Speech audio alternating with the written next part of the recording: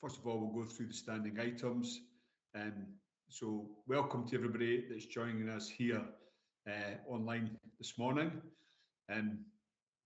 Delighted to see everybody, albeit virtually. I have a couple of apologies. First of all, I have one from Councillor Chalmers. Unfortunately, this clashes with the meeting that she has within COSLA. I also have apologies from ACC Ritchie, but I believe that Chief Superintendent Matthew Richards will present the papers in his place, so welcome. And I also have a partial apology from board member Katrina Casper. Katrina's actually going to join us, she hopes, later on this morning, certainly before today's meeting is finished.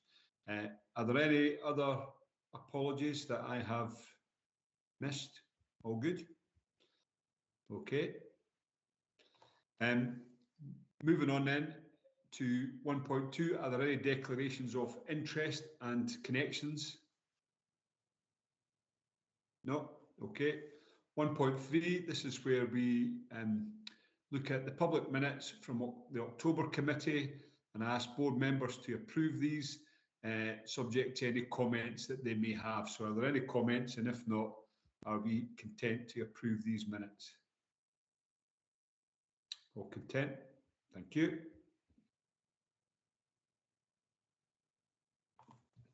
1.4, which is the action log and any matters arising from this.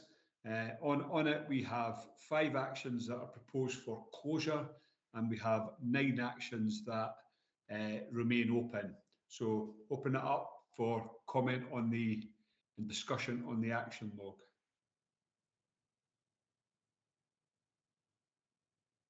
Okay, so that. Sorry, Chair. Oh, sorry, Tom. Yeah. And you come, please. I don't have any suggestions regarding counter to closing or not closing, but it's really a commentary as we're going through with the actions. I suppose just coming to the committee and having the ability to put a fresh eye to it, so you always have a slightly different reflection. And there's something about the accompanying narrative with the actions, etc., and it not really matching up to the original intent or the updates. You know, there's a number of actions there which quite rightly projected dates would be, for instance, March 2023, and it's that noted as ongoing, and that's fair enough, but that's the end of the year, and if we get there and it doesn't happen, then we have no time to rectify it. So maybe some commentary and updates there would be appropriate. Just not a lot of text, but just something to give us a level of confidence it's on target. But there are actions there. I'm thinking likes of the narrative around the comms plan for police, the challenges in police performance. That's a really big issue. You know, we think the complexity of the agenda, and while there's a lot of narrative about what we do in formal reporting circles, etc., a comms plan of how you engage with public in terms of public interest in this is not explicit in that. So I just, there's something about reflecting how we operate the action plan going forward to make it more easily understood for those that are scrutinising it externally. It's fine for us who are internal and are involved in the actions. Just that's a general comment. And then the other bit, action 5, where is around disaggregation of data. I'm grateful to Kirsten Louise and their colleagues. I know there's a lot of dialogue going on with SPA about how we achieve this, but it starts to talk about the data in that sense of being confidence data, and in fact action 6 you talk about scrutiny data. I think at the moment we're just looking at disaggregated data and we'll work out what's relevant at that, because what we don't want to do is close our minds to the type of data that we're sharing. If it's there, it's there. Okay, thanks very much for that, Tom. As you highlight, it is always very helpful, and it's one of the reasons why we get our refreshing committees, personnel sitting on them, because you come to things with a fresh eye, and you look at it and say, well, do I understand this? what does it mean? And if I don't, everything we do is in the public interest. So how would this be read by anybody looking at it externally? So really value you join the committee and that reflection on it. So I think the action really is that we need to look at the commentary against them, so there's more clarity on these, and through that clarity we get the right follow through and ultimately the right outcomes that we're looking for from these actions. Does that reflect what you're looking for here, Tom? Okay, thanks for that. I've got one area that I would just like to highlight here, and it's actually action number 1 from committee meeting of the 1st of September 2021, which is an ask from Katrina Stewart at that time for the Police Scotland quarterly performance report to include data on protected characteristics, absence data, and you can see there's a long thread in relation to that. We've had some conversation around it, and the proposal is to close it. We've had some conversation around this, around the availability, the robustness and the reliability of the data that would support that action. And what really we're looking to do now is we're looking at all data through the 5-year performance framework, which is designed to enhance all existing route reporting, but I want to highlight EDI, make sure we get the right workforce data and insights here. So we're not losing this, but we're really, and just want to make sure this is recorded. We're not losing it, we're closing it, but we're not losing it. It's moving into this report that we're going to consider later, and we've just got to make sure, because we all recognise, the value of what is being asked for. We just need to make sure that it is captured in this larger piece of work. Is everybody content and recognises that? Okay, and I'll make sure that as well that I've already had a conversation with Katrina around this, and it does say that she wished to be kept up to date on this, rightly so, and I'll make sure that I follow through again with Katrina, and I'll make sure that we collectively, but personally, we'll keep a weather eye on this in terms of how it plays out in the 5-year performance framework that we'll discuss later. Okay. So move to 1.5. This is a decision on taking business in private. There's only one item, which is the approval of the private minutes, which we can do at item 5. But if there's no questions or discussions on it, would we be content to approve these minutes at this stage? But if you want to discuss it, we'll move it into the private sector. Sorry, not sector, section even. Everybody happy? Okay, thank you. Right, moving on then to section 2, which is operational policing policy. And the first paper we have will be led by Andrew Hendry, and it's Digitally Enabled Policing Programme. And this is a report for discussion. So, Andrew. Thank you, Chair. Good morning, members. Firstly, apologies, I've had to move offices last minute, so I've actually had a console with no camera, unfortunately, so apologies, I won't be on screen. I'm joined by some people from the CAUSE team, namely on screen just now, Colin McKeever and Ian McClelland as well. So again, we've got members of the actual project team here as well, so I'm hoping they'll be able to answer any questions that I can. I'm conscious of quite a detailed paper there, Chair, so I was going to maybe just draw out just some summary points and then leave as much time for discussion, if that's okay. So obviously the paper there today gives an update on the DEP policing programme, or the Digital Policing Programme, sorry. Firstly, just to touch on what's actually in the DEP programme currently. So mobile working, national body worn video and core operation solutions, it's currently featured within DEP. I am currently the SRO for these bits of work, and also some other digital activity. There is discussions around our digital strategy at the moment, as you know, around refreshing that strategy work currently. So again, going forward, we're likely to have a much more rounded proposition in this space as we start to probably consolidate much of the work in this space. Firstly, starting on mobile working. So I'm sure most members will be aware of this programme. It's running for a number of years. We're now actually completed that implementation. We're actually ironically about to start the refresh of the hardware. It was done over 2 phases, initially focused on the device supply out to officers. Roughly 10,500 devices were put out into the hands of officers and forensic scene examiners. This was around, I suppose, the first phase, focused on both getting the platform in place and also putting the devices in the hands. To highlight to members, one of the good decisions that was made by the organisation was to actually put that foundation and focus on that. I suppose strategic aspect of it that is now paying dividends as we come out the end of the programme, because we've got a solid strategic platform there now that that should last the test of time, and all we're really doing now is developing that further and refreshing devices as hardware changes. The actual core functionality that's there is national and is enterprise grade. As I said, phase 1 focused on roughly 10,500 devices. Phase 2 came along thereafter, and so another 6,000 devices put in the hands of officers, both mobile phones and also tablets. Tablets were procured to allow more data intensive work to be done mobile.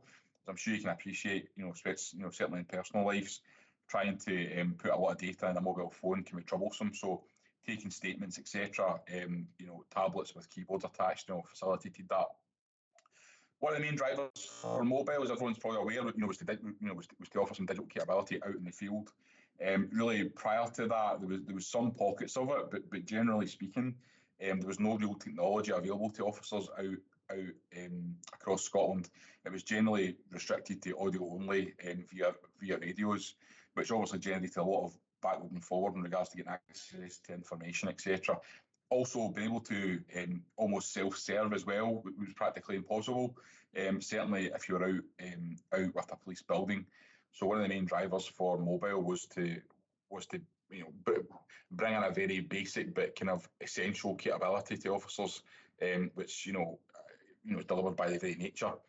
Initially, that platform was put in place and devices distributed with a range of applications. We've since then built on top of that and actually opened up more and more access to core data and systems. We are now at a point of kind of lifetime management of the solution, which I touched on at the start, which is a really good place to be. We're now able to essentially just continue to develop that platform, both exposing more and more capability that's currently maybe only available on desktop or laptops, but also start to open up more innovative applications. So, for example, things like what 3 words that's generally used around the world around location services, etc. That's something that we can implement very quickly due to that strategic approach we took. And as I said, we've got working groups that can help to shape and manage the direction of travel of that programme. We've also now in the process of putting in a lifetime management capability, which again will see us managing that platform through the coming years. As I'm sure members are aware, with the service-driven world of technology now, you don't necessarily look to refresh things every 10 years. You're continually enhancing them, and that's a capability we've now put in place. So, mobile, the feedback from officers and staff on mobile was wholly positive. In some cases, it was cited as one of the biggest transformations that officers have seen in sometimes a 30-year career. So, certainly one of the flagship programmes and one that continue to develop on. As I touched on, the mobile refresh is actually now starting to happen. So that's essentially moving to replace the hardware that obviously has been in place in some cases for 3 years, and that's progressing through a phase delivery. That's essentially a swap out. We are also looking at recycling of old devices in line with information security requirements, but that again has got good environmental benefits as well as potential financial savings in regards to reinvesting that money. So overall, a very positive programme, and one that is a major cornerstone within our digital strategy now, and one that the organisation essentially relies upon. Moving on to body-worn video. So again, there's two aspects to this. So armed policing body-worn video was put in place ahead of COP26. This was put through again, through the standard governance models and support through the SP and obviously Police Scotland. This seen as equip our armed policing divisions with body-worn video. which really put us on par for armed policing with other police forces, which obviously were taking part in supporting through mutual aid for COP26. A tactical deployment is probably accurate, but probably brought with it strategic benefits as well. But essentially, it was put in place in time for COP26 and was really about making sure that we had a very basic capability in that space. That obviously brought with the benefits of standard body-worn video as well as the more specialist side for armed. The second phase, or the second aspect here, is now about national use of body-worn video. As members will be aware, Police Scotland are one of the few, if not only, police force in the UK now who doesn't use it to the volume or to the scale that is required. Body-worn video is not that innovative anymore. It's a standard technology that's used in many different industries and sectors. Police Scotland currently, does not use it en masse out with all of armed policing. The IBC for that has been progressing through the various governance forums, and that's now complete. We're now moving to an FBC, so a full business case for body-worn video nationally. And again, there's a range of benefits and drivers for that, many of which are featured in the paper. I think just to focus on a couple, so increase public confidence by offering greater transparency. I think transparency in all senses of the word. I think, having that, having that recorded footage, etc., as I'm sure you can appreciate, can drive many benefits through transparency. Efficiency as well for the wider justice system and particularly for victims. Again, having that real true life evidence captured in the moment provides multiple routes to more efficient processes and approaches, which ultimately benefits the victims as well as the sector more generally. And then lastly, supporting officer safety. So again, there's been many studies, many reports done on the benefits of having that in relation to engaging in very dangerous and difficult circumstances. There's a range of other benefits there, but again, I won't go through them. As I touched on, the IBC has now progressed through our governance. We're currently, targeting roughly 17,800 officers and staff. There's obviously some design decisions to be made there with personal issue versus pool issue, etc., but that will be picked up as part of the FBC work. There is some substantial dependencies for body-worn video nationally. I'm sure you can appreciate. If you've got nearly 18,000 cameras, that comes with a massive overhead of kind of management, data flow, bandwidth, etc. The two main ones to pull out here in the paper are around DESC. So as everyone's aware, I'm sure, our digital evidence sharing capability programme, which is being carried out jointly between partners and CJ. That is a fundamental to managing the kind of reams of digital media that will come from body-worn video. But also as well, at a more basic but certainly fundamental level, is our basic network infrastructure, estates and training. Particularly when you look at network infrastructure, the bandwidth and overhead that's generated by kind of high definition video captures and management of that on our 24/7 shift rotation is very is substantial. Currently we're seeing predictions of network capacity having to, in some cases, treble to support body-worn video. So again, there's dependencies between body-worn video and broader transformation programs that are all being built into the FBC and really do contribute to some of the timelines that are being discussed. As I said, IBC into FBC, currently, investments being predicted at, circa £20 million across a 5-year period. And again, there's a combination of capital and revenue and reform in there. That FBC is being worked on now, and again, will follow through the governance processes as the IBC did, and again, it will be passing through the various committees for members. Lastly, let's touch on Core Operating Solutions projects, more commonly known as COS.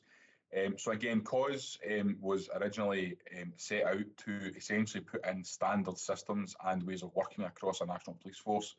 As members will be aware, moving from legacy to national, brought with it a number of platforms and solutions and ways of working.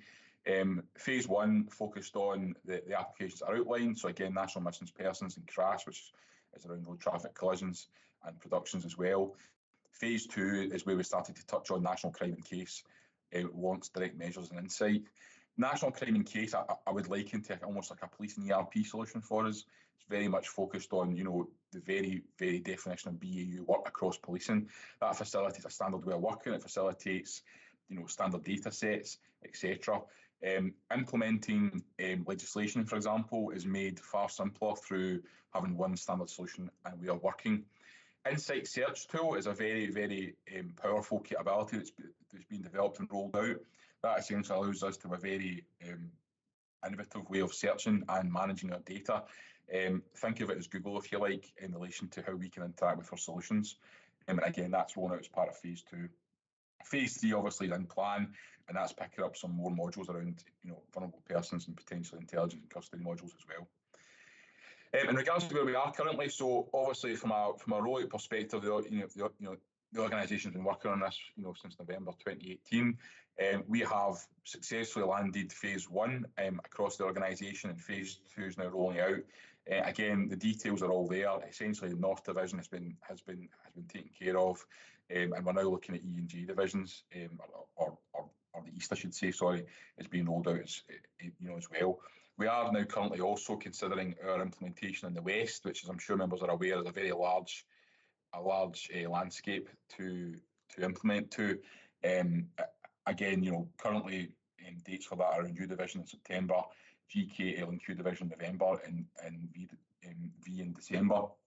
The major challenge around this, I would say is predominantly around data. This is not a rinse and repeat exercise. Each division brings with it its own challenges, its own data sets, its own volume, its own scale. So there is a very solid and committed team that's basically navigating through the organisation to deliver this capability. We are currently targeting to have all this complete by the end of December 2024. This is a relatively tight timescale. It's been driven predominantly by some legislative change that has to come in, which is very dependent on this solution. But obviously, we've got a very tight grip around the delivery, and it's been done in a very risk-aware way, predominantly around data and the migration of legacy data, as well as the management of it. As I'm sure people can appreciate, it's a major work stream within the implementation. Again, I won't go through the benefits of COS because they're all there to be read, but I would probably just cite a couple, just informally. So I think efficiency is one that's spoke about a lot. I think when you look at the current challenges that officers and staff face around multiple data entries, sometimes, and I've went out and actually seen it for myself, some officers are having to enter the same information 10, 11 times. That introduces risk, introduces frustration, accuracy issues, etc., and ultimately makes for a much less efficient process. Having national solutions in place that actually speak to each other allows for that cross-talk, if you like, between systems, allows us to focus on efficiency, and allows really to tell the officers to spend less time making up for officers and staff, to make up less time for poor solutions and actually spend more time adding value through their core role. The other piece around single national data source, so again, allowing us to have that, I suppose, data maturity, both for management of, but also allowing us to use that data to bring benefits to the wider sector, to bring benefits to victims, and again, ultimately feed that efficiency drive. Mobile, again, features in this space, predominantly around the fact that, mobile, allows us to expose, if you like, some of our internal capabilities. So there is a big link between the mobile platform and also our COS capability. Chair, I was going to just leave it there if that's okay. I'm happy to take any questions. I said the team from DEP are on the call as well, so more than happy to pass back to yourself.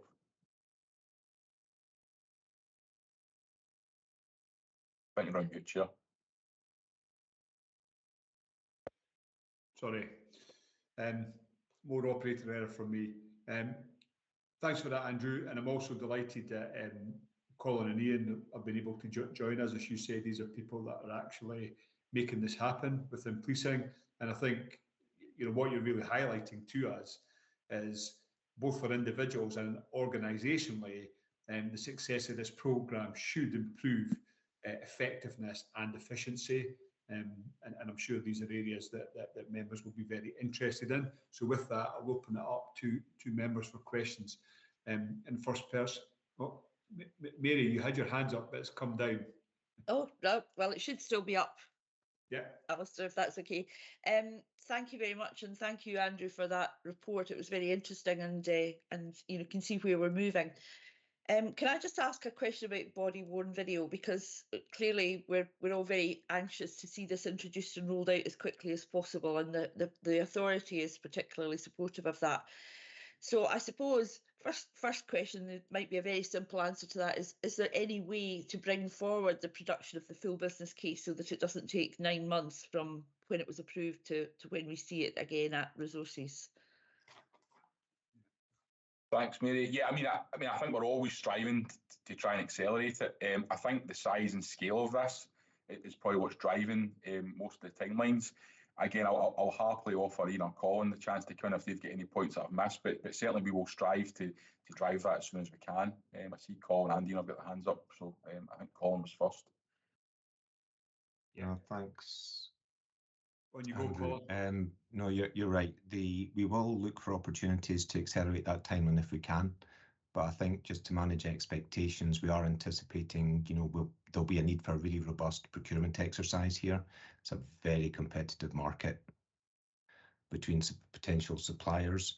We need to ensure we've got that right. We need to ensure we've got right in terms of the design, as Andrew alluded to earlier as well. That will feed into that tender process, and then obviously develop the documentation that we can then take into governance. We are reliant to support that timeline on an uplift in project team resource as well. So there's a request and a dependency there. We'll be going through the governance process internally, but I think that the timescale is realistic, assuming that dependency is realised, and we will look for opportunities to accelerate, but I think to manage expectations, I think it is the sort of timeline that we are looking at there. Okay, thanks, Colin. Ian, did you want to add to that? Yeah, thanks for that, if you don't mind, please. And it's a very good question. Please know that from a team point of view, if we could, we would very much like to accelerate it. I think it's when you put the technology into the scope of the devices themselves, which are attached to the officer or staff members' uniform, are essentially 10 to 20%. I'm siding more towards 10% of the overall solution, and it's everything that you do with the footage thereafter that is taking up the time. So actually, whether it's end-to-end process of actually downloading it, using it as part of an investigation, through to getting it through to criminal justice partners, and particularly as Mr. Hendry referenced there, it's the dependencies are big pieces of work that we just need to make sure that we align everything right there. But if we can accelerate, absolutely be assured we will do where we can. Thank you very much. That's helpful, and obviously it'd be good if it could be accelerated, but we want it to be right more than anything. So, and I do understand the dependencies, and particularly with the desk project, which is still out there as well, as a work in progress.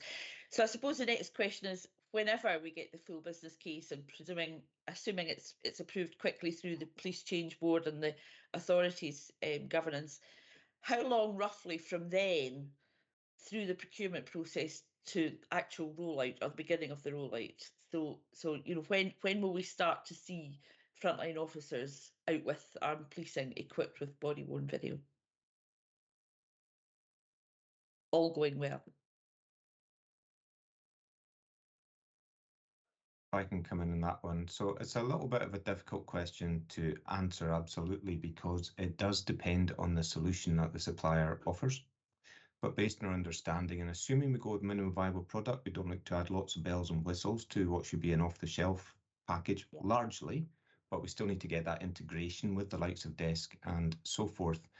We're probably in the region of 7 to 8 months afterwards before we can commence rollout. We're anticipating rollout will be similar to mobile, where it's a division by division basis. So we'll need to train people in the usage of cameras. It's not so much to switch the camera on and off, but it's when is it appropriate to use that camera, for example. So it would be a phased implementation. We're assuming at this point that it will be about 7 or 8 months after that governance process is completed. Get a supplier on the pitch, get the contract in place. But there is a risk that it might take a bit longer, just depending on the complexity of the solution, the build elements that are required. And it does require us to go through that tender process, secure a supplier, understand absolutely what that solution might look like to fully inform those timelines, which will then be as a part of the full business case. Okay, thank you. Okay, so we look forward to seeing the full business case, and obviously it's important for the committee to have an understanding of what to expect with this, but things can go wrong. We just hope that in this case nothing does go wrong and we get the full rollout done as quickly as possible. Thank you very much, Chair. Okay, thank you very much, Mary. Tom, would you like to come in next? And then I see I've also got His Majesty's Chief Inspector, Craig Naylor, looking to come in as well. And I think, what else do I have? Yes, and I've got Eliza as well. So, Tom. Thank you. This report's very encouraging. The sheer narrative around the advancements that are being made now itself, and the frustration around the timelines is understandable. One of the points in paragraph 2.3.28, so it tells you the extent of that report, talks about the dependencies on that uplift that Colin talked about to the resources. And that is to achieve the extended landing now of I think it's December 23, when it was originally earlier than that. And looking at spending reviews, context, and all the rest of it, what's the implications, confidence levels, what's the risk appetite in terms of if you don't get an uplift, we have to work with what we've got in achieving this, but not derailing it. Some sense of this, because this really, really matters, as we all know, to the development of the organisation, for the workforce, and for so many strategic dependencies on it. But not to be defeatist that you won't get uplifted. Those are other considerations, but some sense that we're not going to be put our hands up and say we can't do it at that time. Yeah. Andrew, did you want to come in and respond to Tom's question there? Thanks, Chair. Thanks, Tom. Yeah, thanks for the question, Tom. I mean, I think, you know, there is a certain level of minimal viable resource required to keep the programme moving. I would hope to never get to that point, but you know, but there will be. I think obviously, you know, the effectiveness, you know, the speed of delivery is dictated by, you know, the resources involved in it. Certainly, this is a priority for the organisation. It's a critical enabler for practically all aspects of the organisation. So it's certainly within the priority-based project focus.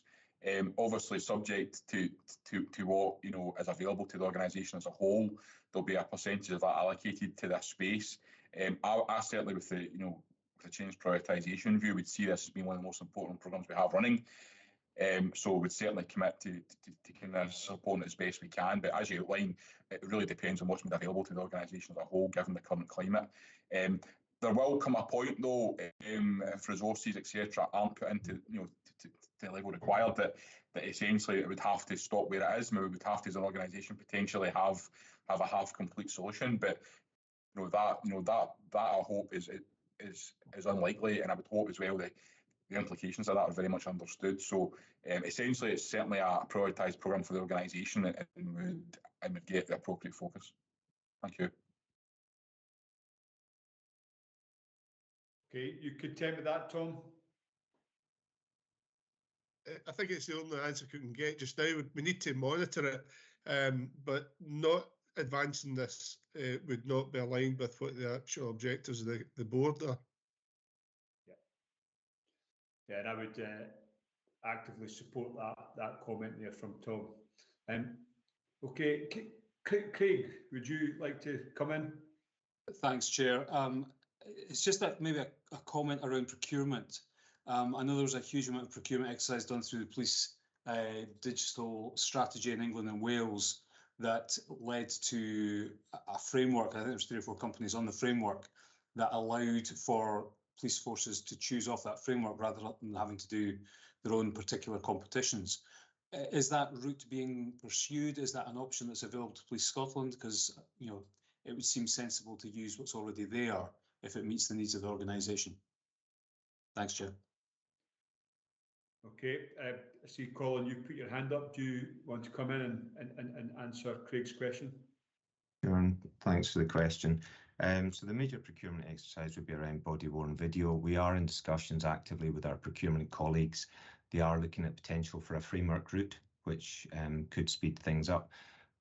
We have talked about an open tender, but a framework is they're looking at to see, yes, could that be viable? It will be developed as part of the procurement strategy to inform the full business case, but certainly being considered as an option. Thank you. Okay, thanks for that. Thanks for the response, Colin. Eliza? Thanks, Chair. My question is around engagement with criminal justice partners. I was wondering if there has been any engagement with criminal justice partners to date on this, or whether you're planning to engage with them closer to the beginning of the rollout. Thanks. Okay, thanks for that question, Eliza. And Andrew or Ian, who's going to respond to this? I'll let Mr. Hendry go first. Thanks, Chair. Thanks, Ian. Yeah, so thanks for the question, Eliza. Yeah, certainly. I mean, we are working in partnership across the criminal justice sector and also wider as well. I mean, I think the IBC was probably a bit more light in the conversation, mainly because it is an IBC, but we're already having more detailed conversations, both with criminal justice partners, with other sectors, and also with PERC as well. I mean, the benefits of Audio and Video go way beyond just Police Scotland, particularly, and I think that's something we have to maximise, both to make sure we deliver an effective solution, but also so we can probably make a very strong business case as well. So, but again, Ian, if you're in to add, I'll also bring you in. Yeah, thank you for that. Just to add to that, I mean, we carried out an engagement work that had a response of over 18,000 people, really a solid public support for body-worn video, but also from our partners across the criminal justice network. We're very conscious that as we move forward, that we develop a solution that is fit not only for Police Scotland's needs, but actually meets the needs of our partners. So there is already engagement work that's carried out that way, and particularly about actually how officers and staff use the camera when they switch it on, and make sure that we're just all aligned with that. But the other point to that, as Mr. Naylor pointed towards, is we are last of the party in that, and there's a lot of good lessons from our colleagues in England and Wales that we can pick up on, that actually they've taken body-worn video to new levels actually as to how it can actually support criminal justice partners, and in particular victims of crime, in providing evidence. So that's something we're keen to look at as we go forward. Thanks. Okay, thanks for that. And Crystal Louise, I see that you have your hand up. Is this you're to come in and help to respond to Eliza's question?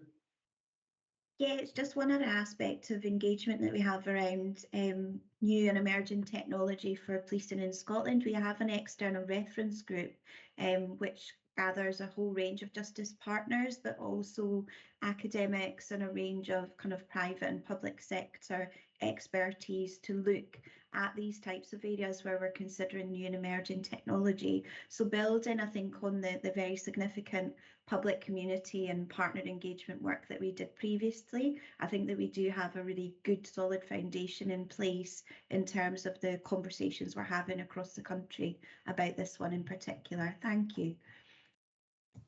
Thanks. Okay, you happy there, Eliza, with the responses you've had? Yeah, that's really helpful. Thank you. Okay, just if nobody else has got questions, just a couple of things, perhaps for me. One's a comment, just based on the questions that have been made and the responses. I think collectively the board absolutely recognises the criticality of this programme of work, and as we said at the outset, to enable both individuals and the organisation, making them much more effective and efficient. And it's really a programme that we would wish to see, driven through to its ultimate end, if it ever ends, and I don't suppose it ever does. That lifetime capability management of it is something that I also welcome. Yeah, it's supposed to stop-start. And I also recognise that this has taken a lot longer than perhaps we'd initially anticipated, because of the programme is growing. The cleansing, the migrating, the structuring of legacy data is a critical piece of work that has to take place. And I suppose coming to the question I've got, this is a performance committee, and there's a lot of benefits that have been highlighted from in this report and over the previous discussions. And it's just I'm looking for information and assurance that we will be able to evidence through this programme the delivery of these benefits.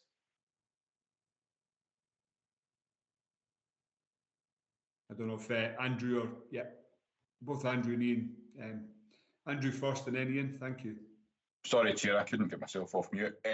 No, definitely, and I think as well with the more mature benefits models we've got now going forward, I think the actual identification and then realisation, certainly given the complexities of the benefits that come from these programmes, are they're certainly there, they're certainly able to be captured and demonstrated.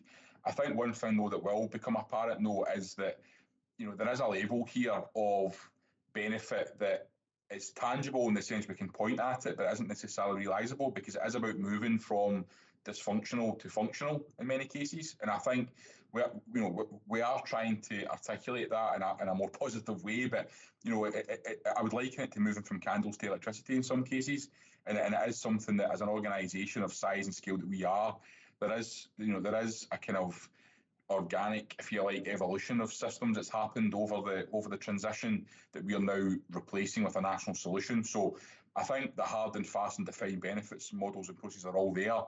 But there's also a piece there about actually completing the move to a national police force that this is fulfilling. That in some cases we're actually, the implementation that was put in for phase 1 will be up probably for review in a few years' time, potentially, because again, a lot of that work was based on legacy applications, whereas phase 2 is actually an enterprise grade ERP solution which is fit for purpose. So yeah, I'm not shying away from the hard benefits. As I said, we've got processes and models there for all that.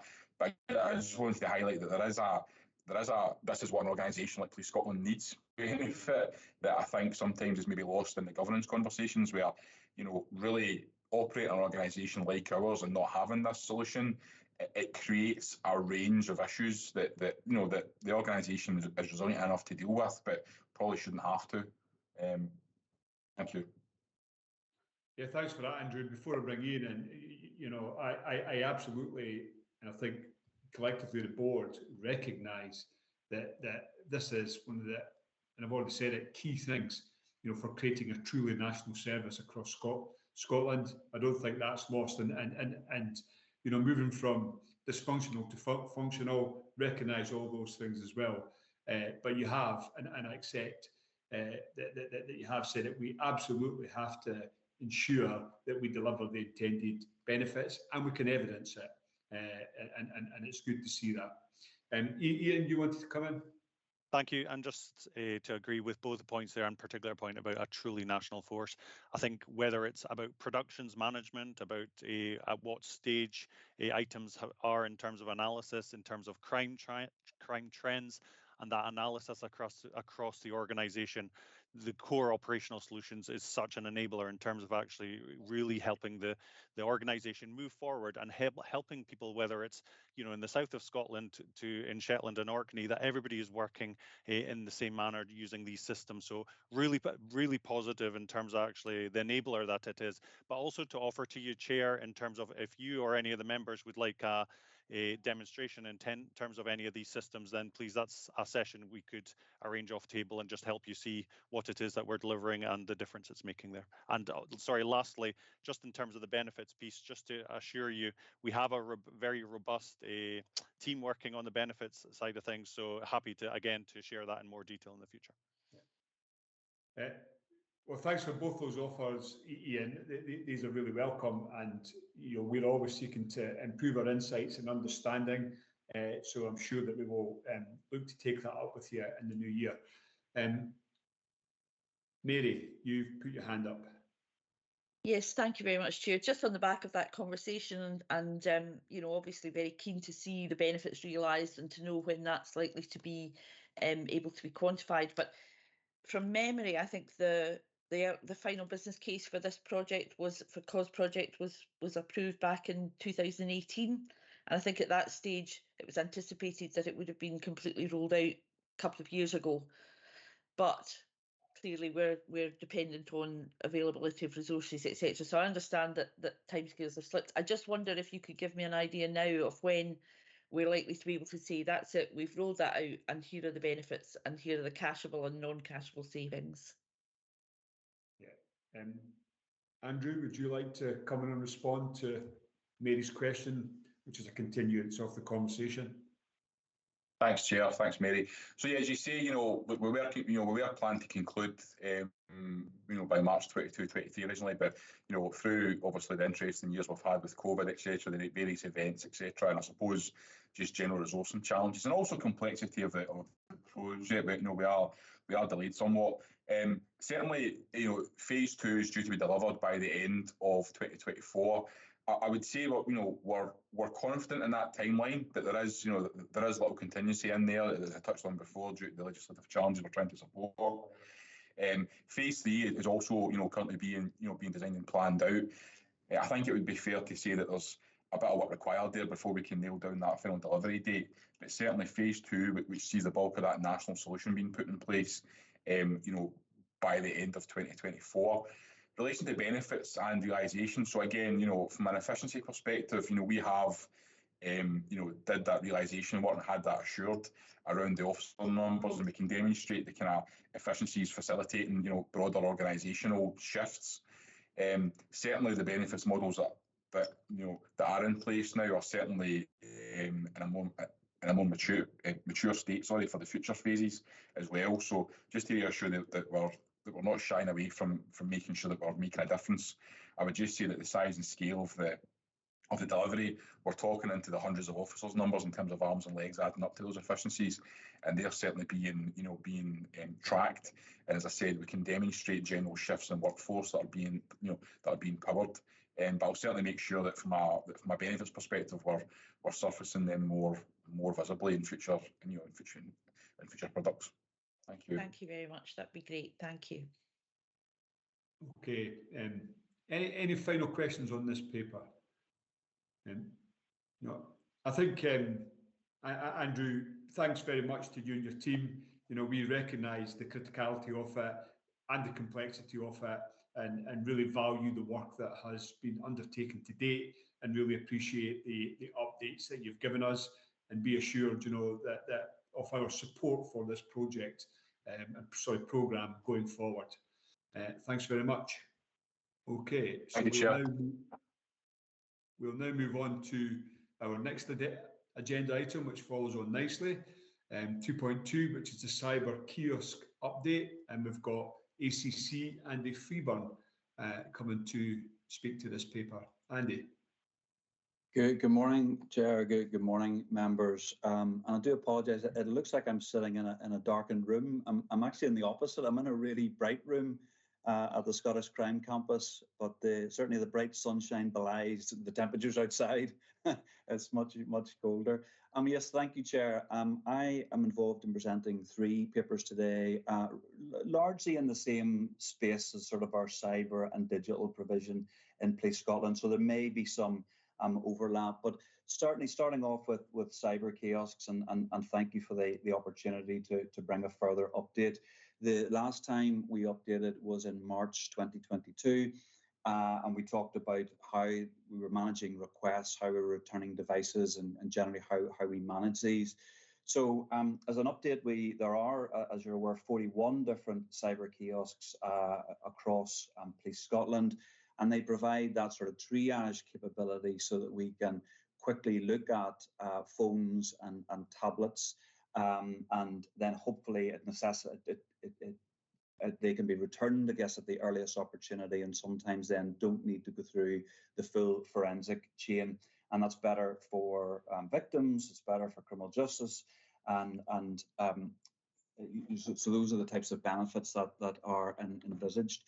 So and we have reported, significantly around the different kind of standards and safeguards that are in place, and the levels of kind of management and oversights that are given. I guess a couple of significant things to report is sort of, unfortunately, Chair, we have sort of continued to see quite negative reporting on cyber kiosks, reflecting back in October. A number of the newspapers covered claims that Police Scotland were hacking devices. I mean, it's I suppose, a very unhelpful term, that. I mean, it suggests that we're being unlawful or unethical in our approach, and that's really clearly not the case. We generally use this techniques by consent, And if we don't have that consent, the only other time we would do it is if we're using a specific legislative power. We're using a lawful authority, it's a warrant or it's a direction from the Crown and Procurator Fiscal Service. So certainly we believe those are kind of inaccurate and at times unhelpful. I think the other development is that we've recently been in correspondence with the Criminal Justice Committee, where they've sort of really queried around the victims' phones in sexual offending. And again, we provided statistics, and they're replicated in the report that the committee have this morning. And really it shows, I mean, this is done in extremis. I mean, if you look at all the times where consent is used versus our lawful authority, the lawful authority would make about 20% of cases of where we've actually examined the phone, but actually across all victims of sexual offending, the phones that we would be using a lawful authority would be less than 2%. So it is a very kind of small number. And again, those are specific circumstances where in policing we're obliged to look, I guess, for evidence that both proves or disproves an offence. But I mean, we realise, you know, the impact of victims, and we would never do it lightly. I think the other thing to mention, I mean, we're great to welcome the convener of the Criminal Justice Committee actually to look at our facilities.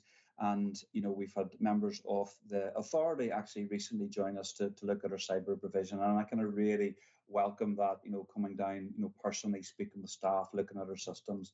And, you know, thank you for the time that the people have devoted to that. I suppose the only sort of thing I'll mention, really happy to go to questions then, Chair, is really about the next steps for cyber kiosks. And I think one thing that we are absolutely noticing is that, I mean, none of these systems are actually networked, so the 41 systems aren't connected to each other. There's huge efficiency problems in that we can't even draw down any sort of management information without going around every individual computer, somebody driving around every individual computer to download it. And if the computer systems need, you know, a patch or an update, as computer systems need from time to time, again, somebody's to drive around and manually do that. We do hope, and I'm aware in kind of previous performance committees, that the statistics around how long we would keep phones for and how quick are we returning them. Certainly throughout 2023, our new system, Unify, will provide a wealth of data. We're really happy to provide that to the committee, but also it'll allow us to understand where blockages are and how we can really speed up our systems. And I think sort of lastly, Chair, is I suppose it's a continued examination of the efficiencies of this system. We absolutely understand the need to maintain the strictest safeguards, the strictest standards, and maintain public confidence through this.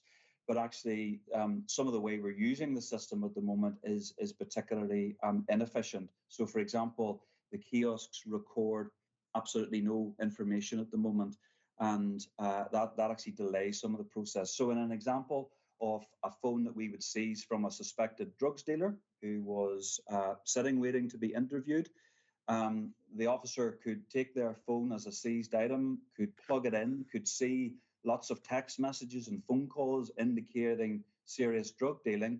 Well, that officer can't print anything out. That officer has to record all those items in their notebook to be able to use an interview, because we've kind of locked down the system so much. So again, would love in the future, Chair, maybe to bring proposals of, whilst maintaining the standards and safeguards and public confidence, but also making sure that we're doing our best for victims and actually doing our best to investigate crime. And I'll maybe stop my comments there, Chair. Thank you. No, thank you. That was a very useful explanation of the paper, and I'm sure it is, as well as the paper, I'm sure it is going to lead to a number of questions from members. So I'll open it up for questions.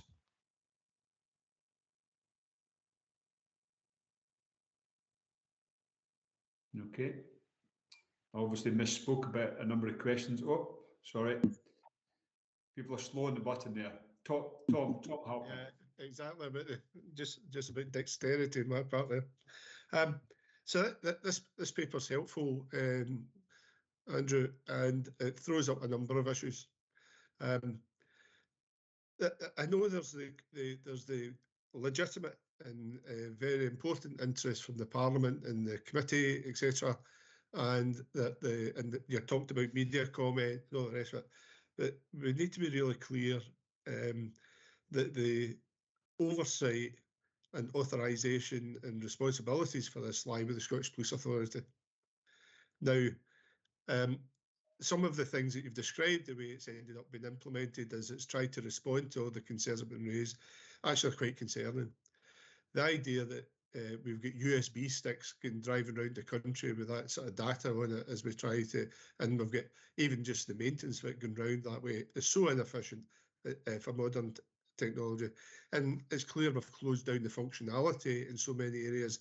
The idea that an officer sitting there with his notebook with a pen writing down it to go into an interview when you could quickly print it off and all the rest of it, that's never been the determination of the board. That's an operational response to try and satisfy all these demands. And I'm sure, and it's open to other colleagues to comment, but I'm sure there's a more robust risk appetite in the board than that. The concerns that were legitimate that the board had at the time where there was unfettered access to messages not connected to the crime that would be accessed, etc. And those are all legitimate concerns that the board would share with other interested parties. You've talked in your paper about the oversight, robust oversight arrangements for necessity and proportionality that we understand in these sort of matters. And it might be helpful to bring a paper forward on that so that we're citing just like what's the authorisation levels, what does that look like, what's the consideration, so we satisfy ourselves in that. But I think this needs a reboot in terms of making sure that a paper's brought forward, given all the safeguards, given out what needs to be done, and that we say this gets done, because what you've had to describe, and thanks for bringing it to our attention, is a whole unsatisfactory situation in terms of investigating of these very serious crimes against predominantly women, and in terms of those crimes of sexual nature, but also those crimes that really affect communities in terms of drug dealing, drug trafficking, etc. And we need to be as effective in that as we can be, not to mention the efficiency of something going around with a USB stick, talking about that. So I'd like to see more on this. I'd like to see it develop. I'd like to see a clear understanding of the risk appetite of the board as well. And just to reiterate the position, as I understand it as a board member, of who actually sanctions what happens here. That's, sometimes doing the right thing is not the most popular thing. Thanks very much. Okay, thanks for that, Tom. Andy, would you like to come in and obviously pick up on the comments and the questions raised there by Tom? Yes, no, thank you for the question and the comments. I mean, to me, this is about balance. We absolutely get the need to have the highest safeguards, the highest standards, be human rights compliance, be ethical. We know all that, but it is achieving a balance, and it does feel that the balance is slightly tipped in that we're tying our hands behind our back. And certainly in this digital and cyber environment, we know that we need to fight fire with fire. We know that we need to be able to address criminality by embracing these types of technologies. So it's not going to be setting aside the safeguards and standards, but it's actually, as I say, is about balancing it with the investigatives' needs and with victims' needs. So no, I mean, I think that's really helpful, and it's something I'm actively looking at.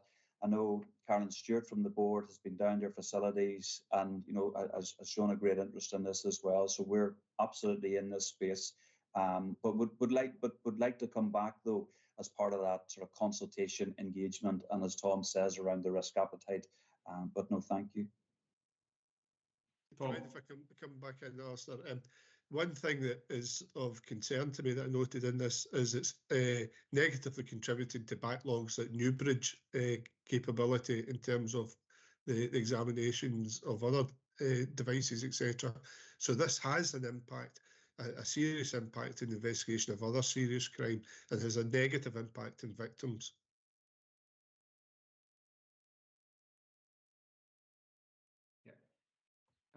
Andy, do you want to respond to that? No, I mean, I don't disagree. I think it is timely that that we kind of bring back, you know, our plans around it. And as I said, it's about achieving the right balance here. And we're really happy to be held to account, both, you know, advocacy and accountability with the authority, and particularly with this committee. So no, thank you. That's a very helpful offer. Yeah. Does anybody else have any further questions on this paper? No. Just a couple of comments, just to conclude from me. Really welcome this paper and you know, support the comments raised by Tom. I think you opened up rightly. There is a great deal of interest in terms of this matter from, you know, the wider public and their representatives on the Criminal Justice Committee. You know, concerns like phrases about police hacking. I think you've answered that, you know, very clearly about the legal approach and the ethical approach that is always taken by Police Scotland. So just, you know, wanted to highlight that comment that was made for you, and that balance, of course, you know, making sure that there's robust safeguards, high standards, and maintaining public confidence, but making sure the interests of you know, victims in these very serious crimes are absolutely considered. And cyber kiosk, you know, plays a key part in that. And I think what you're saying is that there is more to come. We can improve this, and what we want to see is that done proportionately, but in a timely fashion. So really welcome the paper. Thank you for that. I think we are now staying with yourself, moving on to the secondary papers. Policing in a digital world. You're going to provide us with an update on that. So stay with you, Andy. Thank you, Chair. I'll try and break. I mean, this is obviously a fairly major programme within Police Scotland, but again, I'll try and give as much time for questions as possible and try and gallop through a lot of the paper. I guess, you know, to start off with, I mean, the absolutely burning platform for this is the huge exponential explosion that we are seeing in the threat landscape around cyber. Police Scotland has 4 strategic priorities. One of them is about tackling crime in a digital age. So it's right up there as far as Police Scotland's priorities. Just to give you some of the figures, Chair, I mean, we're seeing over a 500% increase in online child sexual abuse cases over the last 5 years. We are seeing about 16,500 frauds, so 1,500 per month within Police Scotland. 95% of that is online. So basically fraud is synonymous with online now. We know that 40% of businesses across Scotland are victims of cybercrime. We know it's massively underreported. We only see the tip of the iceberg. And between 2020 and 2021, we had over 14,000 cyber crimes, but that's double the previous year. So this huge exponent. So it's absolutely right that we have a programme in this place. And I guess what we've seen is policing has been traditionally set up to police a public space and a private space, but particularly over COVID, the online space has really grown. We all spend more of our time in that kind of virtual online space. So I guess we shouldn't be surprised that that's actually where a lot of the threats, harm and risks emanates. So in 2020, the Police Scotland and the authority signed off a cyber strategy in September 2020, and we've been implementing that. We brought in a professional service throughout 2021 into 2022 to really act as a critical friend, just to have a look at what against that strategy was Police Scotland's aspiration, kind of matching nationally and internationally, benchmarking this. They give us a really clean bill of health, Chair. They talked about us having a comprehensive strategy, clear strategic ambition and intent. They talked about it being fit for purpose.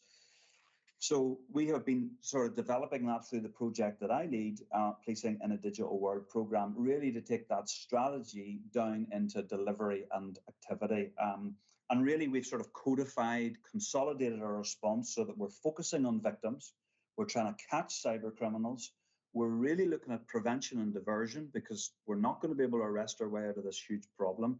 And we're looking at partnership because there's lots of different people, public, private, voluntary sector working in this space. And we want to work together to become more than the sum of our parts around it. So I think one of the challenging thing then is when we would have costed, actually, this is our ambition, this is our strategic ambition, it would be in excess of £80 million. And we know this year a significant change has just been the challenge around resourcing. So what I have been doing is really kind of looking at our programme to say, well, look, we're not going to give up on this. This is absolutely the space that we need to be into. So what are the things that are going to add the greatest value? What can we do around low cost options, no cost options? And that's really what we've been working on. So really, I guess, Chair, what we've been kind of collectively doing with the programme is really look at the biggest pieces of business that we could do. So I think one of the biggest pieces we could do, for example, is around having a multi-agency triage hub for fraud, because this problem is bigger than policing. So we are working very closely with banking institutions, financial institutions, places like SBRC, like the Scottish Cyber Coordination Centre, really to look at how could we have a different approach around our fraud. Because currently we're spending around 400,000 police hours a year investigating fraud in our current model, which is over 200 officers worth. So a huge collective around the hours that we're inputting into this. Another thing we've already mentioned is just around our digital forensics provision. Later on in the paper, I'll talk in more detail just to some of the challenges that we're facing, particularly in the online child sexual abuse. But again, we need a different model around how we do digital forensics. So for example, at the moment, we use lots of police officers, but we know we want to recruit different talent. We want to be bringing people in from universities, because at the moment, we have a real challenge about how we recruit people into the digital world with those techniques and skills, and actually retaining them, because generally the private sector will pay a lot more. So I guess those are some of the big ticket items that we want to deal with. We want to concentrate on prevention and work with our partners on prevention and helping to educate the public and businesses and support them on how to not be a victim of cybercrime. And thirdly is just around that partnership piece I spoke about, that there's lots of people in the same place. I guess what I'm saying, Chair, is I think we've spent a really helpful look. We've looked at high strategy. We've looked at our target operating model. We've got great assurance recently from a professional services. We absolutely need to move into the delivery space now, and we absolutely need to take some of those big ticket items that are going to have the biggest bang for our buck and actually deliver some of those. So that's really what I'm keen to do. And I mean, I'll sort of conclude by saying, I'm certainly not painting a negative picture on this. I think everyone, and looking at kind of UK policing and even international policing, is challenged by cyber because it is completely borderless. We know actually that a lot of the criminals operating in this space aren't within Scotland. They're not even within the United Kingdom. So there are huge challenges on how we work in this. But I mean, recently, my cyber investigations team won the team award in the Scottish Cyber Awards 2 weeks ago. So again, there is lots of good practice. There's huge energy, industry and enthusiasm around this place. But really just to give that update to the board, we are really moving now from strategy into the bigger delivery models. And I'll maybe pause there, Chair. Thank you. Yeah, thanks again. Really appreciate you speaking to that paper and the updates that you provided. Yeah, congratulations to the Cyber Investigations team winning that prestigious award. It demonstrates the calibre of people we have and the developing thinking, the maturity of it. But what I'll do now is I'll open it up to members to see if anybody has any questions on this paper. And first person to raise their hand, it's always very polite on Teams when people raise their hands, is Mary. Thank you very much, and thank you, Andy, for that report. Clearly, there's a huge amount you want to do. We all want to be done. We want to see all of this work done as quickly as possible. So I'll resist just saying how long is this going to take you, because I know that that's difficult to say. You're having to break this project down into little chunks that you can do as the resources allow. And I can understand that that means it's very difficult to say with any certainty how long it will take you to deliver this. But I think PwC originally, in terms of the report, suggested it could take 5 years. So this is a long-term programme of work. But I suppose what I'm worried about is if resources get tighter and fewer resources can be dedicated to this, both financial and in terms of the people that you need to actually do the work in your teams, what would be the potential implication of all of this slowing down even more? What worries you most about not being able to proceed with pace? Well, no, thank you for the question. Yeah, I mean, we know that technology is, significantly expensive. Even the change resource. I mean, you heard Andrew Hendry earlier on about speaking of programming. These things do take time. I mean, my fear is if we are not resourced where we need to be, then we will not be as efficient as we need to be. It will be a suboptimal service. But as I said, there's certainly certainly we're not giving up on that. I mean, I realise that having an over an £80 million price tag to create this platinum version is not what we're going to get. I think there is that sort of I guess realism that we all want to accept. So that's why that we've really looked at what PwC called the kind of the value chain. So what are the biggest bits of the business that would create the biggest impact? So that's why that we have picked the two things of fraud, because we know that fraud is so prolific, it's continuing to increase. It has the biggest impact, I guess, on the public. I'm sure, we're all continuing to receive those text messages about Amazon parcels and emails from PayPal that are fictitious and trying to trick us into losing our money. So we're putting the biggest efforts in there.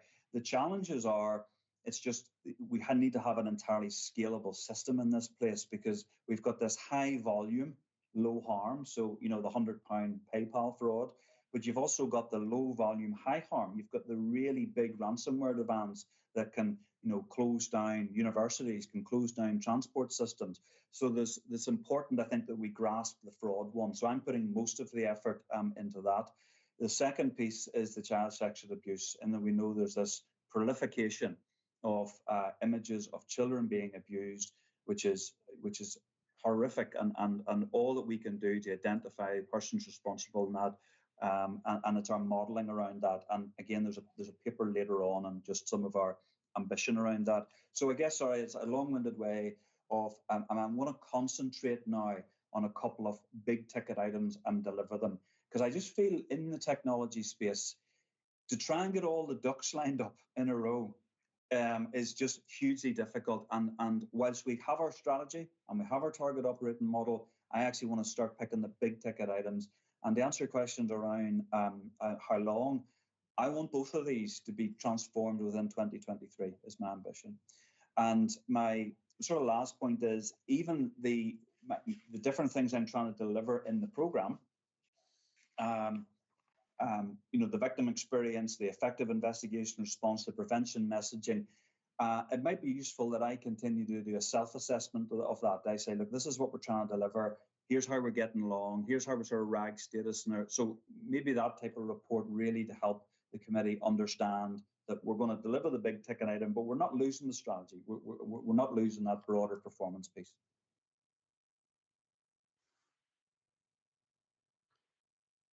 Okay, thanks very much, Mary.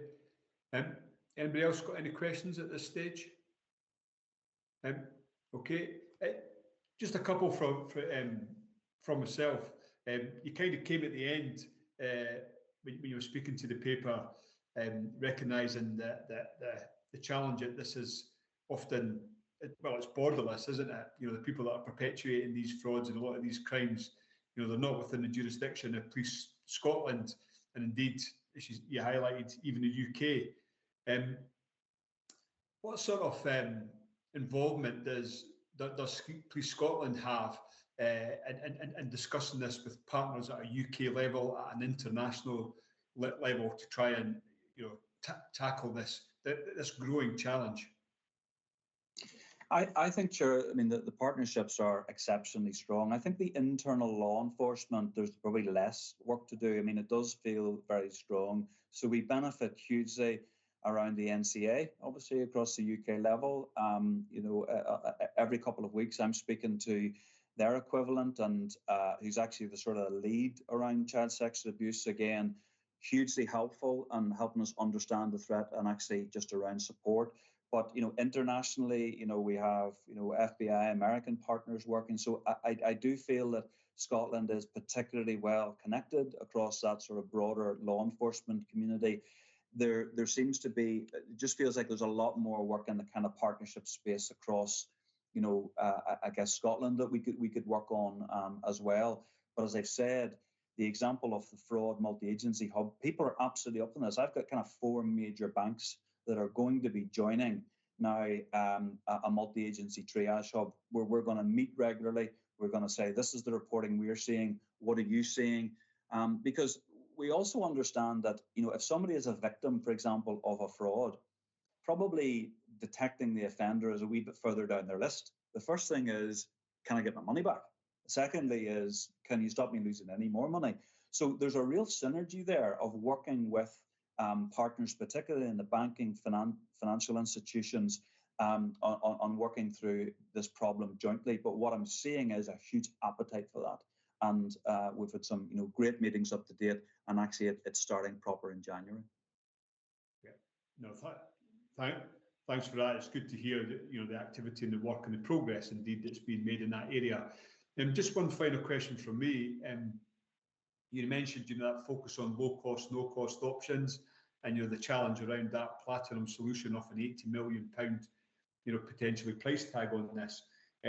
But by the outset, you highlighted, this is a strategic priority. It's in the top 4 strategic priorities for Police Scotland, and 500% increase in child sexual abuse, crimes being reported. I mean, that's, to any right-thinking person, that's absolutely horrifying. Absolutely horrifying.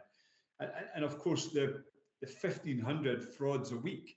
So this is a growing area. And I think you commented that, well, we should expect this because all of us collectively are living more of our lives in a digital world, and policing needs to shift. So my kind of question is, such a high priority, such a growing area, changing lifestyle that's going on globally in terms of crimes that used to be perpetrated, in terms of resources that used to be, utilised elsewhere. As the shift change, what's the thinking about shifting resources, from where they've always been to these new areas? No, I mean it's a good question, Chair, and a huge challenges for us. And certainly, as I said, we're kind of not alone, and we're seeing that shift into online threats and harm. I think the first thing is the visibility that the organisation's given and making this a strategic priority. So I mean, there only is 4 strategic priority. This is one of them. And I guess having myself appointed as an SRO to lead a very specific programme around this, I guess it demonstrates the kind of the organisational intent. But as I said, we're not going to give up on that bigger price tag either. I think there's just probably a touch of realism in that. Let's go for that value chain, the bits that are going to add the biggest benefit for the lowest cost, and that's really just the financial environment. But I mean, the other thing is, there has been sort of opportunities for funding from elsewhere as well. So, for example, you may have seen articles recently that the NCA have managed to keep money that they've recently seized. And we have made an application of a number of millions of pounds for that, and we believe that we may be successful. So again, it's about looking at all those opportunities to make sure that we can fund this. But you're entirely right that this is going to need a shift, both of people and of mindset, and actually just of how we sort of conceptualize policing. But we now do that, Chair, right from you start the training centre. So there's now inputs on cybercrime investigations. There's a cybercrime first responders guide was launched last year. So, I mean, this is absolutely the place that we're in, and we're going to be more in the future. No, thanks very much. For those responses. It is an area that does and will increasingly challenge us as a society. So it's really good to hear the progress that Police Scotland are making in regard to policing in a digital world. Does anybody have any final questions before we move on? Okay, thanks for that, Andy. Thanks, Chair. Thank you. So we move on to section 3, which is performance reporting. And I think I just saw Tom appearing on screen a minute ago. Good to see you, Tom, despite your IT challenges this morning. So 3.1, which is the quarterly performance report, which Tom is going to lead on for us. So over to you, Tom. Chair, thanks very much, and my apologies again to yourself and members for my delay at the start. I understand DCC Taylor has passed on her apologies as well. She's been taken away by other operational business. So I'll give an overview of what's in the report today, and I'm supported by a number of colleagues, and ACC Freeburn is going to stay on the call, and ACC Johnson covering from a local policing perspective. And we've also got Chief Superintendent Louise Blakelock on the call, Head of Roads Policing Division, because there is significant data within there that members may wish to discuss. So, Q2 report, Chair, and covering the period July, August, September of this year. The format's well established now. We've included a standalone section on Operation Unicorn. Obviously, the sad passing of Her Majesty the Queen was a significant demand on the service and discharged successfully, but we wanted to capture just some of the narrative around that within this report. In terms of the crime-related data, what we've seen is a significant reduction based on the year-on-year comparison around antisocial behaviour incidents being reported to Police Scotland. They're down nearly 17% on last year, which is positive. And also complaints of disorder, which are down nearly 20% on the same period last year. So again, positive news. We will come on to talk about the continuing rollout of naloxone at item 4.1, so I won't say any more about that, but there is material within the report that members may want to refer to when we come to that item. One area of interest that I would simply draw members' attention to is around acquisitive crime. At the internal governance boards within the service, the Chief Constable chairs the Strategic Operational Performance Board. We had an extended discussion about the impact of the cost of living crisis on communities, on individuals, and how that's translating through to crime data that we're starting to see. And what we've seen is that overall acquisitive crime has risen sharply. It's driven by increased levels of theft. It is an indicator we're watching closely, and where we have seen domestic housebreakings still at a low level, certainly based on the 5-year average, and they're down on last year. We have seen an increase in break-ins to commercial properties and to non-dwelling domestic properties, so garden sheds and so on. There has been a slight uptick in those. But again, it's actually the overall increase in acquisitive crime is largely related to common theft and shoplifting. But these are indicators that we're going to watch very closely, and we'll feed them into the discussions about what the wider kind of societal impacts are as that plays through with partners.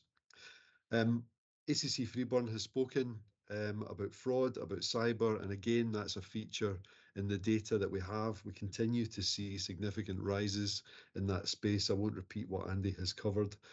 I've mentioned road traffic data, Chief Superintendent Blakelock on the call, and you may wish to discuss some of the targets that have been reset on the Transport Scotland Road Safety Framework. And indeed, DCC Taylor, in her introductory remarks to the report, makes reference to fatalities on the A9, which over the course of that Q2 was a significant feature of the work that Louise had to respond to. What we've included within the report as well, and it's been a long-standing commitment, is increased benchmarking references. The benefit we have now of the Your Voice Matters survey results, and it was one of the rationale rationales for undertaking the survey with Durham University is that we can benchmark against other services across the UK. And there's data within the report which suggests that we're in a fairly positive place in that regard. And equally on the benchmarking theme, we've included data around call handling, around volumes and around response times. And that's included at page 17 in the report. And again, it is a largely positive story, certainly for Q2, which we're speaking about. We've spoken previously at the committee about levels of hate crime, and we have seen a fall in those over the quarter. They are still up though on the 5-year average, and there's particular elements that we've drawn out in the report where we are taking targeted activity, which we can speak more about today in relation to, for example, transgender community related hate crime and so on. In terms of public confidence, which is a feature of that as well, Kirsty Louise Campbell's on the call, who leads on the development of your police survey, and we're pleased with how we're benchmarking against levels elsewhere, and we're also pleased to see that the proportion of people who do feel very safe or fairly safe in their communities has gone up. So that is positive. Equally positive, we would say that the drop in the numbers of assaults on officers and staff is really positive, but we need to assess whether that is a sustainable trend. And we hope it is, obviously, and that we're starting to see some benefit from the Your Safety Matters work that DCC Taylor has driven and that we've discussed at this board before and at People Committee. So, Chair, I won't say very much more other than to say, without labouring the point, obviously budget is important context here. We've made reference to that, given the outcome we're committed to around the sustainability of the service. We've also given a bit of an insight into some of those environmental measures around kind of fuel and energy consumption, which hopefully is useful for wider public awareness. The data that we put into this report, to give you some reassurance, continues to inform the kind of decision making that's made at local, regional and national level. It informs the development of strategy. We're seeing that at the moment around the violence against women and girls work, which is well developed and which we expect to break cover on with you early next year, more formally. Again, looking to Kirsty Louise and ACC Beck Smith, who are driving that work. And equally, the work that's been done around the cyber strategy, it was driven with an acknowledgement of the data we were seeing around performance. And I think that has contributed to the strength of the strategy that Andy Freeborn's now able to get on with implementation around. So I would really just stop at that point, Chair. Happy to take any questions that yourself or members have. Thank you. Yeah, thanks very much, Tom. As always, this is an extremely important and a very comprehensive paper. And actually, you've preempted question I always have is around how does this data, how does this information that's being provided, and I'm sure it takes a lot of resource to put together, how does it influence decision making at that local, that regional, that national level, and how does it inform priorities and strategy? And it's good to have that reassurance. I'm sure we'll speak about this more in the future. So thank you for that at the outset. But with that, I'll stop speaking and open it up to colleagues for any questions that they have at this time.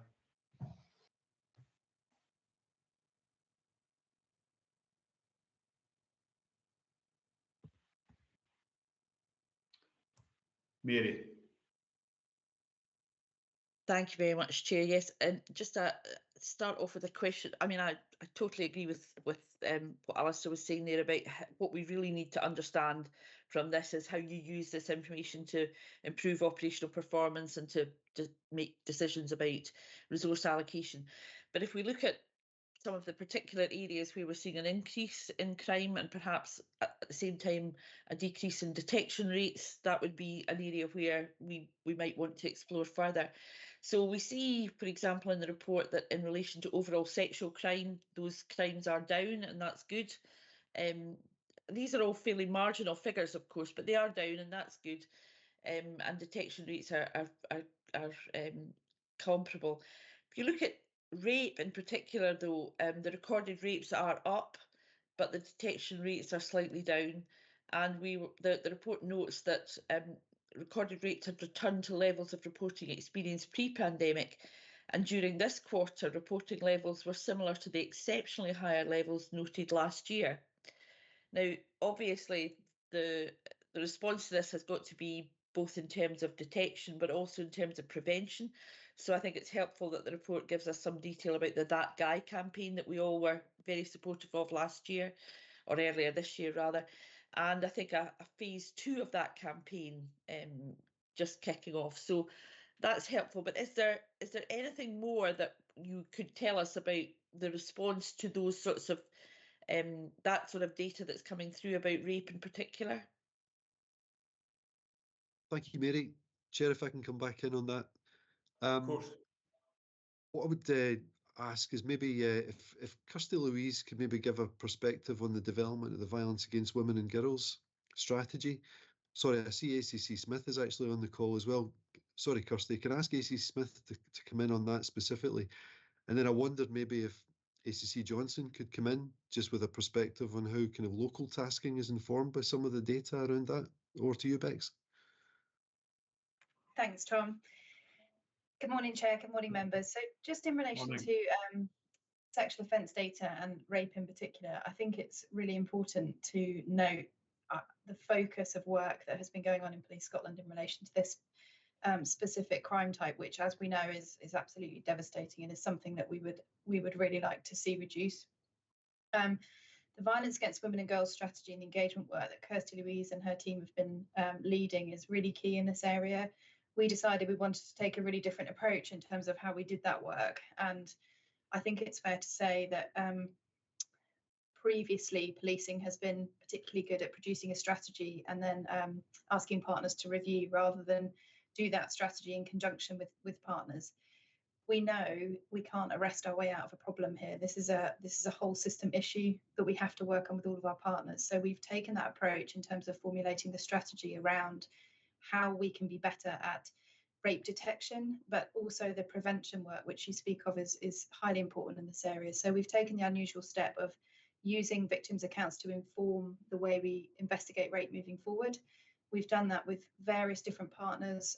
We've also, and I know Kirsty Louise will speak to this in much greater depth than me, but we've done a big engagement exercise with members of the public to ask about their experiences with Police Scotland, what we could do differently, what we could do better. We've even gone out to them for ideas as well in that regard. So we've had some really great feedback, which has really informed how we're going to monitor and work with rape victims moving forward. We know we've got a lot to do, which is also linked into some of the work that we've talked about already around changes in the criminal justice system, for example. We know we want to use the various reports and reviews we've had around how we gather evidence in a much more effective way, and that will be virtually using digital methods.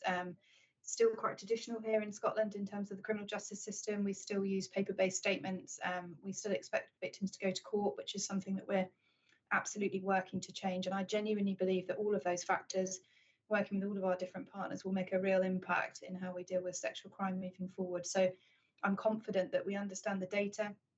Local policing officers, divisional commanders and my teams are using that data to move resources around, to focus more on key crime areas. And I've definitely seen that myself.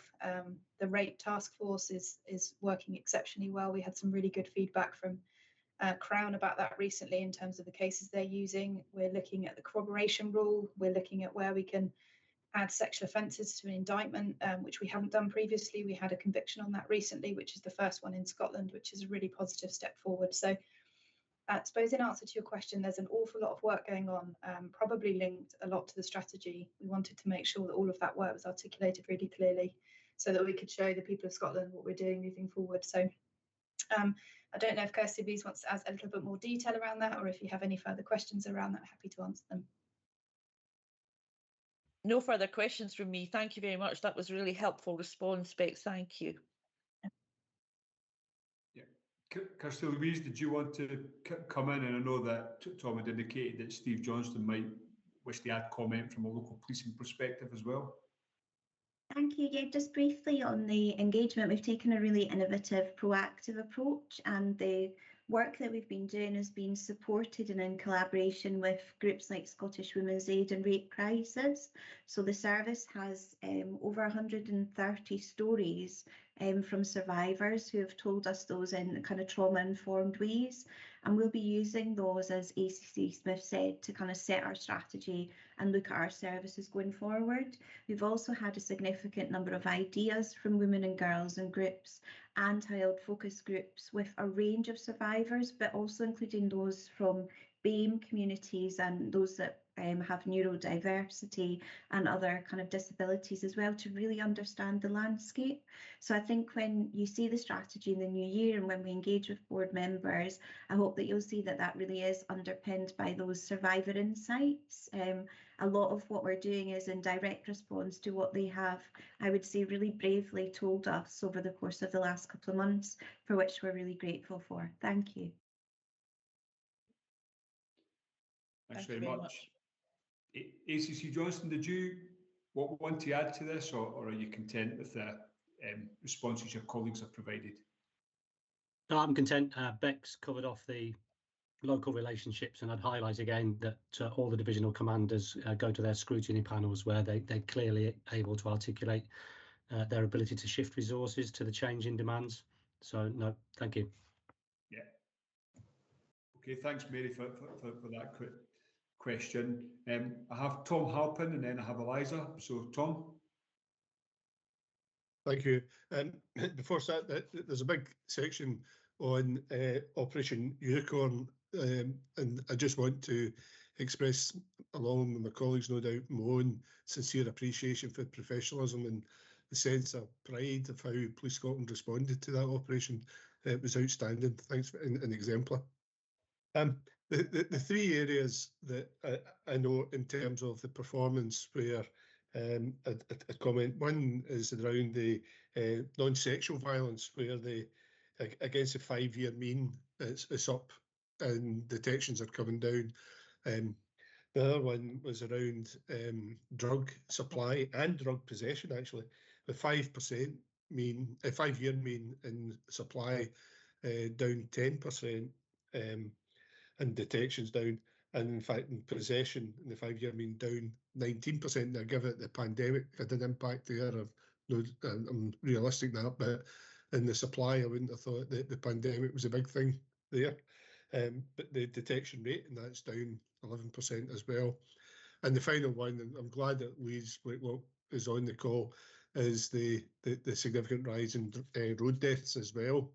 So these are three areas of focus where public confidence is directly associated with it, and where visibility actually has a big impact in terms of public confidence as well. So I'd just be interested to hear, understanding that position, what's the operational response to that? Are there specific plans in place? And is there a bigger piece of work ongoing around visibility in the background that would be helpful to understand? Okay, thanks for that, Tom.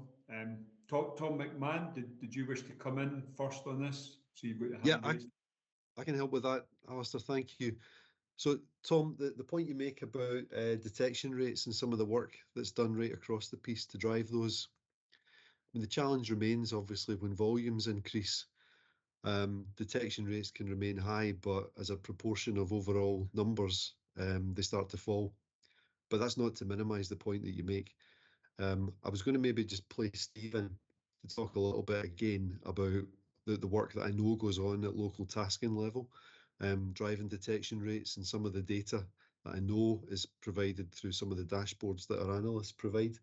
And I think that would probably be pertinent in relation to the non-sexual violence and the drugs point that you raise around detection rates. And then maybe if we could play Louise in after that to cover the road traffic point. And if you want to have a conversation, Tom, about wider visibility, we can cover that as well, because we know that it's a big underpin of public confidence. But maybe play Stephen at this point. Thank you. Thanks, Tom. Thanks, Chair. To Tom in the authority, I suppose Yeah, I think if you look where performance is dipping, and this is the tough choices that commanders have to make. We want to detect every crime that's reported to us, particularly on behalf of the victims. We want to then turn that into that preventative piece. But the sorts of crimes that you highlighted there, particularly in relation to drugs, tend to be our proactive policing measures. And you'll see across the performance, a lot of our proactive policing measures have probably fallen in terms of the number of crimes. I think that's a direct correlation to the number of resources that we can put to that. And I can speak authoritatively from the position in the West. The bulk of our resources now, because of the numbers and some of the gaps that we've got, are purely operating in that reactive space. So we're reacting to the immediate calls for service, we're reacting to the secondary calls for service in terms of getting to those people that need us the most. And our ability to go out and proactively patrol and the visibility that we need is probably suffering as a result, to be frank. You know, the divisional commanders and their teams each day are prioritising the calls for service on behalf of the victims. The ability to go out proactive in that visible sense, and bearing in mind what Andy talked about in terms of that cyber sense, our ability to be present in that space is really, really challenging. We're squeezed a number of ways. You'll see in relation to the number of deployable officers that we have around modifications and the number of vacancies that we have in terms of the organisation, they tend to be held in the uniform operational space at the rank of constable. So these are some of the tough choices that colleagues have to make. So not trying to make excuses, I'm trying to give you, Tom, explanations as to why the figures have dropped.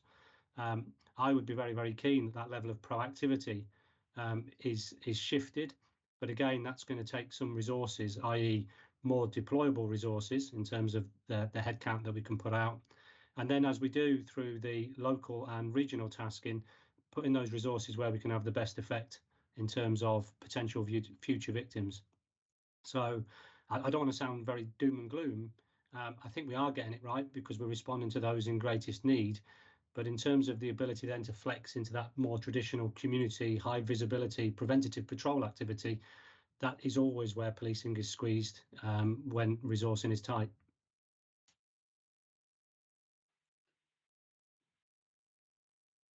Tom, did you want to come back in at this stage, or do you want others to complete their responses to your answers first?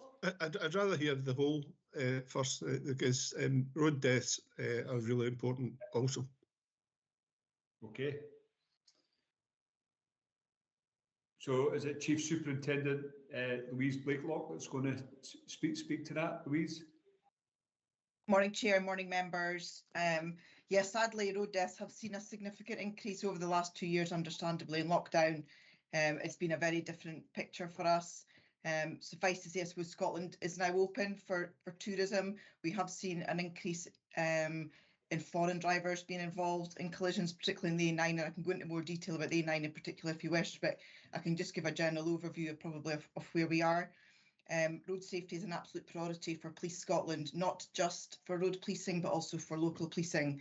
And their local policing have leads for road safety in every single local policing division, supported by, obviously, my staff as well.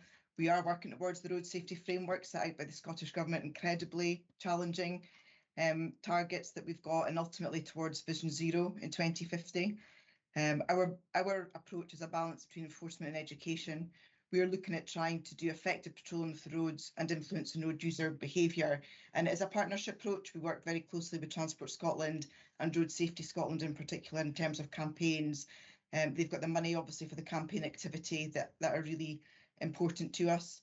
We know where the collisions are occurring. We know where we need to be. We've got a lot of kind of data, and we've got the strategic routes that we focus our enforcement on. So that will be marked cars, unmarked cars, and also really well supported by the safety camera unit. That we've got a really well kind of funded and proactive safety unit in Scotland. Every single fatal or serious collision has very, very detailed investigation that can take weeks, sometimes months. So that will obviously start along with the collision investigators. That includes site visits. So we're looking at engineering as well. So we will go back with the engineers to look at anything in the road network, anything in the road surface, but really, firstly, a duty to the families to find out what has occurred, but also a duty to try and prevent anything further in terms of road deaths. We speak about the fatal 5. So this is the 5 causations towards collisions. Sadly, we're still seeing them. That's still recurring. So that's drink and drug driving. We've got speeding, not wearing of seatbelts unbelievably, or not wearing seatbelts appropriately. Distraction and mobile phones, which is increasingly a feature for us, and also careless driving. And I suppose just to highlight, it's careless, not dangerous. Some people may automatically expect it to be dangerous driving, but that's actually not. It's a moment's lack of concentration. It's a mistake, if you will. We have seen a number of multiple fatalities, so that will be a collision where we're losing 2, sometimes 3 lives, sadly. That's incredibly challenging for us in terms of having to deal with it operationally and support sometimes 2 or 3 families, but also in terms of it might be one mistake, one causation, but sadly it's resulted in the death of kind of 2 or 3 lives. We have our focus groups. We know what our vulnerable groups are as well. We've got pedestrians, clearly cyclists, motorcyclists. The kind of casualty rate in terms of them are quite static. The cyclists have actually gone down slightly, which might surprise some people given the increase in cycling kind of since lockdown. Motorcyclists, we do a lot of work around motorcyclists. And frustratingly, actually, they remain the same. So we've got a focus group actually with Transport Scotland and lots of other partners specifically to look at that. Young drivers are still an issue for us, but actually probably the area of really concern for us just now is older road users.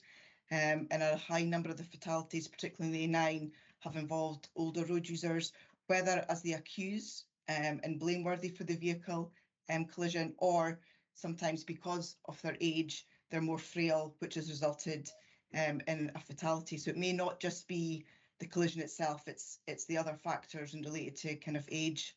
I suppose the other thing just to highlight, and sadly, I know this is Q2 that we're discussing today, that the trend is increasing, so we're still seeing a high number, but the figures that have been released in this document and subsequently will include some suicides and will include some medical deaths, so they can sometimes take months, actually, and particularly in the case of suicides, to get that agreed with the Crown Office. So it was just really to highlight that, but in general terms, there absolutely has been an increase. Do you want me to go into more detail about the A9? Because I can give you an overview. I know that's obviously been getting a lot of coverage in the press, and we have done quite a lot, in particular around the A9, and also with ministers as well. We've been involved with work there, but I can pause there and you can let me know if you want any more. Chair. So in terms of the A9, Louise, there's quite a lot of coverage this week, so I think if people will be aware of that background. But what I would do is absolutely pass on my sincere appreciation and admiration for those officers that appeared in the media coverage, and that their compassion and professionalism absolutely was outstanding. And think of the scenarios that they're dealing with there, it's really commendable that they're so committed to that. So a great appreciation. But Chair, we're not going to get the detailed answers to what the solutions are here, but I mean what there's a theme came through all of them. You know, leisure in terms of road deaths, and there's things like opportunities, the driver early intervention scheme, partnership with the Scottish Fire and Rescue Service, etc. Is that across all of Scotland, or is it all in pockets, that sort of stuff? But and I bring that out to bring in the sort of proactive rather than the reactive situation that I complimented there. And that's true in ACC Johnson's response too. And there's always that dilemma in terms of resources. But you know, if you don't deal with that, you just allow the demand to keep going through. We've seen that to our cost in the past. And so there's probably a bigger bit of work to be done here in thinking that tension, Tom McMahon, and how do we actually come up with a defendable position? Because while it might seem defendable internally, if you're the victim, it doesn't seem that defendable. So I've got the answers, but I haven't got the answer, if I'm going to say that. And I think there is a big bit of work around visibility in this as well. Okay, thanks, Tom. And Tom, two Toms in the same conversation here. I know, we're finding our way through, Chair. Tom. And obviously, Louise has got her hand back up. Could I let Tom come in first Louise, and then if you want to come back in. Yeah, thanks, Chair. I'll be very brief. It was simply to say that that balance between proactivity and reactivity is one of the most critical strategic conversations that we're having internally. And when we know what the budget looks like and the impact on our capacity, then I think that's a conversation that we will want to have collectively. And I expect us to take that external as well, because we are hearing about the impact that that has. And the playthrough, as you suggest, Tom, to public confidence. We know that what drives public confidence is visibility, how we attend and how we follow up with people. And we need sufficient capacity to do that. So I'll probably just stop at that point and let Louise come in. Thank you. Okay, thanks, Tom. Louise? Thank you.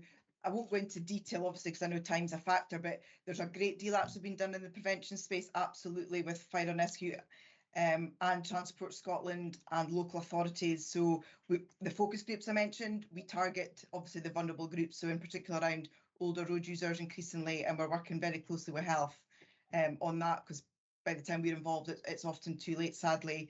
In terms of motorcyclists as well, Fire and Rescue, we do rider refinement, so we've got implementation of that.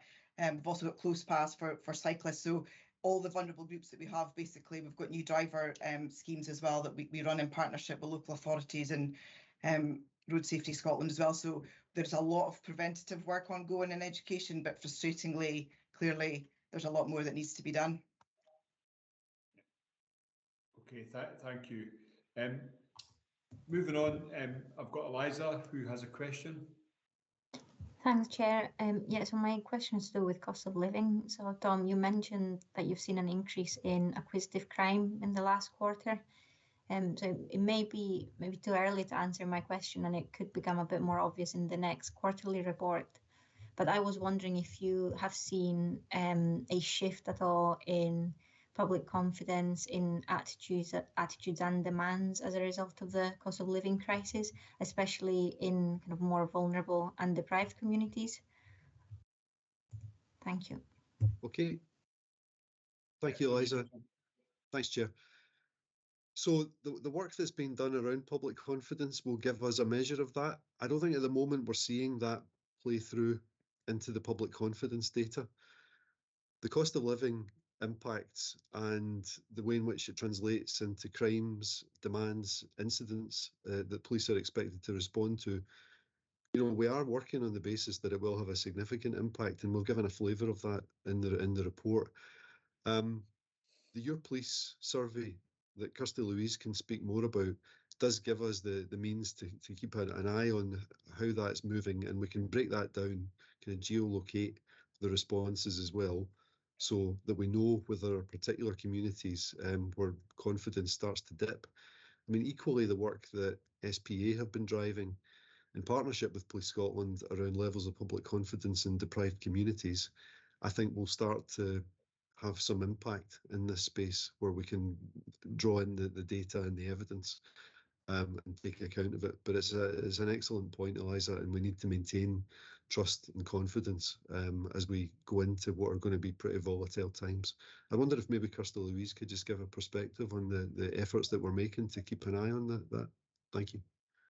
Thanks, Tom. Yeah, our Your Police survey and user satisfaction survey are both available to drill down to all the local divisions and also to data zones. So we are able to track confidence and confidence levels when there are, for example, situations such as cost of living that may or may not have an impact. At the moment, it's fairly steady, and the drivers of confidence are kind of holding firm in terms of visibility, how we show up, how we engage, etc.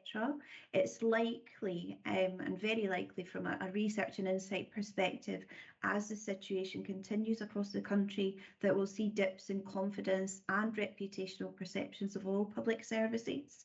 But we will continue to monitor that kind of across the board, and also with the comparative data that you see we use with, for example, YouGov and other public service bodies. But at the moment, the confidence levels are holding fairly steady at present. Thank you. Thank you. Thanks, Chair. Okay, thanks, Eliza. Just one question for me. It's in relation to call handling. You know, we're seeing an increase in the time it's taken to answer one-on-one calls. and also treble 9 calls. Would anybody like to, comment about the factors that are underpinning this increase? Yeah, Alistair, I'll come back in on that. Thanks for the question. I mean, the report makes reference to recruitment challenges that I know there have been in the C3 environment. That is undoubtedly playing through on response times. Equally, the volume of calls and the direction that has been moving in has been a significant impact. I mean, I hope that you can take some reassurance from the benchmarking data that we've included in the report, but it's not enough to simply say, well, at least it's not as bad as that, and we are answering more calls within 10 seconds than forces in England and Wales. We don't think that's sufficient, but it's a useful measure of one thing. But equally, the challenges are primarily, I think, around resourcing. Okay, thanks for that, Tom. I mean, this is an area that absolutely directly relates to public confidence. This is an area that is the first point of contact, isn't it, for so many people with policing at a time of need. So I know there's huge focus given to it. So I just wanted to draw out these factors and get the reassurance that we continue to give it the attention that it deserves. So thank you for that.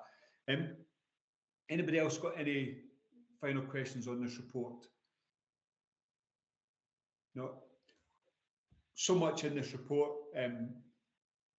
Really what it's helping us to understand is the progress that's been made towards those 5 strategic outcomes and the delivery at the current 15 strategic objectives. I think that combination of qualitative and quantitative data, with strategic insights, some case studies to illustrate it, it's a powerful report.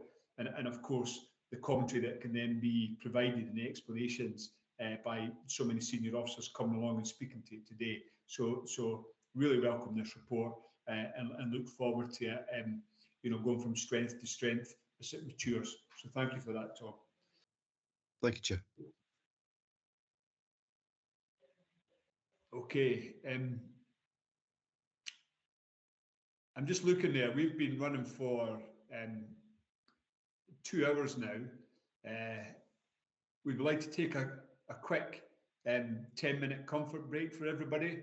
If we come back here just before 12:10, and then what we'll do is we'll hope to complete this section by around about 1 o'clock-ish, and then we can have a break for lunch and then come back after that. Does that work for everybody? Okay, so just before 12:10. Thank you.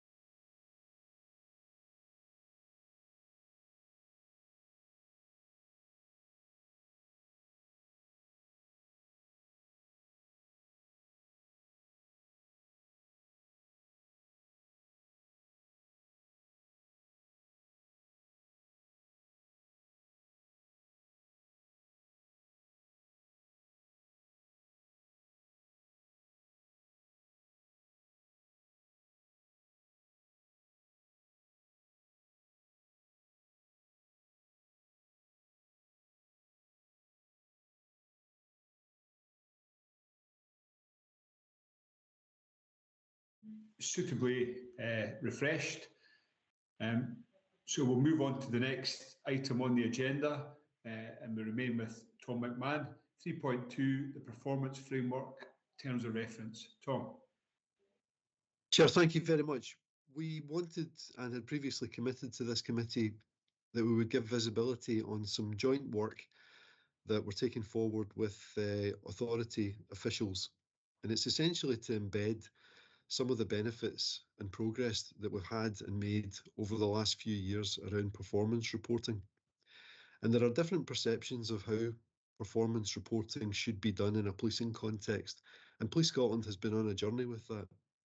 But our sense, and the sense from the Chief Constable, is that over the last 3 years at least, we've reached a position in really strong collaborative partnership with your own officials and with this committee, where we've got a relatively steady state about our approach, about how we report against outcomes, against objectives, and that the core reporting products, the quarterly performance report, the half-yearly report that I'll go on to speak about shortly, and the annual review from the Chief, that those national level products are fulfilling what's expected both from yourselves and in statute, what the expectations were of visibility and transparency around performance. So the reason that we have proposed a 5-year horizon for this work, and that's not to say that we simply do the work and then don't look at it again for 5 years, but that's the kind of term that we are looking to plan over. The work that's underway already on the refresh of the joint strategy, which, working again closely with SPA colleagues, and has been slightly delayed, but that's because of the Scottish Police, the strategic police priorities from government, and we expect them to land in the new year. So we'll be able to catch up with that. But the development of the annual plan, which builds on those outcomes within that joint strategy, and then the associated performance framework, we thought would be enhanced if we just captured where we had got to, put down in a clearly agreed place our commitment to areas like benchmarking, to looking at the impact of activity across the service. As per the action log, it's the space for us to have a discussion about disaggregation of data and how useful that will be, about how we play in localized data, about our commitment to continually reporting and benchmarking on public confidence and also staff and officer well-being and so on. We just think there would be a benefit to now putting that down in one place. We continue to aspire to develop a 5-year organisational plan for Police Scotland. Obviously, the difficulty we've had on that has been uncertainty around budget, and our plans to progress that work have slowed. They have not stopped, but they did slow when the flat cash settlement was proposed in the spending review back in May. And obviously we're looking for that position to be resolved over the course of this month and next, and that will allow us then to get on with the job of pinning down what we think the organisational activities should be over the coming 5-year period. And that's work that we can engage with yourselves and your officials on as well. But the purpose of bringing it here today in terms of reference for a performance framework is to, I think, give us an opportunity to reflect on really good joint progress that we have made with yourselves, but equally to say we want to pin that down now and we want to build on it. And we'll have a process of refresh every year, but if we have a core approach to the way in which we develop performance reporting, we think that's valuable. So we just looked for your endorsement of that approach, Chair. Thank you. Thank you, Tom. Open it up to members. Anybody got any comments or questions at this stage? Tom. So I really commend this. It lays down a clear shared expectation of how performance reporting, etc., is managed across a range of boards and levels. There's notwithstanding the work's ongoing around how we share some disaggregated data, appropriate data. I don't want to lose that point.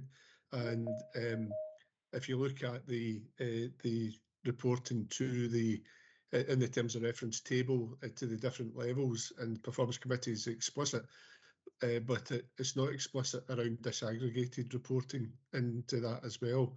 And I'm not saying it happens every quarter, that's still to be discussed, but certainly at least once a year we should have a picture of what that looks like, or maybe twice a year.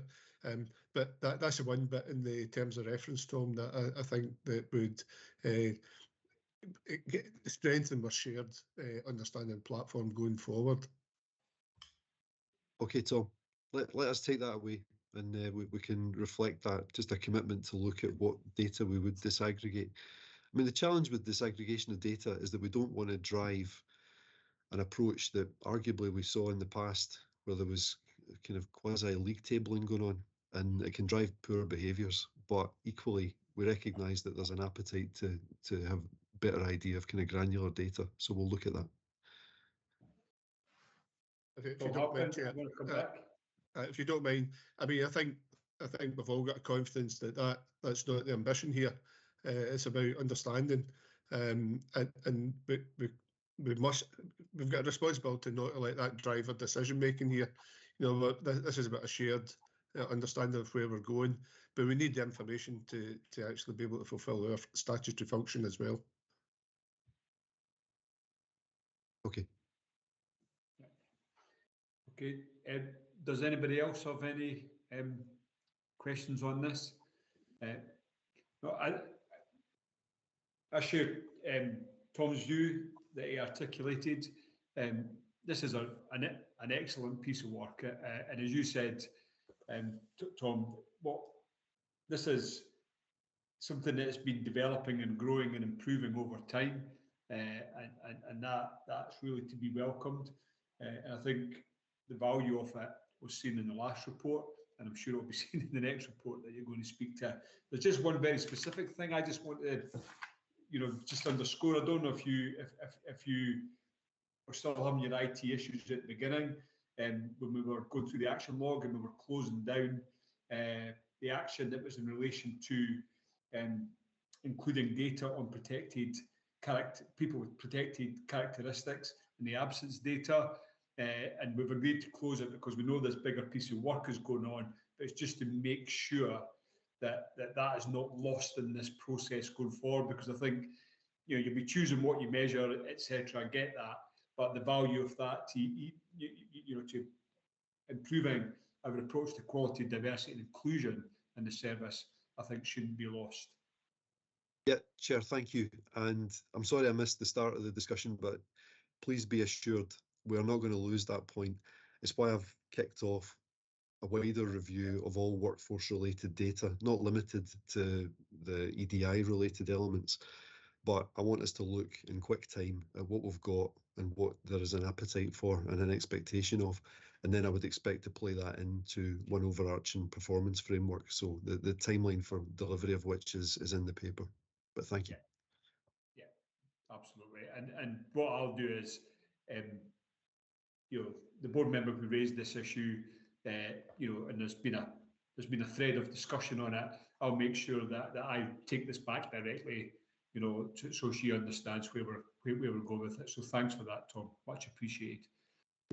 Okay, if there's no final questions, we'll move on to the next agenda item, which we stay with yourself, Tom. It's 3.3, the annual police plan. Yes, thank you, Chair. So, building on the conversation we've just had, this is one of our core performance products. It's the half-yearly update on progress against the annual police plan. Members will recall that when we brought the plan for the current year forward, it was significantly consolidated, and a concern from the committee in previous years had been that there was an awful lot of activity underway, and it was very difficult to be clear on exactly what would be delivered and when.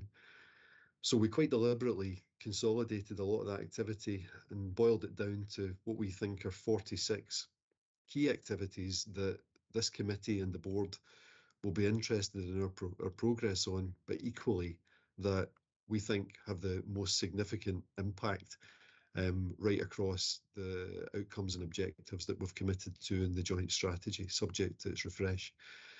So, Chair, I don't have anything on specifics within the report, because similar to the Q2 performance report, it's lengthy, there's a lot of material in there. But what I would ask you to take some assurance on is that it tells a story, or attempts to tell a story, that for each one of those objectives and outcomes and the 3 associated objectives, we have activity underway and we're driving it, and it's a product that's used internally as well, to answer your earlier point about what the utility is of this report. The intention is that it helps us to build towards the Chief Constable's annual review of performance, which then informs, obviously, your own input to the annual report and accounts. But effectively, it's a kind of midway sense check on where we're at and what we're doing. And again, we approach this discussion in the same spirit as all previous ones. If there are areas where the sense is that there's more we could be doing, or we're missing obvious activity that might be progressed, then this is a great forum to discuss that. So it's really just to give you the visibility on what we've committed to and how we're progressing it. Thank you. Yes, thanks for that, Tom. I think it brings so much of the work together and gives it that visibility. And I'm opening it up to questions, and Michelle has her hand raised. So Michelle, if you could lead on the questioning, please.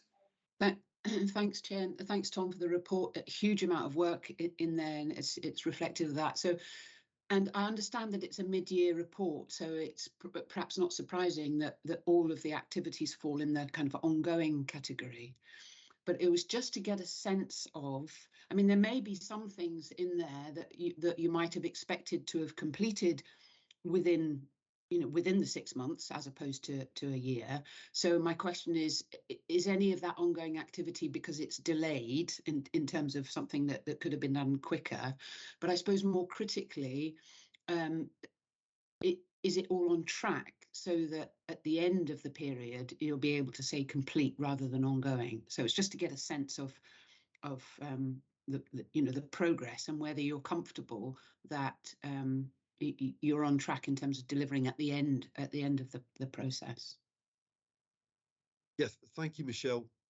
Our assessment is that we're confident that there's no delays, that we should be delivering it rather than deliver a report to you, which I know was a concern previously, that simply said ongoing activity, that we should be able to mark, if not all of these activities, then the vast majority of them as having been completed to a level where ideally both yourselves and ourselves are satisfied that we've made real progress and we can evidence that progress.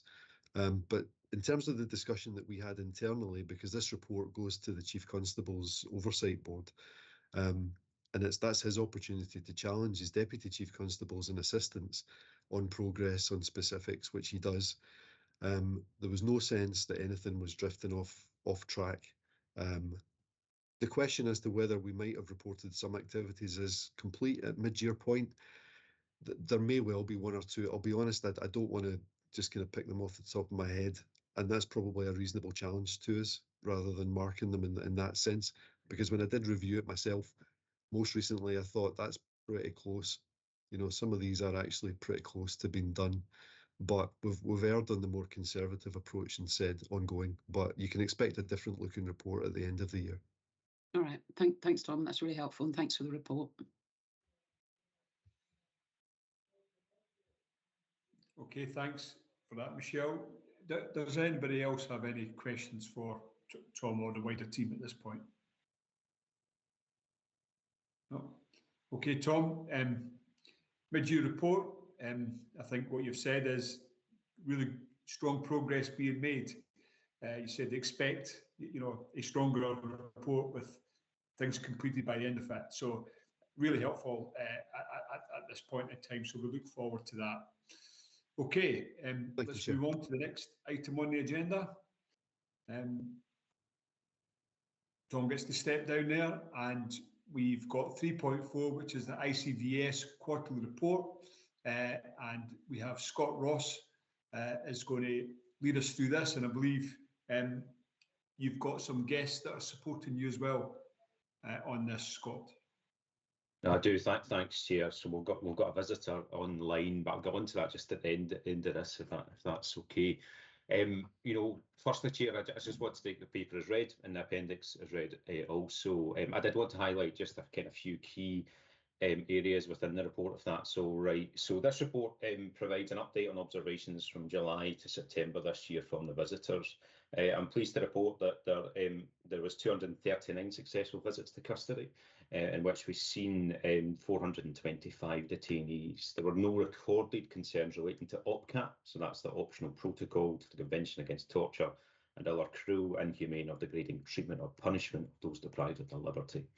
There is one issue that visitors are quite vocal about, and that is access and showering and washing facilities. Now, we are aware, and so the visitors are aware, of the number of complex interdependencies on which access to showering and washing facilities is dependent. For example, how many individuals are waiting for processing, how busy the suite is, the mix of officers and staff on shift, the state issues and allowing for forensic examination and samples to be taken where that's appropriate. However, access to washing and showering facilities is a topic which the scheme highlighted as a key finding in its annual report, and one which visitors are quite attuned to. It's the view of visitors, that detainees should be given access to washing and showering. And I know it's the view of Police Scotland as well. It's within their scope that they'll give washing and showering after a full day in custody or access to. But before that, if people ask as well. There were 36 concerns raised across the 239 visits, and during the reporting period, 16 visits were noted as outstanding. So that's 16 of those concerns outstanding. And I should say 4 of them have since been resolved since this report was produced as well, Chair. So, and 36 total concerns is actually less than previous quarters. So we're seeing that kind of go down slightly as well, which is good to see. Members will be aware that children and young people in custody is a real focus of this scheme as well, and we managed to visit 15 children and young people that were detained during that period, and the visitors all reported that they'd been given the appropriate treatment, attention and access to support services as you would think appropriate for their age. So members will also be aware the Authority and Police Scotland held an event on the 15th of November which looked specifically at places of safety for children who come into conflict with the law, with partners and with Scottish Government. And the response to that has been overwhelmingly positive, actually. And we're taking work forward with Scottish Government and at a local level to try and make some improvements there too. Finally, Chair, I wanted to just thank the dedicated staff that we've got within the SPA that run the scheme, and to the visitors themselves as well. And I've also got Morag on the call today. We were due to have Sarah Tate as well, but Sarah's, I think, experiencing some technical issues, so we'll get Morag. And I don't know if it's just appropriate, Chair, to bring Morag in and maybe to give her some of her first-hand experience as being a visitor. Yeah, thanks very much for that, Scott. That's really helpful. Absolutely, let's bring Morag in at this stage, because without the visitors, we don't have this scheme, and it is absolutely critical. So please, Morag. Hello there. Good to speak to you all. Really, I've been a visitor probably for about 13 years now, and really find it a very fulfilling voluntary position, to be quite honest with you. I'm more than welcome to answer any questions that you have. Just going on to what Scott's saying there, we do have a problem with washing facilities and detainees being able to get a wash. We feel that's a very, very important part of being detained in a custody cell. There's also other issues that we feel that we are bringing up from time to time regarding food, for example, breakfasts at times, 2 cereal bars being offered to detainees to eat at breakfast time. We don't feel that is appropriate. That's a thing that we are noting regularly, and I'm quite sure our support staff team are looking at as well. There are also good aspects that we can use. One situation I can bring up where both sides are working very well, where food was being stored in a cell with an open toilet in it. We felt that was very, very inappropriate, not hygienic at all. We have worked very closely with that, and that has now been resolved extremely well, where the food has all been taken out, and we're very clear that won't happen again. So it's very good that we can work and work very quickly as well with each other in that way. I'm quite willing to take any questions if anybody wants to ask any questions here. Okay, thanks for that, Morag, and more importantly, thanks for volunteering to do this important work over such a long period of time. And please pass on the thanks of this committee to your colleagues. Certainly will do. Yeah, we don't often get the chance to say that, so thank you. So with that, we have both Scott and Morag willing to speak to this paper. Any questions from members or from anybody else?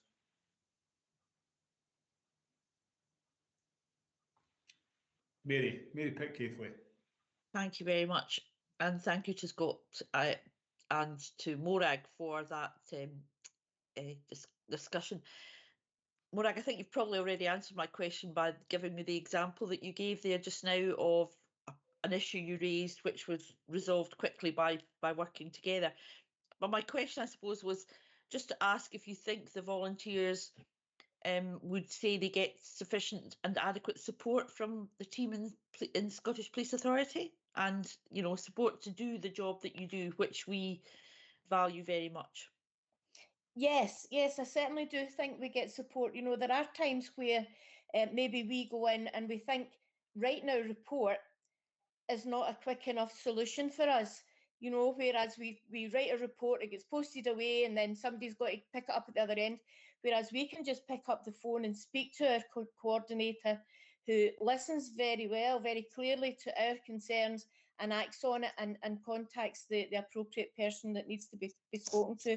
So in that respect, yes, I think we get full support from our coordinators. We are adequately given any paperwork we're required. That's fine. I think probably going forward, my view is that we probably need to, now that we're out of COVID, we need to look at training and ensure everybody is up to date with training, and that we are all working in every cluster in the same way. We're all working properly, and that includes also police staff who are all aware of what our role is and what we do when we go in. I think that's probably a way forward that we need to look at as training. And I think Scott and Kirsty and the rest of the team are looking at that as well. Yeah. Again, Morag, you've answered my question before I asked it, because I was going to say what else needs to be done. But training is always the key one in here, isn't it? So yes, thank you very much, and echo the chair. Thank you for all the work that you and your colleagues do. Thank you. You're welcome. Okay. Does anybody else have any further questions? So just one from me. It's that challenge around access to showering. And people being able to keep their personal cleanliness up to the level that they would wish to. And we mentioned in the report there's a number of interdependencies, not least, I'm sure, amongst investment and facilities management, etc. So does anybody want to comment on progress that's been made around that? I should say, Chair, we've got Gordon McCready here as well, who's the divisional commander for that. So I don't know if Gordon wants to come in. Yeah, well, that'd be great, Gordon, if you'd like to maybe come in and you can respond to the report in a broader sense as well. That would be helpful. Of course, thank you, Chair. So there's a couple of gatekeepers that I would probably want to introduce first. So first is the Section 50 presumption of liberty.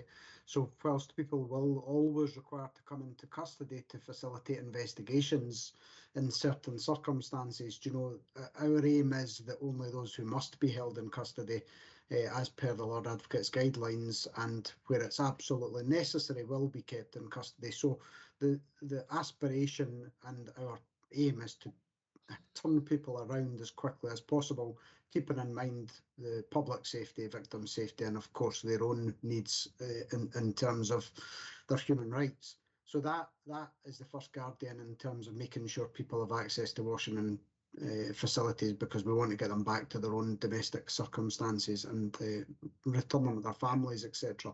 The second is really thereafter making sure we've got the appropriate provision of facilities.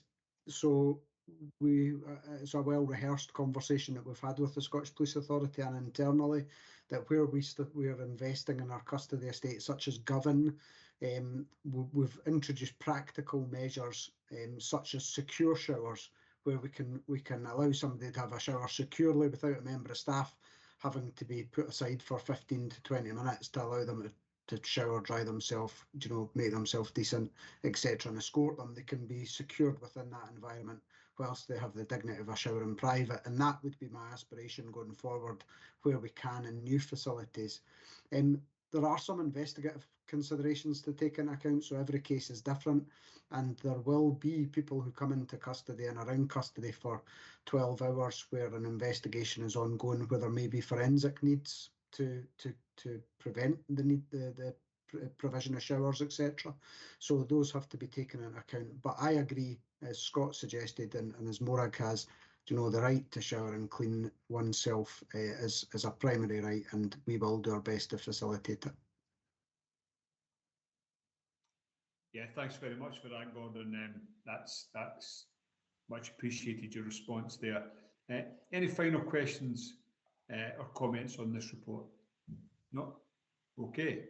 So thanks very much for joining us, Morag. That was very, very, very kind of you. But it really adds value to hear from somebody that undertakes this important task. Thank you. You're welcome.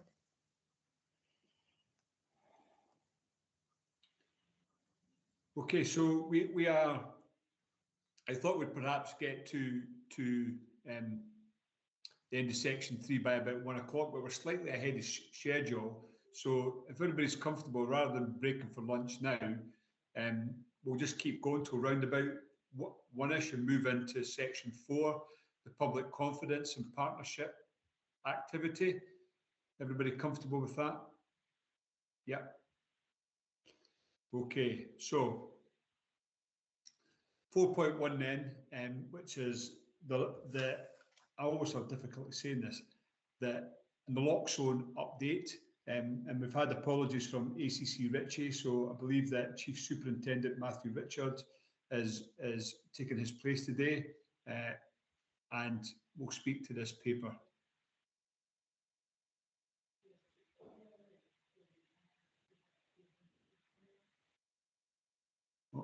Or maybe not. Is there anybody from Police Scotland that's going to speak to the naloxone update?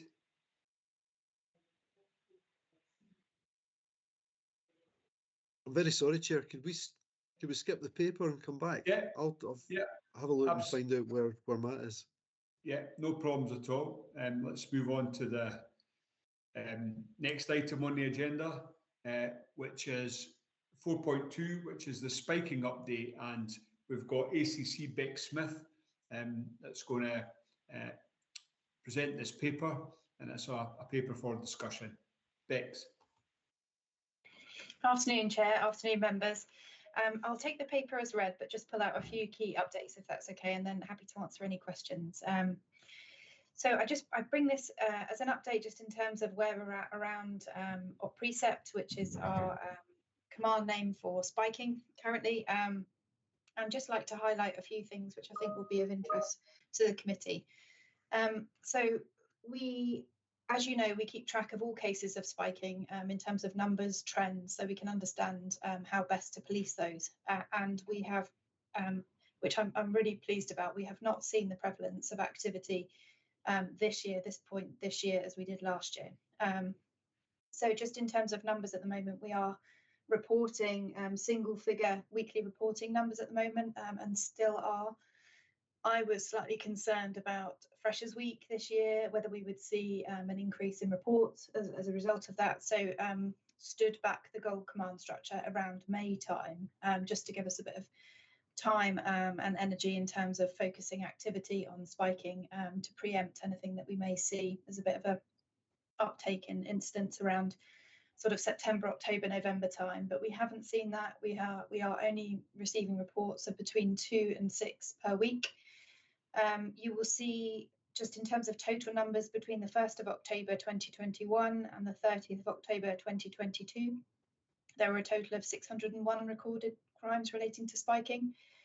After investigation and review, 122 of those were reclassified as no crime, leaving us 479 recorded. And of those 479 reports, 35 involve associated criminality, 32 sexual and 3 theft. Just in terms of the analysis of those incidents, we We do that on a weekly basis. Mainly, I think it's really important for me to have some oversight around the consistency across the country, so that, as I say, we can pick up any themes and trends that we might see. But at the moment, our victim profile remains the same, mainly female between 18 and 26. Most of those victims are recorded as students. A very low percentage of those involve associated offending, 7.3%. Just in terms of locations, times and dates, nightclubs are the most prevalent location that we see reports from, and Friday and Saturday, Sunday are the most prevalent days. And the majority of those occur in the evening or at night time. And just in terms of method, we see 31% roughly of victims reported that they've been spiked via an injection. 38% say they've been spiked via drink, and 29% of victims report that they don't know how they've been spiked. There was a question in relation to intersectionality previously. We've had a look at that, but there's no available data to identify any particular combination of interconnected social categorizations being targeted or an increased risk of becoming a victim of spiking. The only thing we can say is that we know that the significant proportion of victims are young female students, as I've previously stated. Just to reassure the committee in relation to the investigative strategy that we have at the moment, we have senior investigating officers for each policing division. They act as a single point of contact for all spiking offences and investigations. Our Detective Superintendent, Colin Morans, is tasked with national investigative oversight, and he chairs a fortnightly meeting with all the SPOCs to go through each of the investigations. Each of those is reviewed, investigated, and I think it's really important to make it clear that we are really, really keen on supporting every single victim and bringing the perpetrator to justice where we can.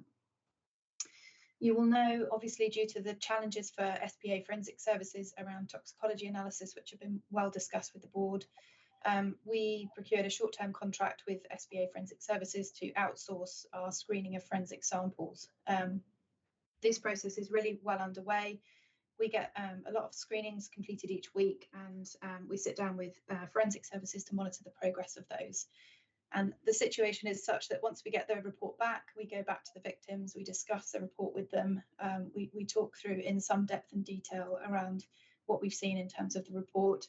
And sometimes victims will perhaps say to us that they've taken substances which have appeared in the tox screen, which perhaps they haven't come forward with initially. We totally understand that, and we've been really clear around victims with that in terms of there's no expectation around anything wrong in relation to that. We make it really clear that actually the spiking offence is really important for us to understand and investigate. So we've been very clear with that. I think it's also really important to note that actually this is a very clear area where partnership is really important for us. So we produced a toolkit for partners and interested parties around how we do investigations. We've conducted an independent review around our processes, which highlighted we could do better in terms of communicating out the processes to officers divisionally. So we've done that. We've worked really closely with our PPCW command, just in terms of partnership working through bystander awareness training. And ahead of Freshers Week, we did a very big focus on how partners can help us support the activity in this area.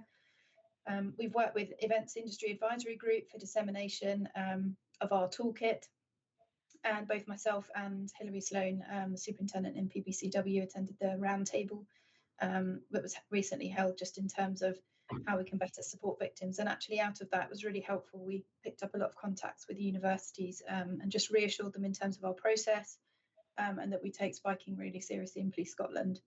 But it was helpful because it kind of reassured each of those agencies the way that we're investigating this particular crime. So I suppose just in conclusion, Chair, we're not seeing the increase in spiking offences that we did 12 months ago. We are still at a low level of between 2 and 6 a week, as I say. No themes identified in relation to that, but we are still outsourcing every single forensic sample and then meeting with the victims to go through that with them, and we'll continue to do that as this is a really important area where we know that it has a real impact on victims that face this particular crime. So that's me, Chair. If there's any questions, I'm really happy to take those. Thank you.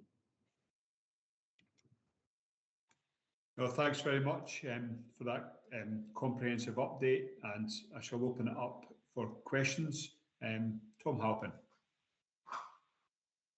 Thanks very much, Bex. It's a comprehensive report and a very complex and sensitive area of investigation. And the sensitivities you've expressed give us a level of comfort. But with recent media where someone was saying they were waiting an inordinately long time for the result of that analysis. So some comment around, not that case, but the generality of it. My understanding in terms of the demands on forensic services is that there are still those highly assessed cases that are done immediately by internal resources as well. So just some sense that that does still take place and to expedite this. And then my final bit is that we talk about 4 cases detected since 2021 involving in drink. There's no mention of any by actual injection or anything like that. And the other thing is that, interestingly, 3 of the 4 were in residential premises, not in licensed premises, where the sort of media, the spotlight was on.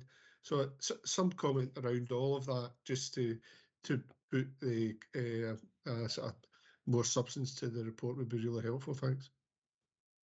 No problem, of course. So just to take your first point around the forensic submissions, absolutely, the category 1 cases that we have currently, which are our highest risk and threat, are triaged immediately by our forensic science service within Police Scotland. We made that decision quite early on, just in terms of making sure that we prioritise those most at risk. So that process still continues. They are turned around really quickly, and we go straight back out to the victims in terms of the results. But I was really conscious of the fact that not only the category 1 cases were important, but also the other categories that we had as well. I felt that actually, as Police Scotland, we had a duty to test all of those samples, which we weren't doing at the outset of this particular offence. So I made the decision to use some of my budget to approach forensic providers with SPA Forensics to see if we could get a contract in place to analyse those samples. So that's taken a bit of time in terms of procurement, but that is well in place, and we are working through all of those samples now and going out to the victims as well. Hence, there's a sort of 2-track method at the moment with the outsourcing side.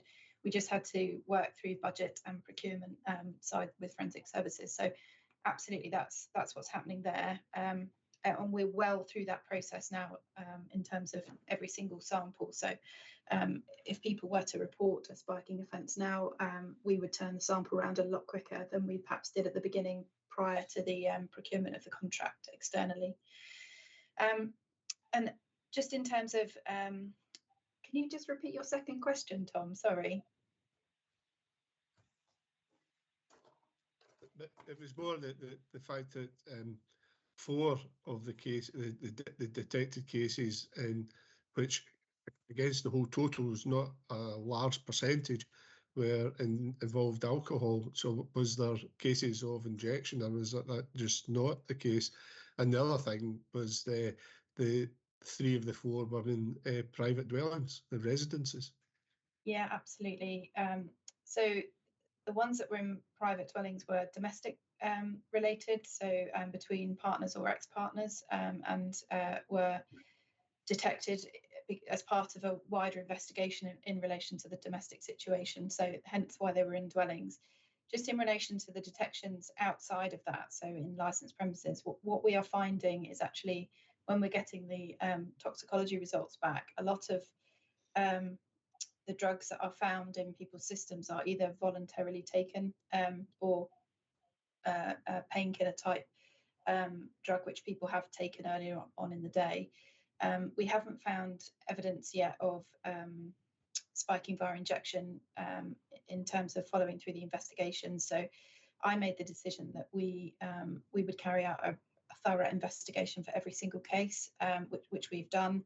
There is quite a comprehensive investigative strategy behind that, just in terms of witness accounts, evidence, CCTV, which actually is quite simple to do in a licensed premises because most of them have CCTV now. So we're able to track through looking at the victim's drink, where it was, who had access to it, as well as kind of following them on CCTV, and we're able to discuss that in each individual case. So we haven't as yet found a case that we've detected in terms of needle spiking at the moment, just within drinks. Okay, thanks for that, Tom and Bex. Does anybody else have any questions they would like to ask on this report at this stage? Just one from me, Bex. You highlight the importance and the value of a partner-centred approach in relation to this.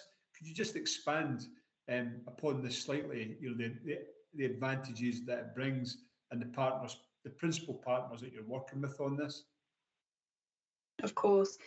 I think it's probably really important to note sort of the licensed premises angle of this. So we've tried to incorporate this in our wider work around violence against women and girls, and we've collaborated with many different licensing authorities within Scotland. There's various, all bar none, and various other organisations that we're working with, and actually we're delivering training with them too. So not only in relation to spiking, but ask for Angela in terms of any concerns women have when they're out in licensed premises. And actually that's been really welcomed by licensing authorities across Scotland, and PPCW have now got a long-standing programme of work which not just around spiking but around safety for women, and just letting members of staff, bar staff, know that if someone comes up to the bar and uses a specific word or hand signal, actually what that means in terms of supporting them. I think perhaps for me the biggest kind of new collaboration in terms of this is with universities. So through the work of PPCW, we now collaborate with many different universities and student unions, just in terms of making sure students feel safe to report to us, that we're not going to be judgmental in terms of anything that might have happened on their night out, which often was a worry for students. And I think through the round table, we made separate contacts and then had a meeting with all of those individuals where we discussed the process that we go through, asked them to speak to students. We offered training and support in terms of the work that we're doing in a wider context, so that we could do that. I think that has probably helped with the numbers that we've seen in Freshers Week, and actually some of the reports that we're getting where people have said that they feel more confident to come to us now in terms of reporting this crime. So I think all of those things together in the partnership space, led by Superintendent Hilary Sloan, have really contributed to kind of, I suppose, a better sense that we're seeing from victims, that we're supporting them more appropriately. Okay, no, thank you for that. A really important report. This is something that still remains an area of extreme concern and of national interest. And I think the focus that Police Scotland have given it and you've led has been extremely valuable. And I know there's no complacency here, and this work will continue. So thank you very much for that. Okay, I think we are now able to return to the naloxone report. I think Chief Superintendent Richard is now available. So if we can move back to that item on the agenda and cover the naloxone update. Thank you, Chair. Yeah, good afternoon, everyone. The naloxone update is obviously one that has been provided before, I think, at various fora. However, this is the most up-to-date report which you'll have access to. As you'll be aware, 12,500 officers are to be trained in naloxone and the administration thereof from the start of the programme on the 31st of August 2022, or International Overdose Awareness Day appropriately, went successfully. We are now in the region of approximately 4,000 officers trained on naloxone, with a further 9,500 kits arriving in the new year, which we expect to expedite into the policing community and have them available to our officers. In terms of the buy-in from staff, it's been really positive. At training, approximately 81% of our officers have agreed to take the kits, showing the size of the report. anecdotally speaking to divisional commanders, local area commanders, PIOs and so forth, the teams are very positive around not only having the kit available to them, but the impact it has when it's used. And the figures are there for you to see, and I'll go across them in a minute or two. Training continues within the divisions, rolling out the packs that we have. And as I say, we're looking at a larger number next year. No particular lag in that training. There was a slight hiatus due to the Ukraine crisis. However, we're back on track. We're not only training divisional officers, but also training our probationers in their induction course up at the college.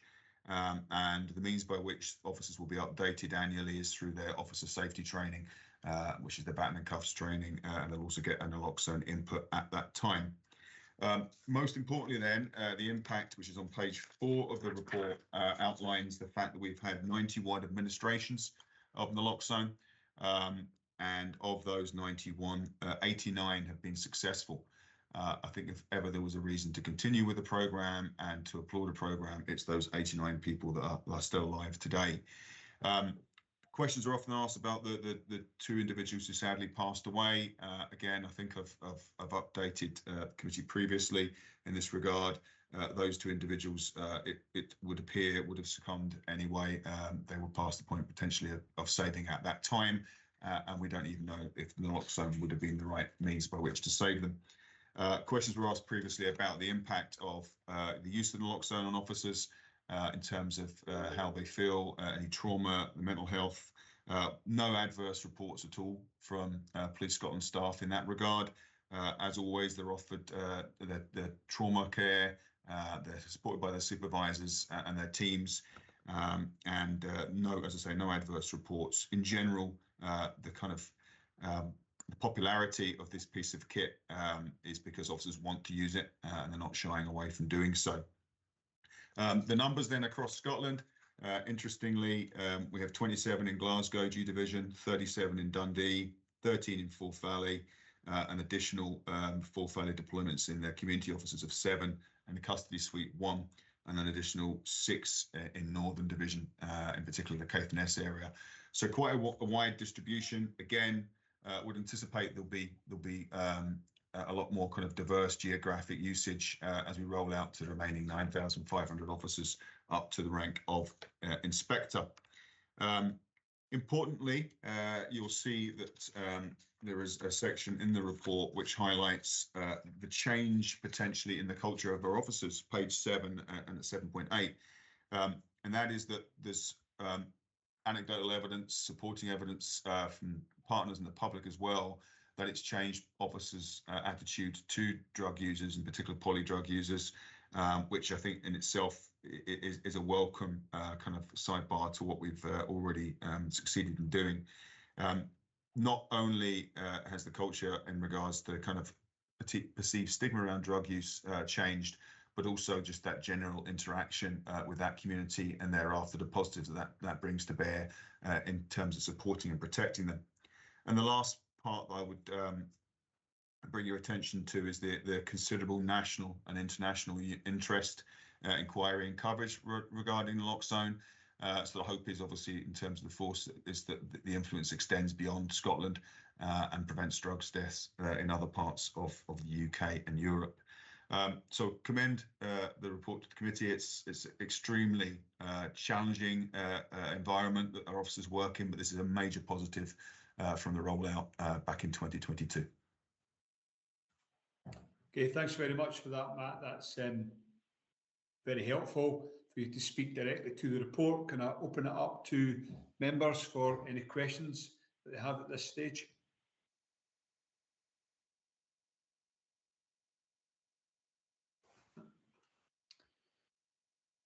Okay, so no questions at this stage. Just one of the concerns that I think everybody collectively has, and it's been a theme today, Matt, is we've got uncertainty over the budgets, and of course there's a significant amount of funding to support this, and it comes via Scottish Government. What's the the kind of thoughts going forward? Because I think, as you said, 89 out of 91 people surviving the value of this speaks for itself. So in terms of priorities for Police Scotland and partnership working, what's the discussions around this going forward? To be honest, Chair, it's just all of our partners, both at a local and national level, are hugely supportive. Obviously, the £0.5 million that we have in terms of funding initially will need to be replicated because the pouches that they used don't need to be replaced. Availability now locally is all set up, so it's the NHS Trust that are providing local divisions with that support, and I know there is a reasonable supply there. At the moment, discussions around further funding not cited in that, Chair. I'll maybe have a chat with Mr. Ritchie about that. Certainly not been something that's been kind of through my team. However, support and solid support from across Scotland and all of our partners has been constantly forthcoming. I think you're absolutely right. 91 administrations, 89 successful. If we can replicate that in numbers across all the other areas as we train and going forwards in time, I think it's a kind of a dead cert that will be supported and needs to be supported. So any kind of provision would be into the future and in a sustainable model. I'll ask the ACC in regards to any discussions that have been had, but certainly my understanding is it's here to stay and there's full support. Yeah, absolutely. And I know the Chief Constable's put his personal backing behind this, so it's an important piece of work. And just one other question for me, it's in terms of evaluation of this overall piece of work, but one of the comments that you made there is through personal testimony and some anecdote, there's indications of a change in culture and approach from your officers on the ground. I mean, that's actually a big comment. That's an important comment. So perhaps at some point in the future, it'd be quite useful for us to see that evaluation and some examples, of these testimonies, to aid our understanding of the value of this piece of work. No, absolutely, Chair, and rightly so. That qualitative evidence is really powerful. So through the Partnership Superintendents Forum that we chair in PPCW, I'm going to task out some of that kind of data collection of the softer type. We are getting a lot back, and I think it's worth noting as well that the original kind of perceived numbers of officers that would take up the lock zone was lower than that 81%. So it's really got momentum. It's a piece of kit now that they want to use, but we'll certainly we'll draw that together and bring that back to yourselves as you see fit. Yeah, no, that's really good. And just final comment from me, Scotland's got an unenviable record in terms of drugs deaths, and it's a major priority, of course, to reduce that for Scottish Government, and it's really welcome to see. I really welcome the support in terms of reducing that Police Scotland will bring in this specific activity. So my thanks to you to pass on to all your colleagues in Police Scotland for this piece of work. Thank you. Thanks, Chair. Okay.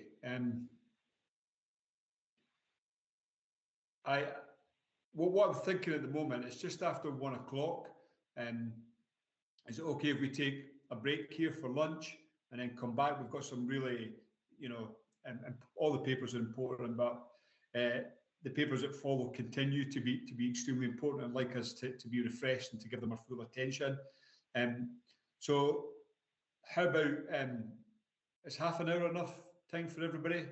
That lets us have a bit of lunch, come back here. So 25 to 2, come back and we'll carry on with the agenda.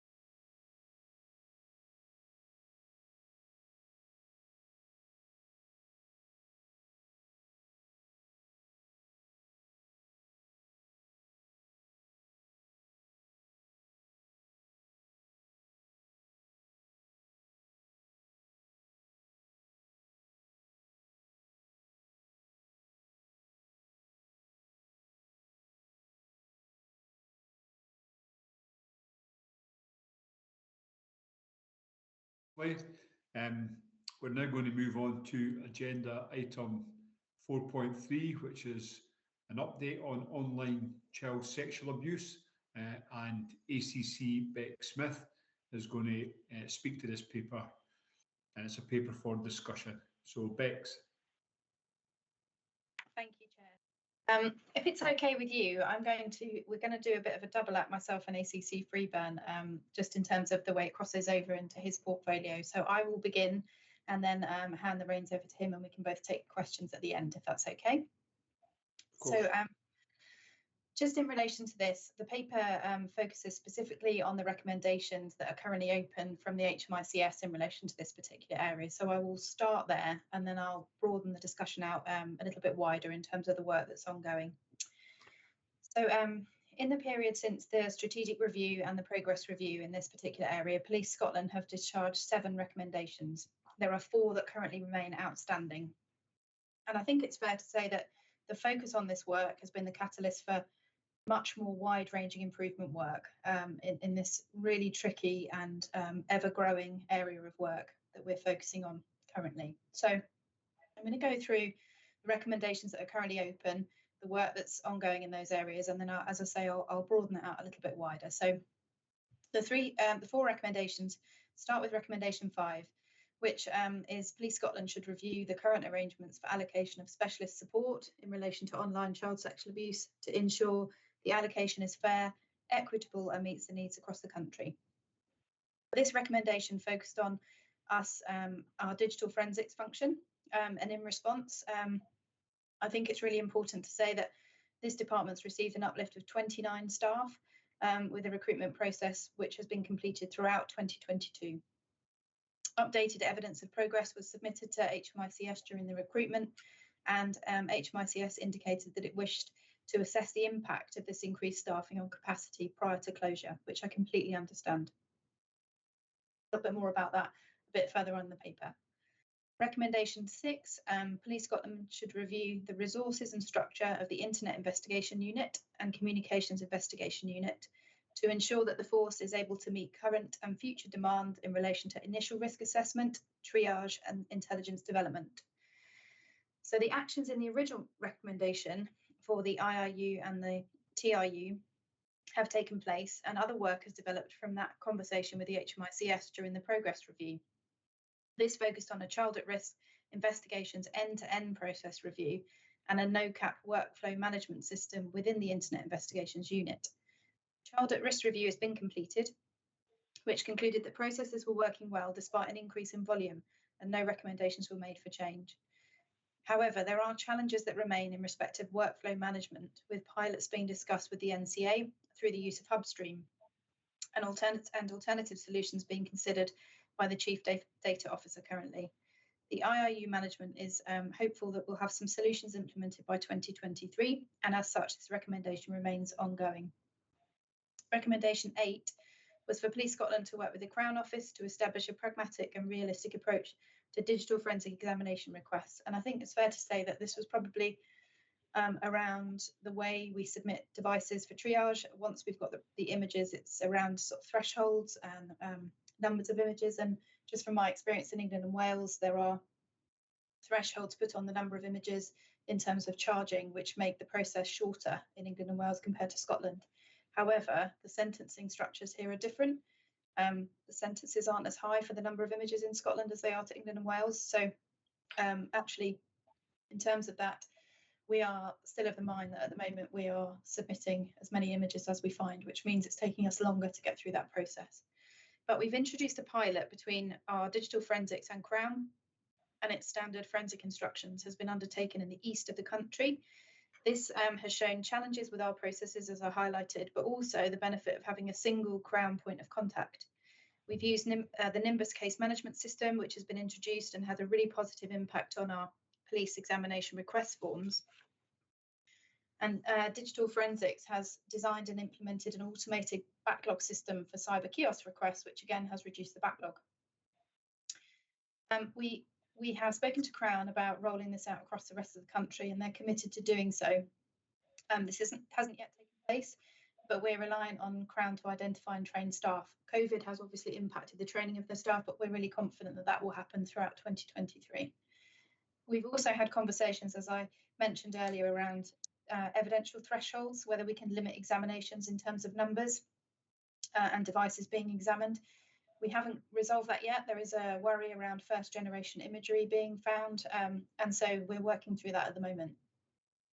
But there's also been a review around more effective use of cyber kiosks that ACC Freeburn touched on earlier, and we're really keen to understand how we can exploit that further in this particular area of work. So we're going to keep this recommendation open until further rollout of the Crown model, and we will then prepare a further submission to HMICS. Recommendation 11 was around sufficient welfare provision being available and provided to staff working in this area of policing. This is something that's really important to me and the SMT working in this area. Having done this nature of this work for a long time myself, I understand how difficult it can be for officers working in this area. It's really hard to not take work home with you when you're seeing images like this every single day. So this is really important for me. We've prepared a really extensive welfare strategy, which at the moment is going through with staff associations, and will go through my gold group for ratification. It goes through every single business area, right the way through the process, so that we can understand the impact on individuals in each part of the chain. Once we've done that, we've put it through formal governance. We'll submit it to HMICS for approval, but I'm confident it's a really wide-ranging, involved document, which absolutely it should be. And the important part of that is translation of that to our staff to make sure they're supported in this area. Something that, as I say, I'm genuinely, it's really, really important to me, having done this. So just in terms of those recommendations, you probably will be aware that some of them date back from 2020. The pandemic had a big impact on this for our timescales, but also when we worked through a lot of the recommendations, we noted a lot of the dependencies across many different Police Scotland business areas, including ICT and HR support. I think it's fair to say my kind of steer on this is to do it properly and do it right the first time. So we've tried to go through all of those complex different areas to understand all of the interdependencies to make sure that this lands well and lands once.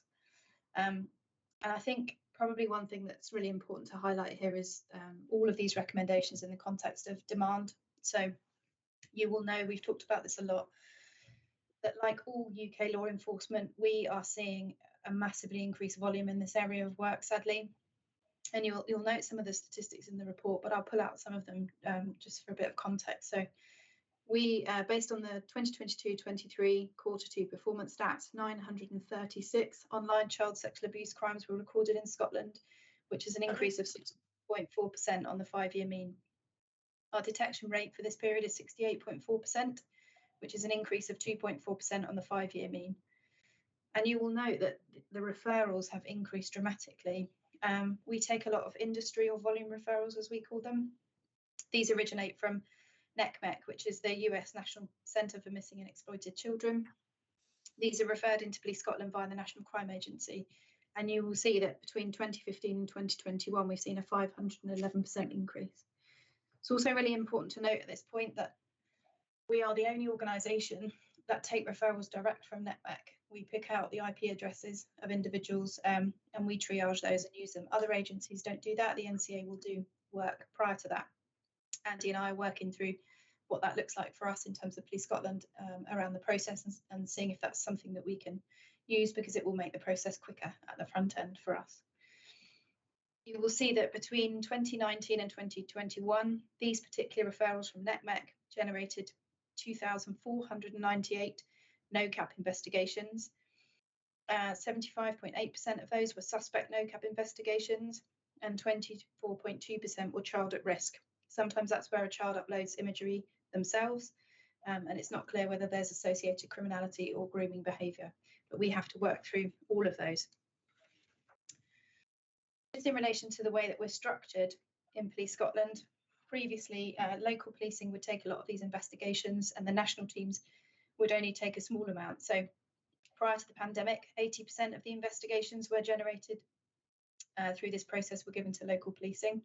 This is now reversed, so our National Child Abuse Investigation Unit takes 85% of these investigations. I felt this was really important to provide national consistency, also understanding how we risk assess, triage and prioritise across the country, providing some consistency. That was previously referred to as Operation Para, which you might have heard. We have consumed that into normal business now. So as it stands at the moment, 85% of these investigations are brought into the national team. I would love that to be 100, and that's definitely an aspiration of mine. And alongside of that, the team has formalised and introduced a risk assessment and prioritisation strategy, which essentially continually looks at prioritising all of these packages according to risk. We only have finite resources, you will imagine. With the volume that we see, it's really important that we deal with the highest demand first, the highest threat. And to do that, there's a weekly liaison which takes place between our senior investigating officers and the digital forensics team to plan and schedule the enforcement for that following week based on threat. You will also see at the moment, some of these figures are quite stark really. So we've undertaken enforcement action in 1,813 no-cap investigations since September 2020. And we've recovered child sexual abuse material in 63% of our enforcements, which means 1,710 children have been protected through this work and 984 people have been arrested. I think it's really important to look at those numbers in the context of the work that's ongoing at the moment. We've changed our governance structure, which I think is really important around how we manage this particular crime type. The governance was perhaps disparate in terms of different teams and departments, but all of that has been brought under one structure. So we're working really well with some of our UK-led structures. So the NCA have the Pursue and Prevent boards, which we attend. They also have a strategic governance group, which again we attend. We internally, which I chair, a strategic gold group around this, and my DCS chairs a silver group.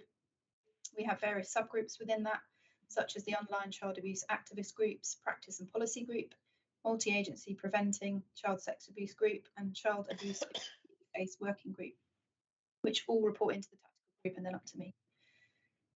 Just in terms of partnership and prevention, something which I think is really important, we've definitely started to work a lot wider in this area of work. We've got a multi-agency preventing CSA group, and we've built new relationships with academia and the third sector, as well as the Southwest Grid for Learning, UK Child Internet Safety, Early Warnings Group, and also Ofcom Scotland, which is a really important partner. We're now part of an approved EU-funded consortium aiming to develop risk assessment and preventative tools and develop preventative materials for professionals and education services alike. You will also know that during 2020 and 2021, we delivered a perpetrator-focused Get Help or Get Caught online grooming campaign. And during the 4 phases of that campaign, we had 133,000 unique individuals from Scotland were directed to the Stop It Now website.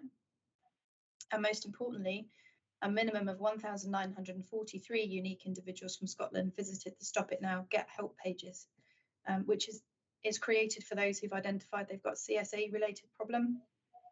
There's no evidence of a direct increase in helpline calls, but Stop It Now has seen a huge increase in calls from Scotland in recent years, which I think is positive in terms of the prevention work that we're doing. In 2023, we're going to deliver a further perpetrator-focused national campaign tackling image-based sexual abuse, where under 18s make up a huge proportion of our victims. Primary target audience will be males in Scotland between 18 and 25. So I think that takes me on to kind of progress in other areas as well. And I'll bring in ACC Freeburn shortly, but I think it's important to demonstrate that we've expanded in terms of our covert proactive work and our special operations unit to deal with some of this difficult criminal activity. As we know, it doesn't have borders. We know that people all over the world are responsible for this, and we have to make sure that we've got the capability to deal with that within Police Scotland. Also, in the paper, you will see that we've undertaken significant work to reform and improve our processes and structures. But I also draw your attention to the Public Protection Development Programme. So this particular business area is a huge element of that. And my expectation within the team is that they focus on the whole system approach to this particular crime type through that public protection development programme. So the work that sits in Andy's world as well as mine to ensure that we're fit and ready to cope with the demand that we may well see increasing in the future. Just before I finish, I think it's really important to say as well that Andy and I work really closely in relation to this. You'll see when he talks, there are areas of work that fit within his portfolio as well as mine. I think previously that hasn't worked as well. I think it's fair to say that Andy and I speak probably daily around this, and we have worked really hard to understand each step in the process for this crime type so that we can work together to make it better. So I'm going to bring Andy in just to talk about some of the digital forensics work, as I know that was something that the committee wanted to discuss. But if there's any questions or anything anyone has now, unless you want me to let Andy talk, and then we'll take the questions at the end, totally up to you, Chair. Yeah. Does anybody have anything pressing, or are we quite happy to get the full picture from both the ACCs before we ask questions? Okay, yeah, that's great. Really appreciate that very comprehensive update there. Bex, if we can pass over to Andy now, that would be appreciated. Thank you, Chair, and I'll be relatively brief. And again, it is Bex's point there that this is, I mean, Bex has that sort of investigative responsibility, but under the digital programme, then I've got the sort of tools and technology which enable that. So, I mean, I just wanted to sort of add a few things, just some of the challenges that we're facing. I've mentioned many of them earlier on, so I won't kind of labour it.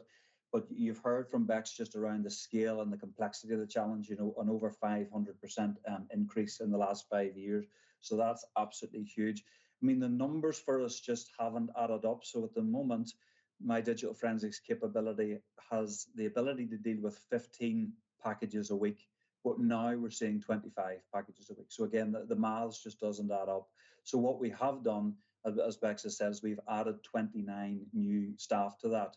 Now, the impact of them hasn't just been felt yet because we've had quite challenging recruitment processes to get them in place, and then we've got training to do, but we're really hopeful then that we will be able to match that capacity. But we know that it's going to kind of increase again, so really, really significant. Bex has mentioned the partnership working in collaboration. There is work we are doing with the COPFS, and she's mentioned around NCA, around because we're getting that raw data, we're not getting that triage and assistance. It's taken us a lot longer at the front end. So there's a lot of process work that I think we can do in partnership that will improve this. Thirdly is about use of technology. It does link to my kind of point earlier on, in that there is a CADE system, a child abuse database, which the Home Office hold. And really, we would have the ability to take this database and plug in a seized item. So we seize a hard drive from someone, we plug it into the Home Office computer, and it will within seconds tell you, well, here are 3 images that have never been seen before. And that allows you to really quickly identify, is a child being abused in Scotland today? The challenge with that is it uses facial matching. So again, it is part of the conversation around making sure we've got the right balance of safeguards and standards, human rights and ethics, but actually we do need to embrace technologies like that because we will keep children safe and we will be much more efficient in doing so. I've mentioned about our recruitment and retention challenges. I just feel that our model, we're looking at kind of different models around that, Chair. So we know that basically the private sector will pay an awful lot more for people involved in cyber and digital forensics. So I think that we're in that sort of cycle where we can't keep people. So we need a different model where, for example, we would look at universities and actually bring people in, give them the training, give them lots of good stuff in their CV, but actually accept that in 2 to 3 years' time that they might move on. But then we're getting that new talent constantly. So again, we're looking at different models of process. Bex has touched on this one. I'm really concerned about the sort of well-being and welfare of my digital forensic staff. I mean, I think we can only imagine the horror of having to go through these images individually. And that's your job. That's your daily job, to go through these images and categorize them. Whereas technology, as I've said, like the Home Office database, would actually remove the vast majority of that and not cause that big impact on our officers' welfare and well-being. And then finally, I mentioned, it is just, again, I mentioned earlier, is the financial implications. All of our investment within digital, particularly in technology and change, is expensive. And we're concerned around, future budget settlements and how that might challenge. I would just, last couple of parts from me. Bex has mentioned, I'm the covert policing lead for Police Scotland. I'm really pleased. It was a very helpful HMICS recommendation that we needed to embrace that undercover online capability. And we now have that in place over the last couple of months. And we have already now caught 2 people that have been proceeding to meet what they believe to be children. So that tactic is proving very successful already. And I'll just kind of finish as we mentioned earlier on, I guess part of our discussion was about that risk appetite. And I think that was, a good point by Tom. It feels really challenging in this space around the risk appetite, because even as Beck says, is prioritizing some of these cases, to us, they all feel red. If these are all kind of images, but to us are all red. And, we're nearly into different shades of red. Should it be kind of crimson and maroon? But these are all red. These are all children potentially being abused. So the risk appetite, it's very high. We don't want to leave a kind of a single child that might be subject to abuse and is not getting the safeguarding and us not being able to catch the people responsible. So I'll stop there, Chair. Thank you. Okay, thanks very much both to Bex and to Andy for covering this extremely important and very emotive paper. I'll open it up to colleagues for questions. I see that I have Tom and Michelle, so if I could perhaps start with Tom and then go on to Michelle. Thanks.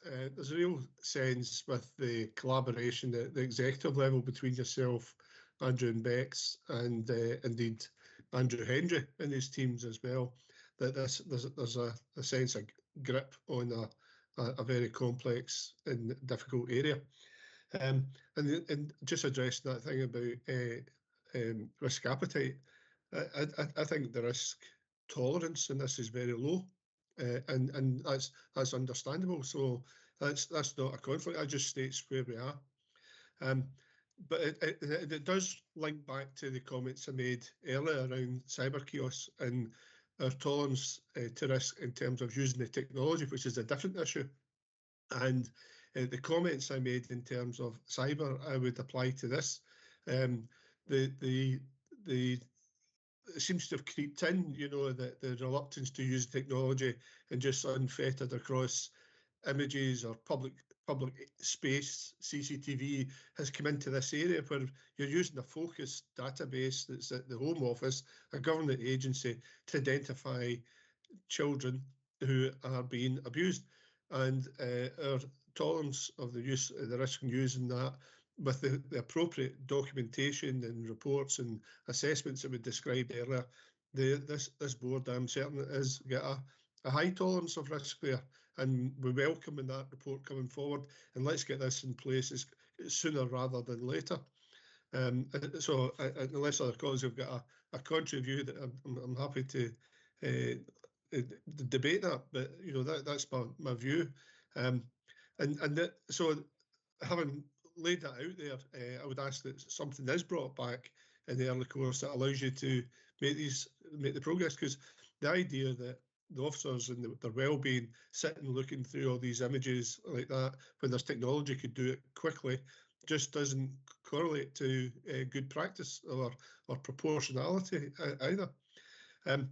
Moving off that, my point is the really successful campaign, Don't Be That Guy, and the work that you're doing, Bex, in terms of self-referrals, etc., to Stop It Now. Is there a subset of Don't Be That Guy? Because a lot of people there have got associates that know that they're looking at things, and the sort of laughter at it is as though it's harmless, is that already in place, or is there a way to develop that bystander approach? Chair, happy to take those if that's okay. Yeah, of course, please. Two great points, Tom. Thank you. I'll take the first one around CAID and the facial matching element. So Absolutely, you are spot on around that. Andy and I have talked about this a lot, to the point where, so just for your information, so I chair the Biometrics Oversight Board, and one of the crossover here is around the use of CAID in terms of that biometric data element. So I've asked my team as their first task to do is to look at CAID, look at the way we use the system. Having used it in England and Wales for over 10 years, I'm aware of what it can do, and we don't have a lot of that functionality here. We have the ability to do it, but we just haven't turned that on. So the first task they've got is to look at that and to bring that through formal governance so that we can get that agreed. I felt there was real momentum at the board a couple of weeks ago just around the biometric work. I was really pleased with the comments of the Biometrics Commissioner, members of this board and the Chief Constable, just in terms of the appetite for utilising systems that we have in the most appropriate way. So I can absolutely reassure you that that piece of work is ongoing, and we will push that through as soon as we can. Both Andy and I are really keen to do that. Just in terms of the second point around prevention, absolutely. So the campaign that we're looking at for this year focuses on that, Tom, just in terms of sort of the don't be that guy, but for this area of work. So we're trying to work out how we do that in the most appropriate way, how we target the right people, the right audience, and in what way we can use a campaign to do that. Because definitely we've seen the success of that guy, and actually this area of work would be something that we would like to do. So that's the focus of the next campaign, which I'm hoping will be in the sort of springtime of 2023. So, but I will of course update you in relation to that. Thank you.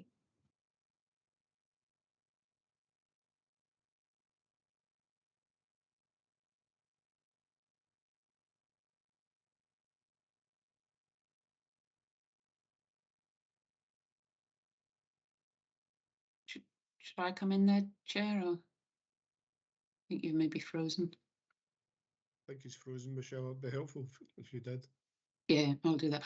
Thanks very much. So thanks both for the report. Huge amount of work going on in a really, really critical area. I think you've maybe answered my questions in your response to Tom, but it was really around, well, two key areas. One is prevention, and the other is the support staff who have to work in this area.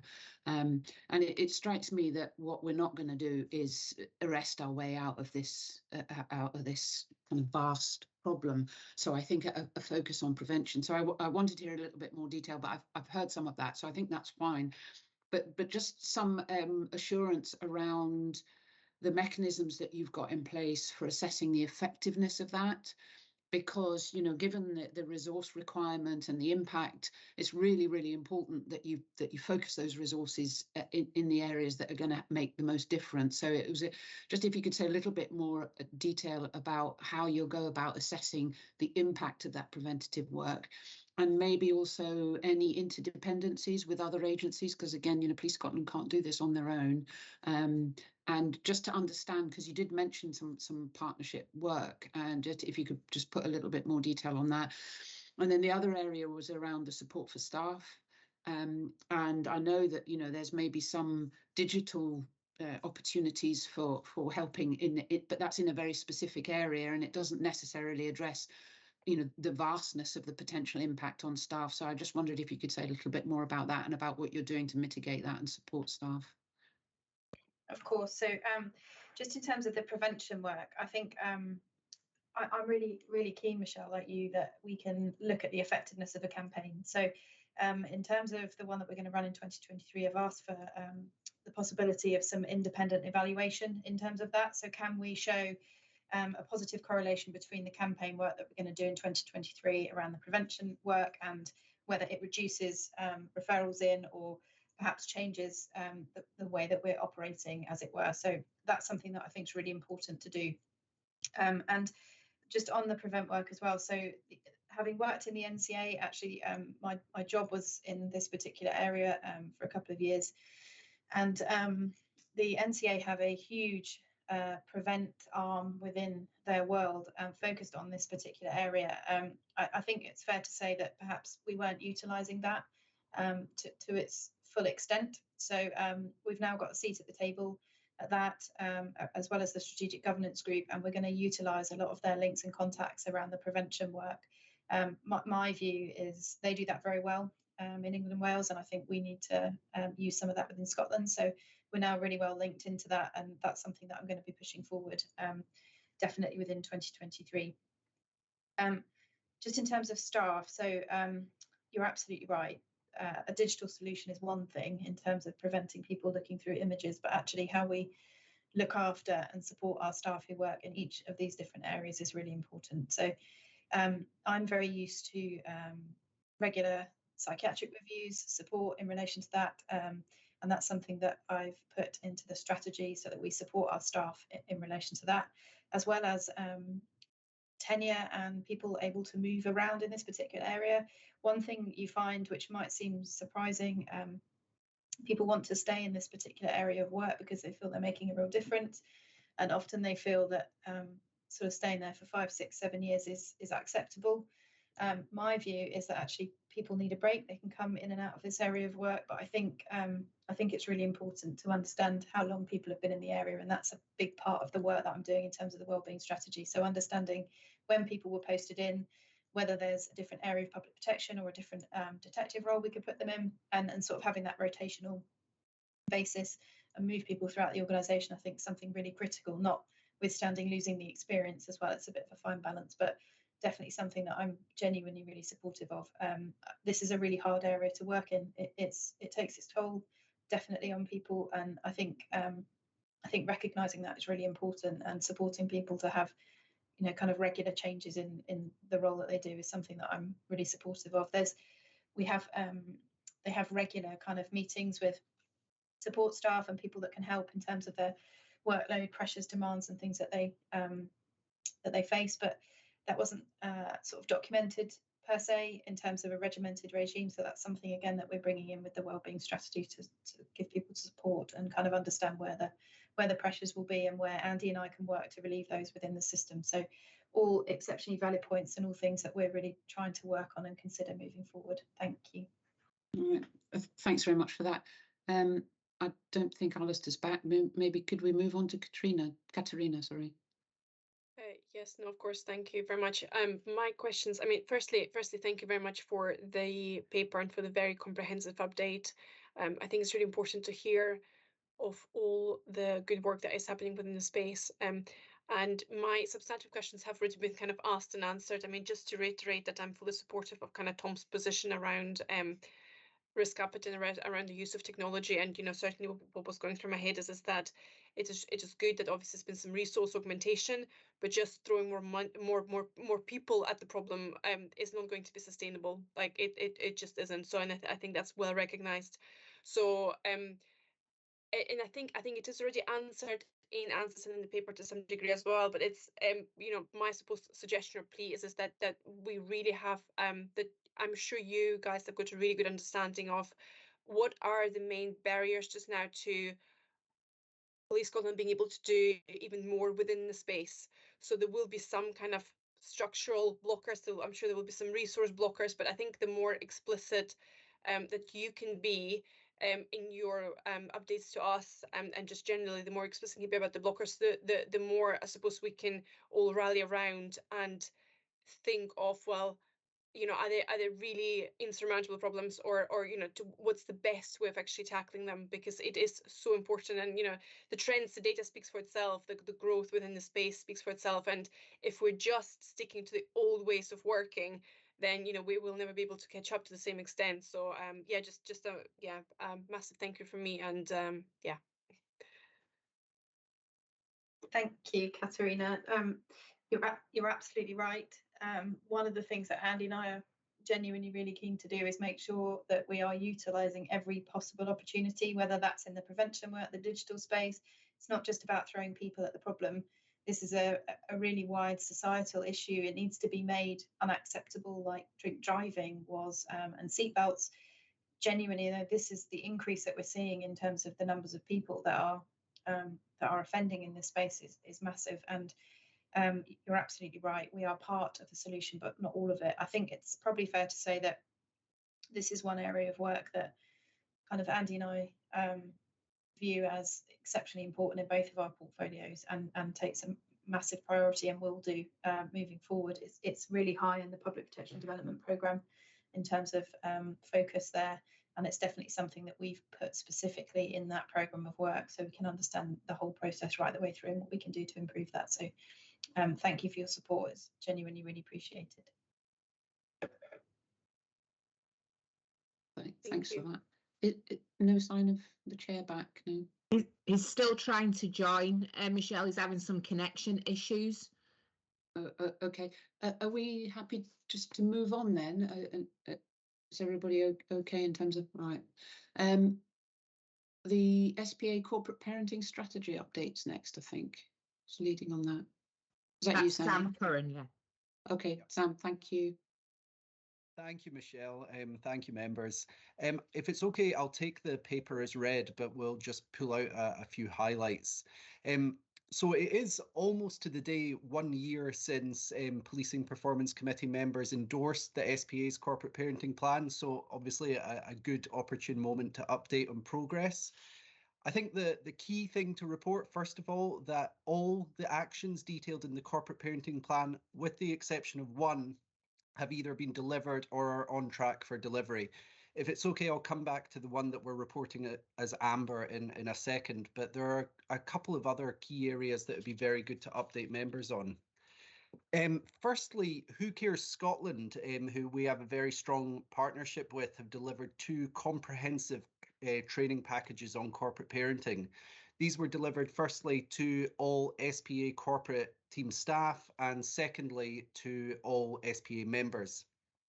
These training sessions principally focused on what the role of a corporate parent is and why it is so important, and of course what all of us can collectively do to represent the interest of care experienced young people within our society. I should also add that as a result of this growing partnership with Who Cares Scotland, the SPA have also been invited to be a founding member of the Who Cares Scotland Corporate Parenting Network. We're obviously thrilled to take up the opportunity with the first meeting due to take place early next year. We very much look forward to sharing both our learning and getting experience of other people's best practice across the public sector. So we'll keep you updated on that one. The other area that would just be worth flagging is that SPA officers are continuing their regular engagement with care experienced young people. So this is principally done through the Stirling Championship Board. That's an initiative run by Stirling Local Authority. And our thanks, of course, goes to all the children, young people and the dedicated staff members there who support the care experienced folk at the Champs Board. I think the key here is that this provides us with a really valuable opportunity to get to know what young people feel about the police, what they believe the SPA should be doing, and to understand their policing, their experiences with the policing system. But it also lets us begin to think about how the system could improve going forward. So we will, of course, continue with this engagement and use the knowledge and understanding to support members in their oversight role, but also critically in delivering our own work and constantly evolving our corporate parenting plan.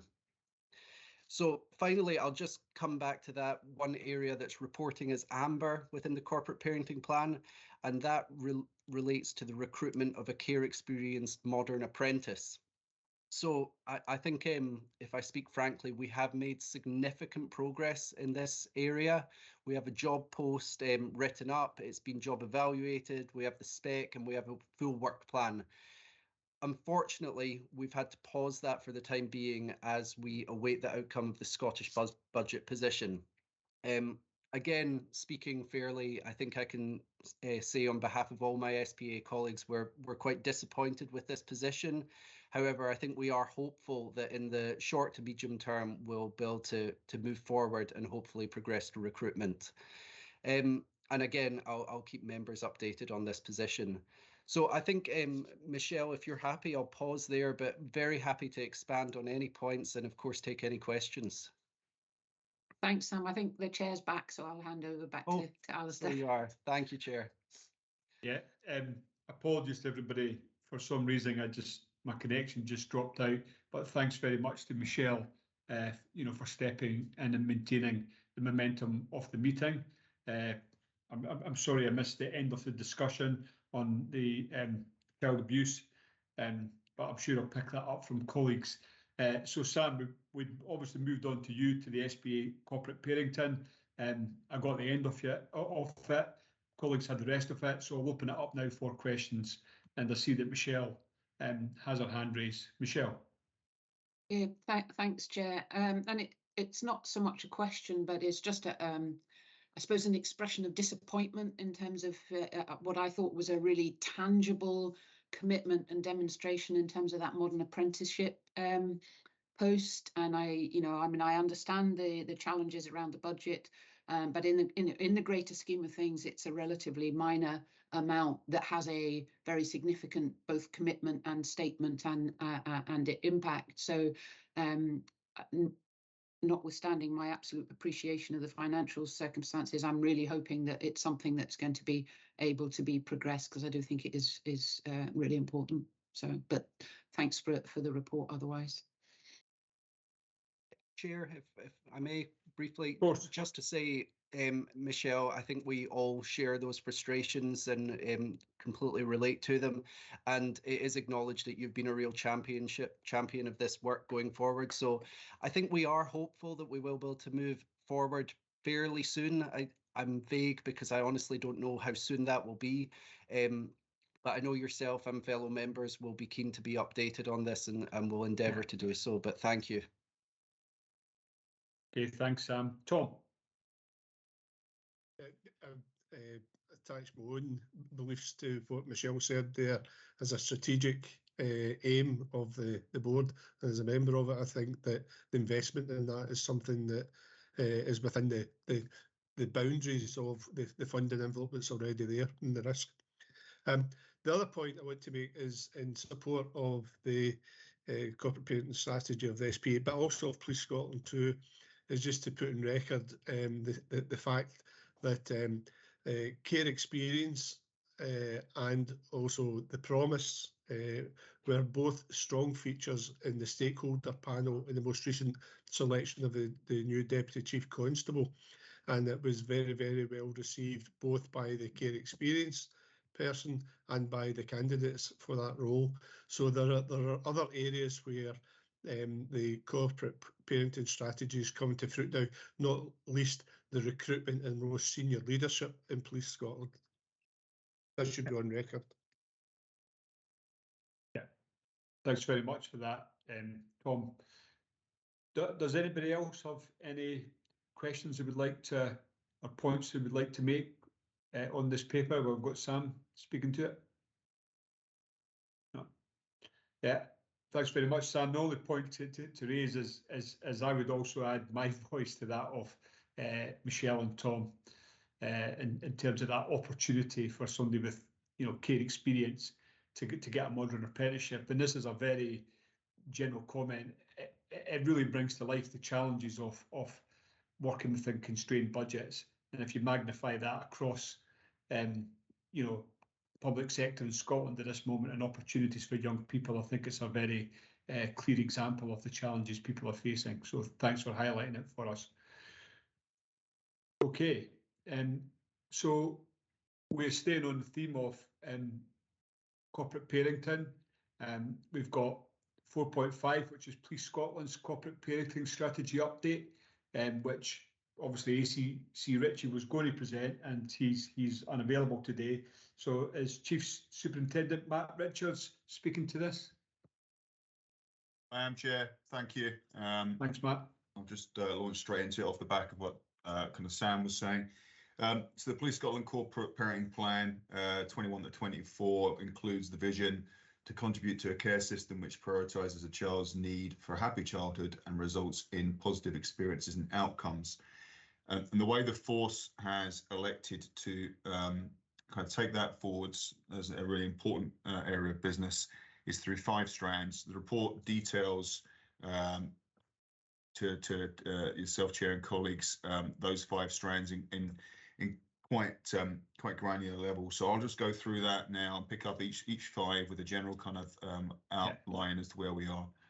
So the first one is language and stigma. So this ostensibly looks at the way that we describe the care experience and the impact that our staff, whether it be police officers or police staff, and our partners can have on the individuals by the wrong use of language, not being trauma informed when you describe elements of care and the experience therein. Again, we've worked with each and every child program. I think Sam related to that as well. But to look ostensibly at the ways to inform and educate our staff as to how the language they use can have a negative impact on children and young people. That's been well received and it's rolling out across the relative areas of the force where they have most interaction with care experienced individuals.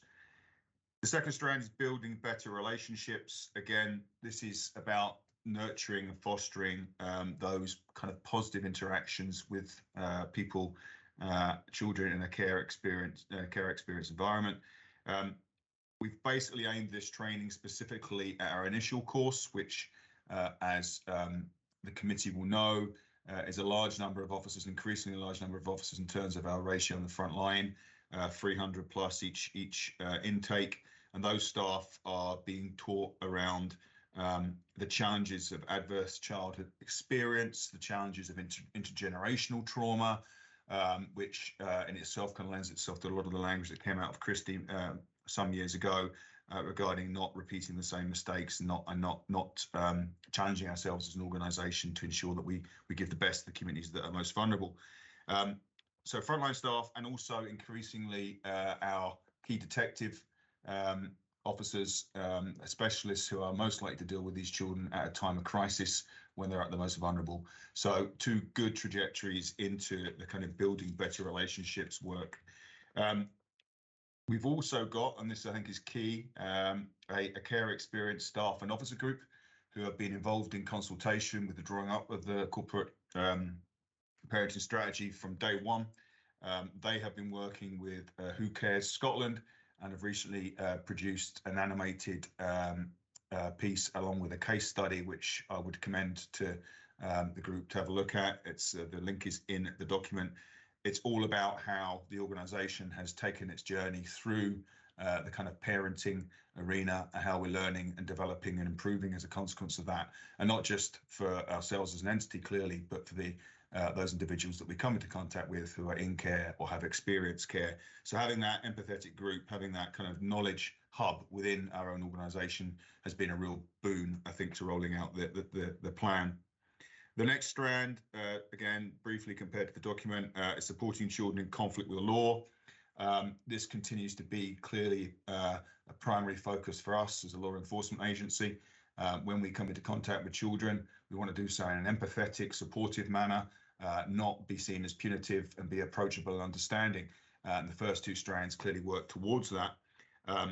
I know that I think Gordon McCready is now off, the commander for the Criminal Justice Division, but there's a lot of work going on in CGSD around discrete custody facilities, in particular at London Road. They've got an embed HMP Pullman as well, who's running a course, 2-week course, in collaboration with the prison service around trauma and ethically informed practices and how to build those relationships.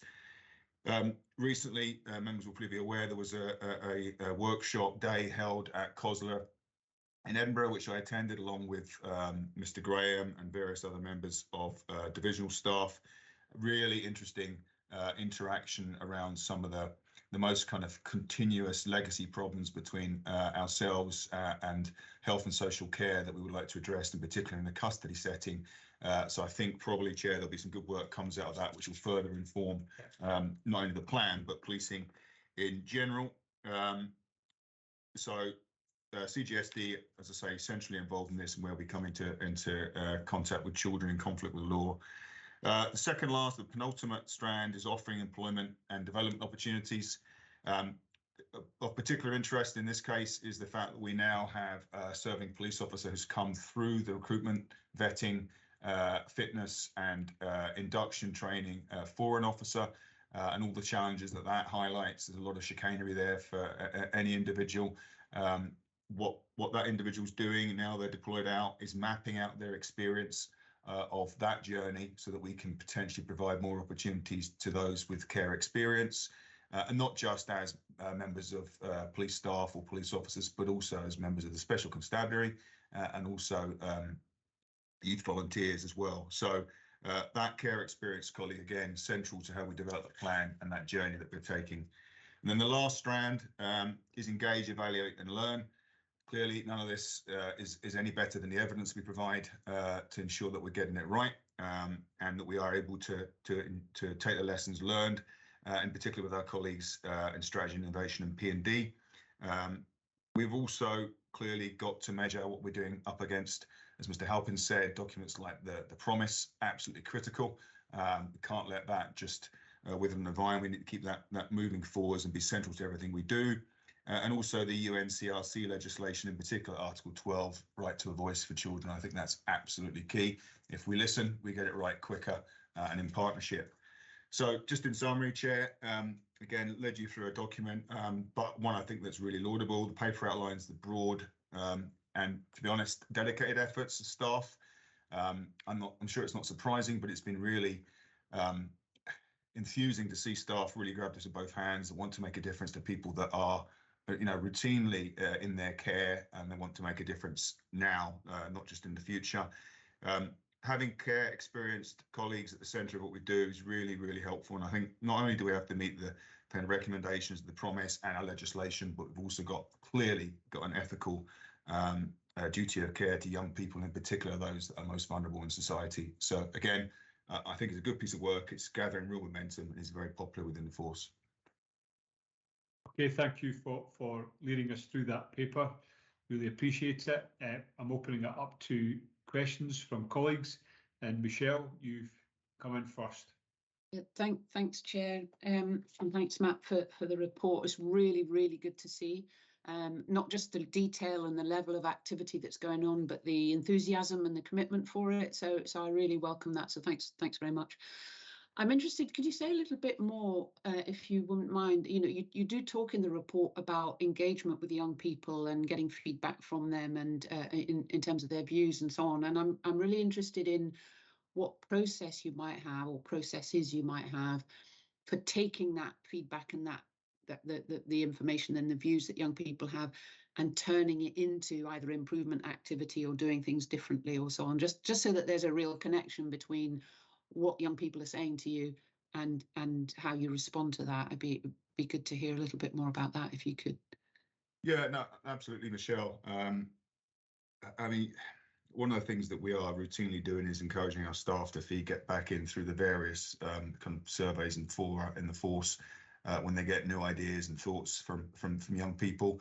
Our school link officers, as they're known in the East, school liaison officers, as they're known in the West, are extremely adept at collecting opinion and feeding it in. We also know that a lot of our local police plans have been reflective of almost youth governance and parliaments across Scotland. One of the things that PPCW have done, we've now got obviously got our children and young persons team, is try and look at innovative ways to support individuals having a voice and young people having a voice. And I know, I see Kirsty Louise is on the line. She may have some more technical kind of ideas around this. Kirsty, do you want to just come in there if Michelle's all right with that? Thank you. Yeah, one thing we're working on with PPCW colleagues is we're looking at a young persons co-design group. We'd like to work with young people differently so that they can share and tell us their views around policing, and so that we can really respond to that effectively. So we have a proposal where we would work with a group of young people to design the engagement framework that we would use to engage and involve them and use different kind of participatory approaches for them to be involved in policing and their perceptions of that. That's a work in progress, but I think it's a really important part of our work programme in the coming year with PPCW colleagues, just building on the work that Matt's described, which has been quite significant across the past couple of years. And we're really looking forward to just hearing more from young people and how we can use that to shape our services. Thanks, Kirsty. Michelle, just to kind of square that away then, in addition to that, one of the things that we've been keen to do in the force over the last couple of years is engage young people more and more in our ethics panels, our independent advisory groups, in particular around technology.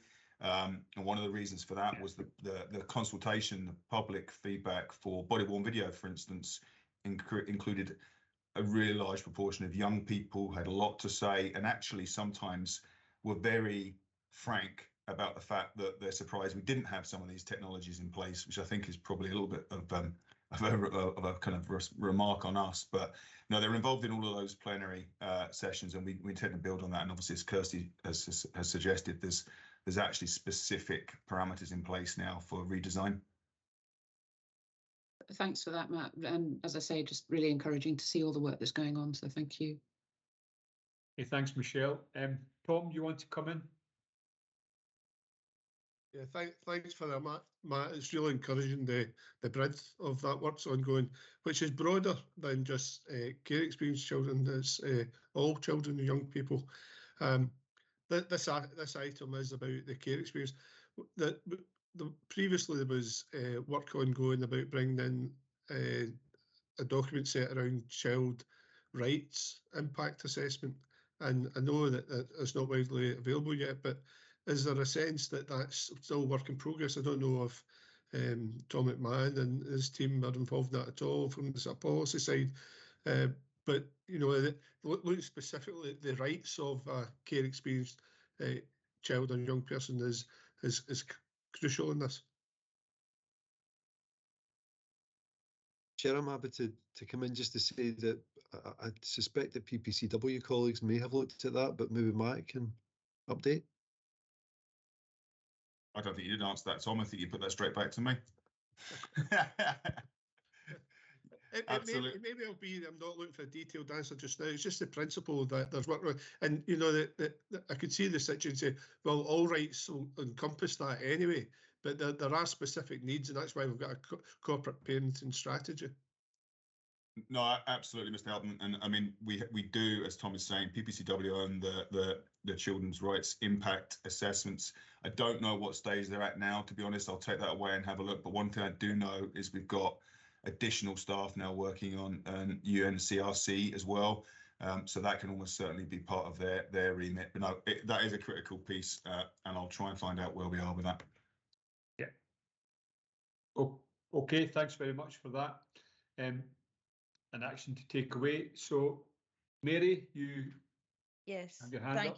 Thank you, Chair. Yes, I was particularly, I mean, this report is really good. It contains lots of information about work that's being done that we should all welcome. But I was particularly interested in section 2.7, supporting children in conflict with the law. There's some really good initiatives in there which I particularly welcome. And for example, the one in relation to the Respect programme and work being done in children's homes, care homes, where staff are being asked to consider whether or not a child is really missing or perhaps just late. And the work, you know, if there's no discretion there and no understanding between the staff and police, children could be criminalised for the type of behaviour that might get them, you know, a bit of a row or maybe grounded for a few days if they were living at home. If they're in a care home situation when something like this happens, they can end up going through the criminal justice system, and that really is very unfortunate. And I'm really pleased to see that even at this early stage, there's already been a significant reduction in missing reports and a reduction in reported crime. So well done on that one, and the rest of the work that's being done in that area. Thanks, Mary. Chair, can I come back in on something there? Is that okay? Yeah, of course. No, absolutely. The children missing from children's homes remains a major kind of challenge for all public sector across Scotland. You're quite right to pick that up, Mary. Where we do attend now, thankfully, it's becoming less routine because of the work that's been done. It's really critical that our partners are engaged in parenting as well, in corporate parenting, understand the language and understand the impact of that. So we're encouraging our partners at a local level to kind of join us in the journey that we're taking. But more than ever, you're absolutely right. The number of missing persons reports has previously reached critical level. And whilst the issue is not about demand in policing, it will support that reduction in demand and increasing capacity, and actually give us more time to spend when we attend with children that actually really require our support. So that allows us to target a little bit more accurately. But no, good point, Mary, and absolutely, it's well received at Division 2. Thank you. Okay, thanks very much for that, Matt. I think by the level of questioning you got there, and the tone of the questioning, you can see just how much this work is valued by the board, and it's been received extremely positively.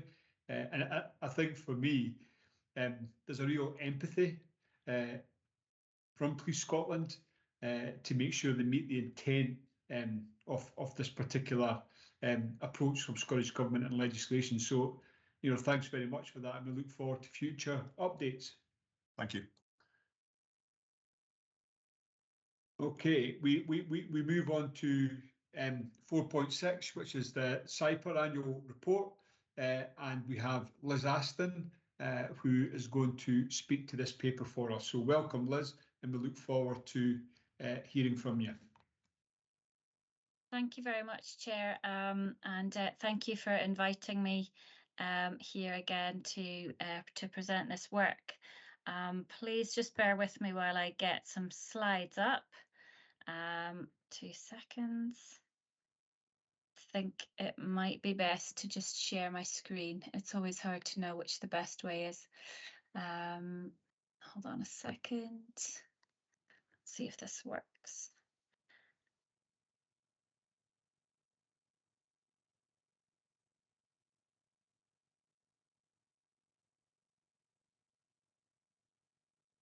Did it work? Were you able to see my slides there a second ago? No? Okay. Is that working now? All good. It is. Yeah, excellent. Okay, please tell me if anything goes wrong, because I now can't see quite see everything else. So, yeah, really, first of all, just to say thank you so much for the opportunity to do this. We have sent the link to our annual report, which you'll also find on our website, where you can find a lot more information. But really, my focus today will be on just highlighting some of the work we've done over the past year and what our plans are for this year.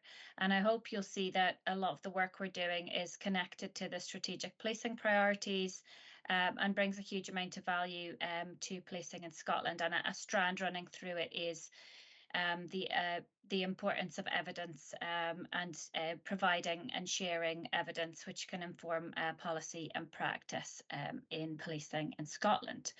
So but when I presented to the board last year, I ended with a challenge, really, that essentially we do a huge amount for the budget that we have. I'm pleased to say that over the last year, we managed to leverage some external funding, which means that we now have increased our core staffing base, which was one of our aims. So we've just appointed a dissemination officer for a specific project, the 3PO project, which I'll come on to later.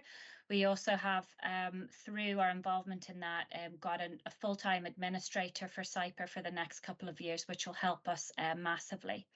And connected to that point, I'd just like to thank Monica Boyle, who's the Knowledge Exchange and Business Manager and does a huge amount for CIPR and has done over the last year, and the 4 associate directors that run each of the networks in CIPR. But beyond that, also, a lot of what we do is about collaborating and even towards co-production with policing partners. So we really value the input of Police Scotland, SPA and SPA Forensic Services colleagues to our executive committee and through other grant funds, etc., that we've run throughout the year. So I just wanted to say that before I started. So just to outline some of the work we've done over the last year, as I say, if you look at my introduction and Monica's pages in the annual report, you'll see a lot of this in more detail and throughout the report. But I'll come on to some of the funds that we've put out through CIPR and the projects that we've funded. We also run a responsive research fund where the ideas come from policing partners, and we provide assistance with developing research on that basis. So I'll give some of those examples as well. But one that will be published soon, which connects to one of the policing priorities that I'd like to highlight, is the tri-service work that will be published very soon, that went through the responsive research grants. We've continued to support various schemes, which I'll come on to it in a moment. But we also support our members to leverage external funding, so we're not reliant on a small CYPR budget to do a lot of the work that happens in Scotland. That is external funding secured by our members across our 14 HEIs as well, which is important. In terms of knowledge exchange, I'll talk about our conference in a moment. We returned to some in-person events as well as online. Those were run quite successfully. We appointed a new impact lead, which I'll come on to later. And we also launched a new CYPR website, which is still a work in progress, and a new logo and branding to refresh a lot of that work. In terms of learning and innovation, we ran a successful postgraduate symposium to support our postgraduate students in Scotland alongside the conference. We continue to support a few PhD student fellowships, which I'll mention, and some practitioner fellows. And one of the practitioner fellows Sergeant Cowie published their work this year. We also ran postgraduate skills events on careers to support the next generation of policing scholars and their development, essentially. We also delivered a successful seminar series with the Police Foundation, which I know board members and policing partners attended and very much welcomed in a lot of roundtable type events during last academic year. We supported the Scottish Justice Fellowships, working in partnership with the SCCGR, the Scottish Centre for Crime and Justice Research, and the Scottish Government. So just to highlight one of our big knowledge exchange event for the year, this was the 10th Scottish International Policing Conference. It was the 50th anniversary of the James Smart Memorial Lectures, and it was the 15th year of CYPR. So we made it a big one after the pandemic. A lot of engagement from academics and policing partners nationally and internationally, and really well received in terms of the feedback that we received. So that was a big highlight for us this year, and that was on our third strategic priority theme. So it was about enhancing capacity, capability, and resilience. So we have CYPR in our strategic plan, 3 strategic priorities, which I'll touch on now. The policing, health, safety and well-being, firstly. Secondly, technology and digital policing. And thirdly, policing systems capability and resilience. So there's a lot on the research, knowledge exchange, learning and innovation, and partnership activities, which I just touched on throughout our report, but I'll just provide some of the highlights in line with our strategic priority themes, which are connected to the strategic policing priorities. And we use our CYPR priorities and the strategic policing priorities when we're assessing grant proposals when they're coming in usually. So some highlights in terms of our first strategic theme. Professor Leslie McMillan and colleagues received ESRC funding to look at domestic homicide in Scotland. Now, this was a collaborative bid along with Police Scotland as a policing partner, funded by the ESRC. So it was quite exciting to get one of those to Scotland. Professor McMillan and colleagues also received NHS funding to look at understanding sexual violence amongst young people. CYPR supported the commencement and publication last year of the evaluation of the police carriage up in the Naloxone, which was led by Peter Hillen at Edinburgh Napier University, and that received quite a lot of media attention and immediate impact, as you'll know, with Naloxone being rolled out across Scotland. And continuing on the theme of the epidemic we have in relation to drug-related deaths, I'm involved in the drug checking project, which is led by colleagues at Stirling, and we've produced a couple of publications around how to look at the challenges, the policing challenges around proposed drug checking, drug testing services being established in Scotland. With any of these, I'm happy to provide more information when we get to questions, but I'll just provide an overview. There's a Scottish Cold Case Unit, which has been established at GCU, and that again involves working closely with policing partners.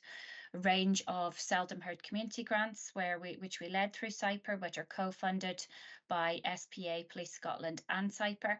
So I've outlined the topics for these here and who the PI is on each of those projects.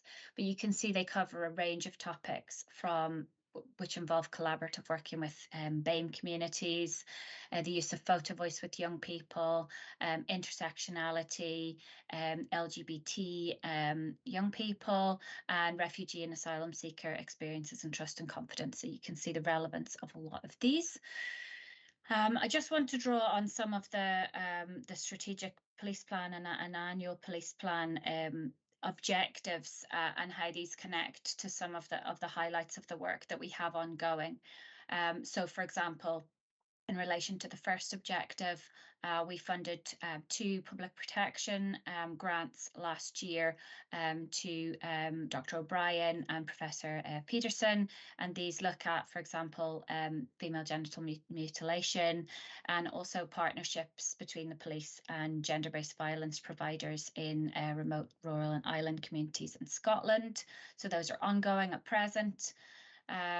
In terms of objective 2, there's a connection to the seldom heard communities grants, which I've just spoken about. In terms of objective 3, Professor Susan McBee provided a lot of scrutiny during the pandemic in relation to fixed penalty notice, and she has an externally funded project which will soon complete in relation to COVID compliance and fixed penalty notices, and that secured external funding to enable it.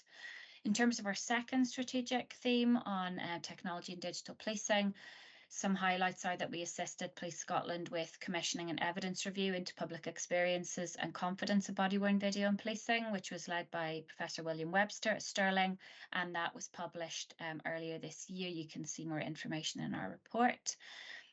I spent a lot of my time in the last year chairing the Independent Advisory Group on Emerging Technologies in Policing, and that report will soon be published. We continue to support some match-funded studentships, including one supervised by Dr. Thomas at Strathclyde, looking at cybercrime reporting.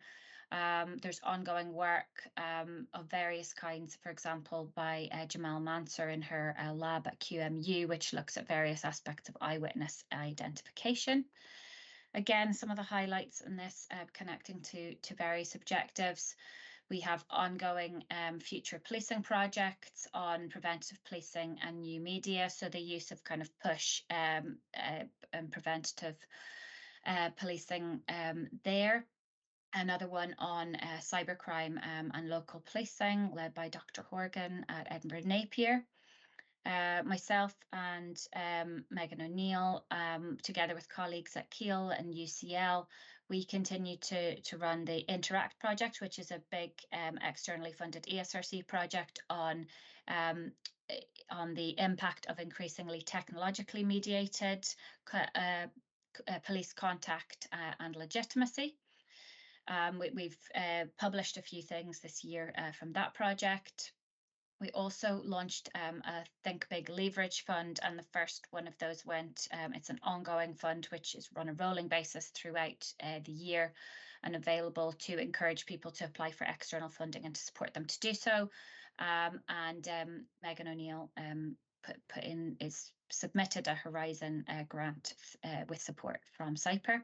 In terms of our third strategic theme, we have ongoing projects again from the Future Policing Call, which relate to trauma-aware policing in custody by Dr. Goodall, and emotional labour and public protection policing, which connects to some of the points that were made on an earlier agenda item, and that's led by Dr. Taylor at GCU.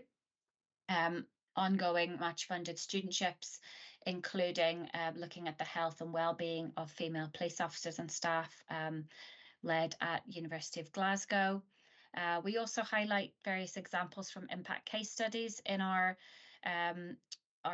report, and one of those was led by Dr. Amanda Martindale at Edinburgh, where she did work with SPA Forensic Services to support training programs to enhance professional judgment of crime scene examiners, and more details can be found in our report.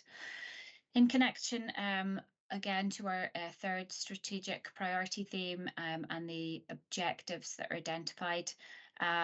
Some of the examples would be a report published this year, funded by CYPR, looking at Police Scotland and local government collaborative leadership pilots by Russell and Doherty. We are also leading the dissemination for the 3PO project, which Police Scotland is a partner on. This is a large £3.4 million project led from Sheffield Hallam, which is on protecting public-facing professionals and their dependents online.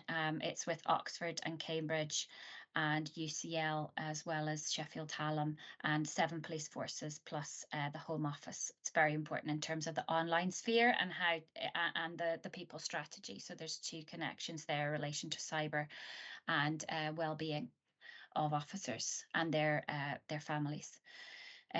We have we're just in the process of awarding grants relating to, which we launched at the conference, relating to effective policing systems, capability and resilience. And we have ongoing research projects which connect in relation to the future policing scheme, such as related to fingerprints analysis. In terms of our highlights, our plans for this academic year that we're now in, commencing September, we are embedding the Think Big Leverage Fund, the grant which I just mentioned, also various responsive research funds. We're focusing at the moment on a call around violence against women and girls. We have a series of knowledge exchange and events and publications planned. That's a big focus for us this year, is supporting the dissemination of projects which are currently coming to a close. For example, through the Seldom Heard Communities, we've had one event. There'll be a public event in the new year with SPA and Police Scotland. We are hoping to have an international postgraduate summer school, which we haven't had for a number of years, and to develop our practitioner fellowship scheme. We're working with our partners a lot in terms of for example, a series with the Nordic Police Research Network and a number of other endeavours, which I won't go into in the interest of time. A big focus for us this year is on maximising our pathways to impact. Last year, we appointed Rhonda Wheat from Strathclyde as our impact lead. She's currently on maternity leave, but plans will be picked up in her absence, and particularly when she returns. We had the idea last year of some CYPR Impact Awards because that is a big focus for us, and we awarded these at our conference.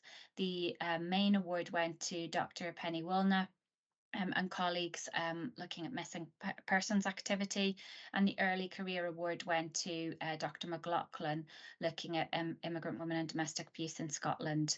In terms of further impact activity that we have planned, our focus is ensuring that we're better at measuring it and capturing it and identifying it, and that is beneficial to academics as well as policing practitioners.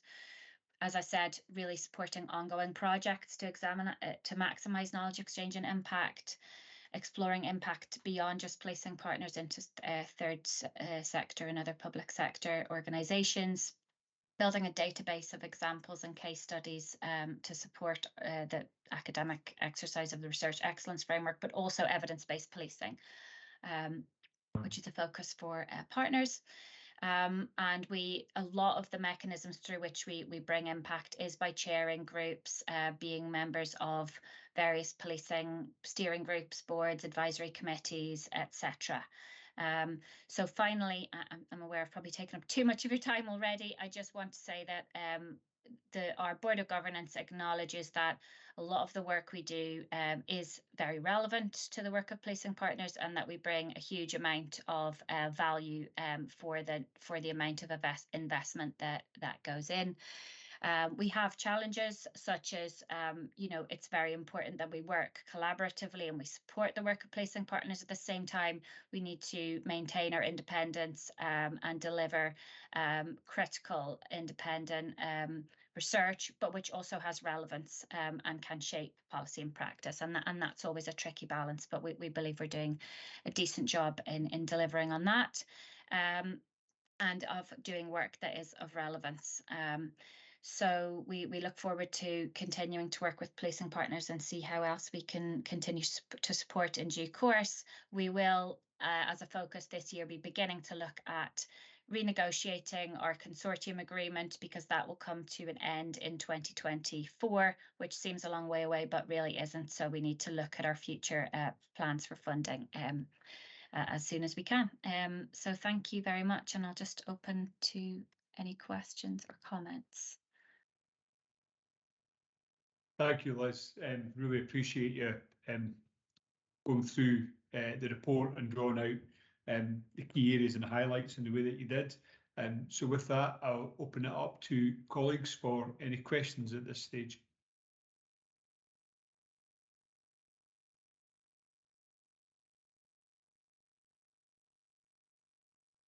Tom. Thanks. Just to acknowledge that we haven't had a chat yet, Liz, but as you're aware, I'm coming down to the CIPA board. I'm really looking forward to representing the SPA on that. We'll have no doubt more conversations.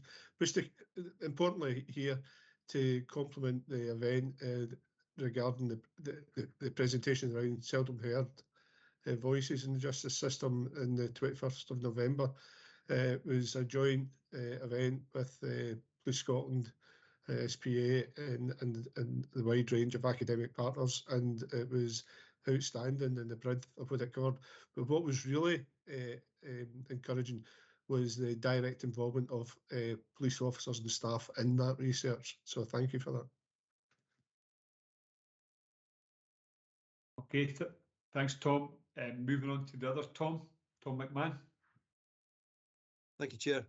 It was really just to build on Liz's comments and Tom's as well. Police Scotland gets significant benefit and value from the relationship, long-standing relationship with CIPA. But I think we get value for the investment that we make.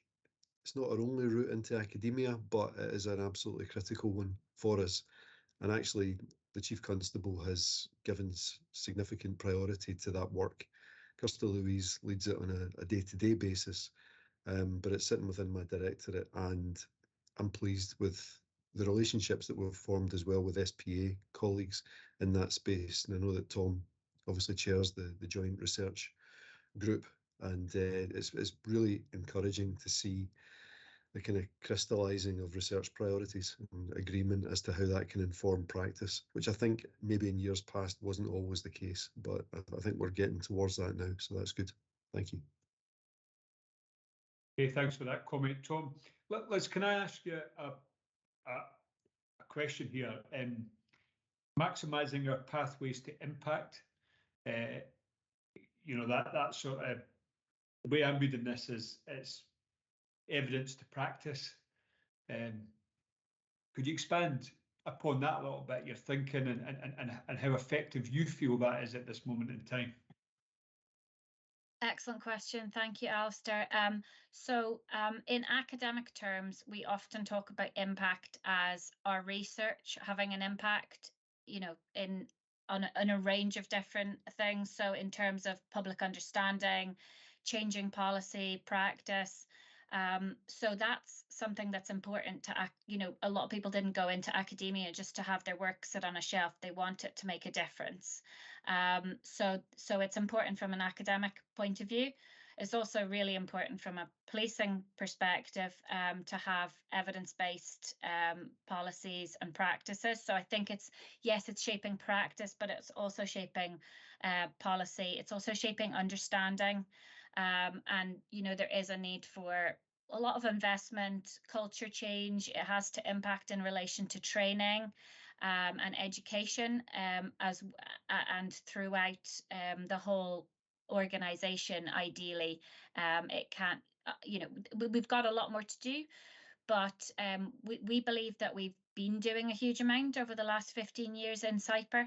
And compared to a lot of other jurisdictions, we have quite a productive and strong working relationship between academia and policing.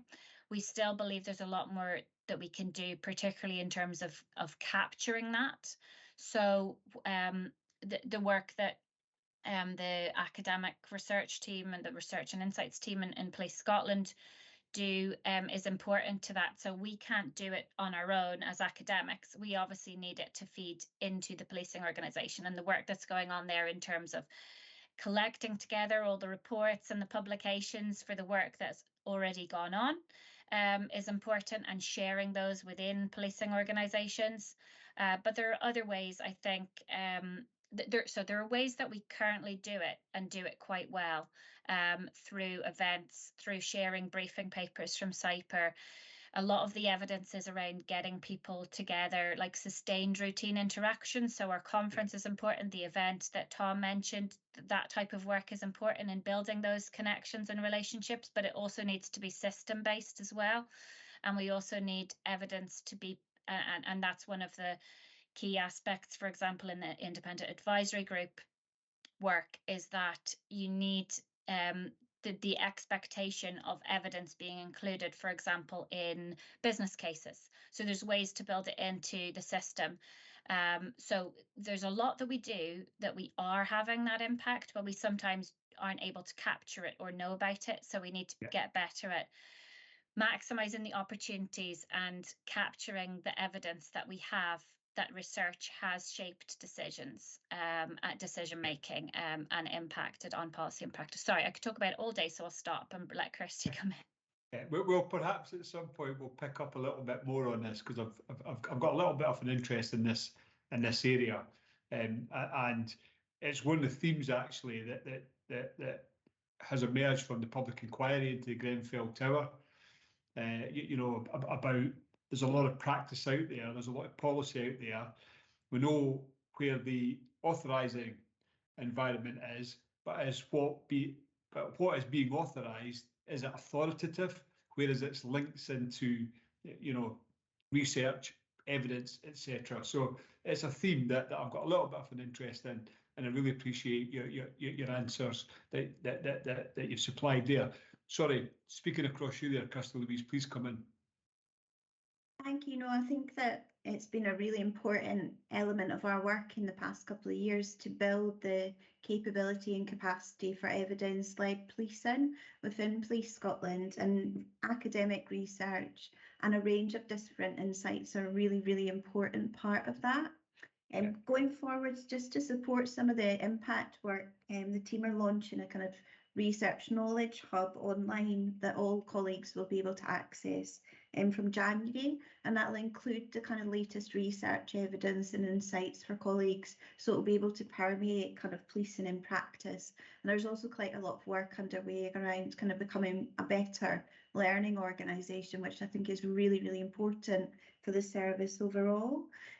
From our side, we're also really keen to continue with events. The Seldom Heard event was mentioned, but we've had some really, really productive challenge sessions with academics on our violence against women and girls work across a range of leading areas. So underpinning the policing strategy and the practice going forward will be those discussions. And a really good example was a deaf contributor to one of the academic sessions highlighted an area of police practice that has already been changed as part of that evidence sharing and evidence giving. So I think with CYPR support and the other work that we're doing, the service really is committed to getting that evidence-led approach and having more information underpinning what we do in practice, and equally building the approaches to evaluate that and assess the impact that it has on what we do with the public and communities. And like Liz, I could talk about it all day, so thank you, and I will stop. Yeah. And Liz, you still have your hand up. Did you want to come back in? If you don't mind, just one more thing. I just wanted to say that a lot of the day-to-day work that we managed to do through CYPR, which is not necessarily funded, I think can be important in terms of evidence-based policing and maximising impact. And that would involve some of the things I mentioned about sitting on external reference groups, you know, sharing knowledge that way. So there's a lot that we already do that facilitates it. We just need to get better at capturing it and maximising those opportunities in a sustained and routine way. But finally, I just wanted to add that you know, we very much encourage police officers from all ranks, you know, to come to us with ideas, with questions, with gaps, and through Kirsty's team to liaise in terms of sharing what is important for the service, what the challenges are, and what we can help with in terms of evidence reviews, sharing expertise, filling evaluation gaps. We have some budget which we can use in a responsive way to that, but we can also encourage academics to apply for research in these knowledge gap areas that are really important to police partners. Thank you. Thanks very much, Liz. Does anybody have any further comment or questions? No? Okay, well, I can't believe that's a year gone by since you provided us with your last annual report, but thank you very much for doing that. It's very much appreciated, and I think there was a good discussion and commentary around it today. Thank you. Okay, so that's the last item on the agenda today, because we already approved the private minutes at the beginning because nobody had any comment on them. Does everybody still happy with that? Okay, so with that, we can close the meeting. Thank you.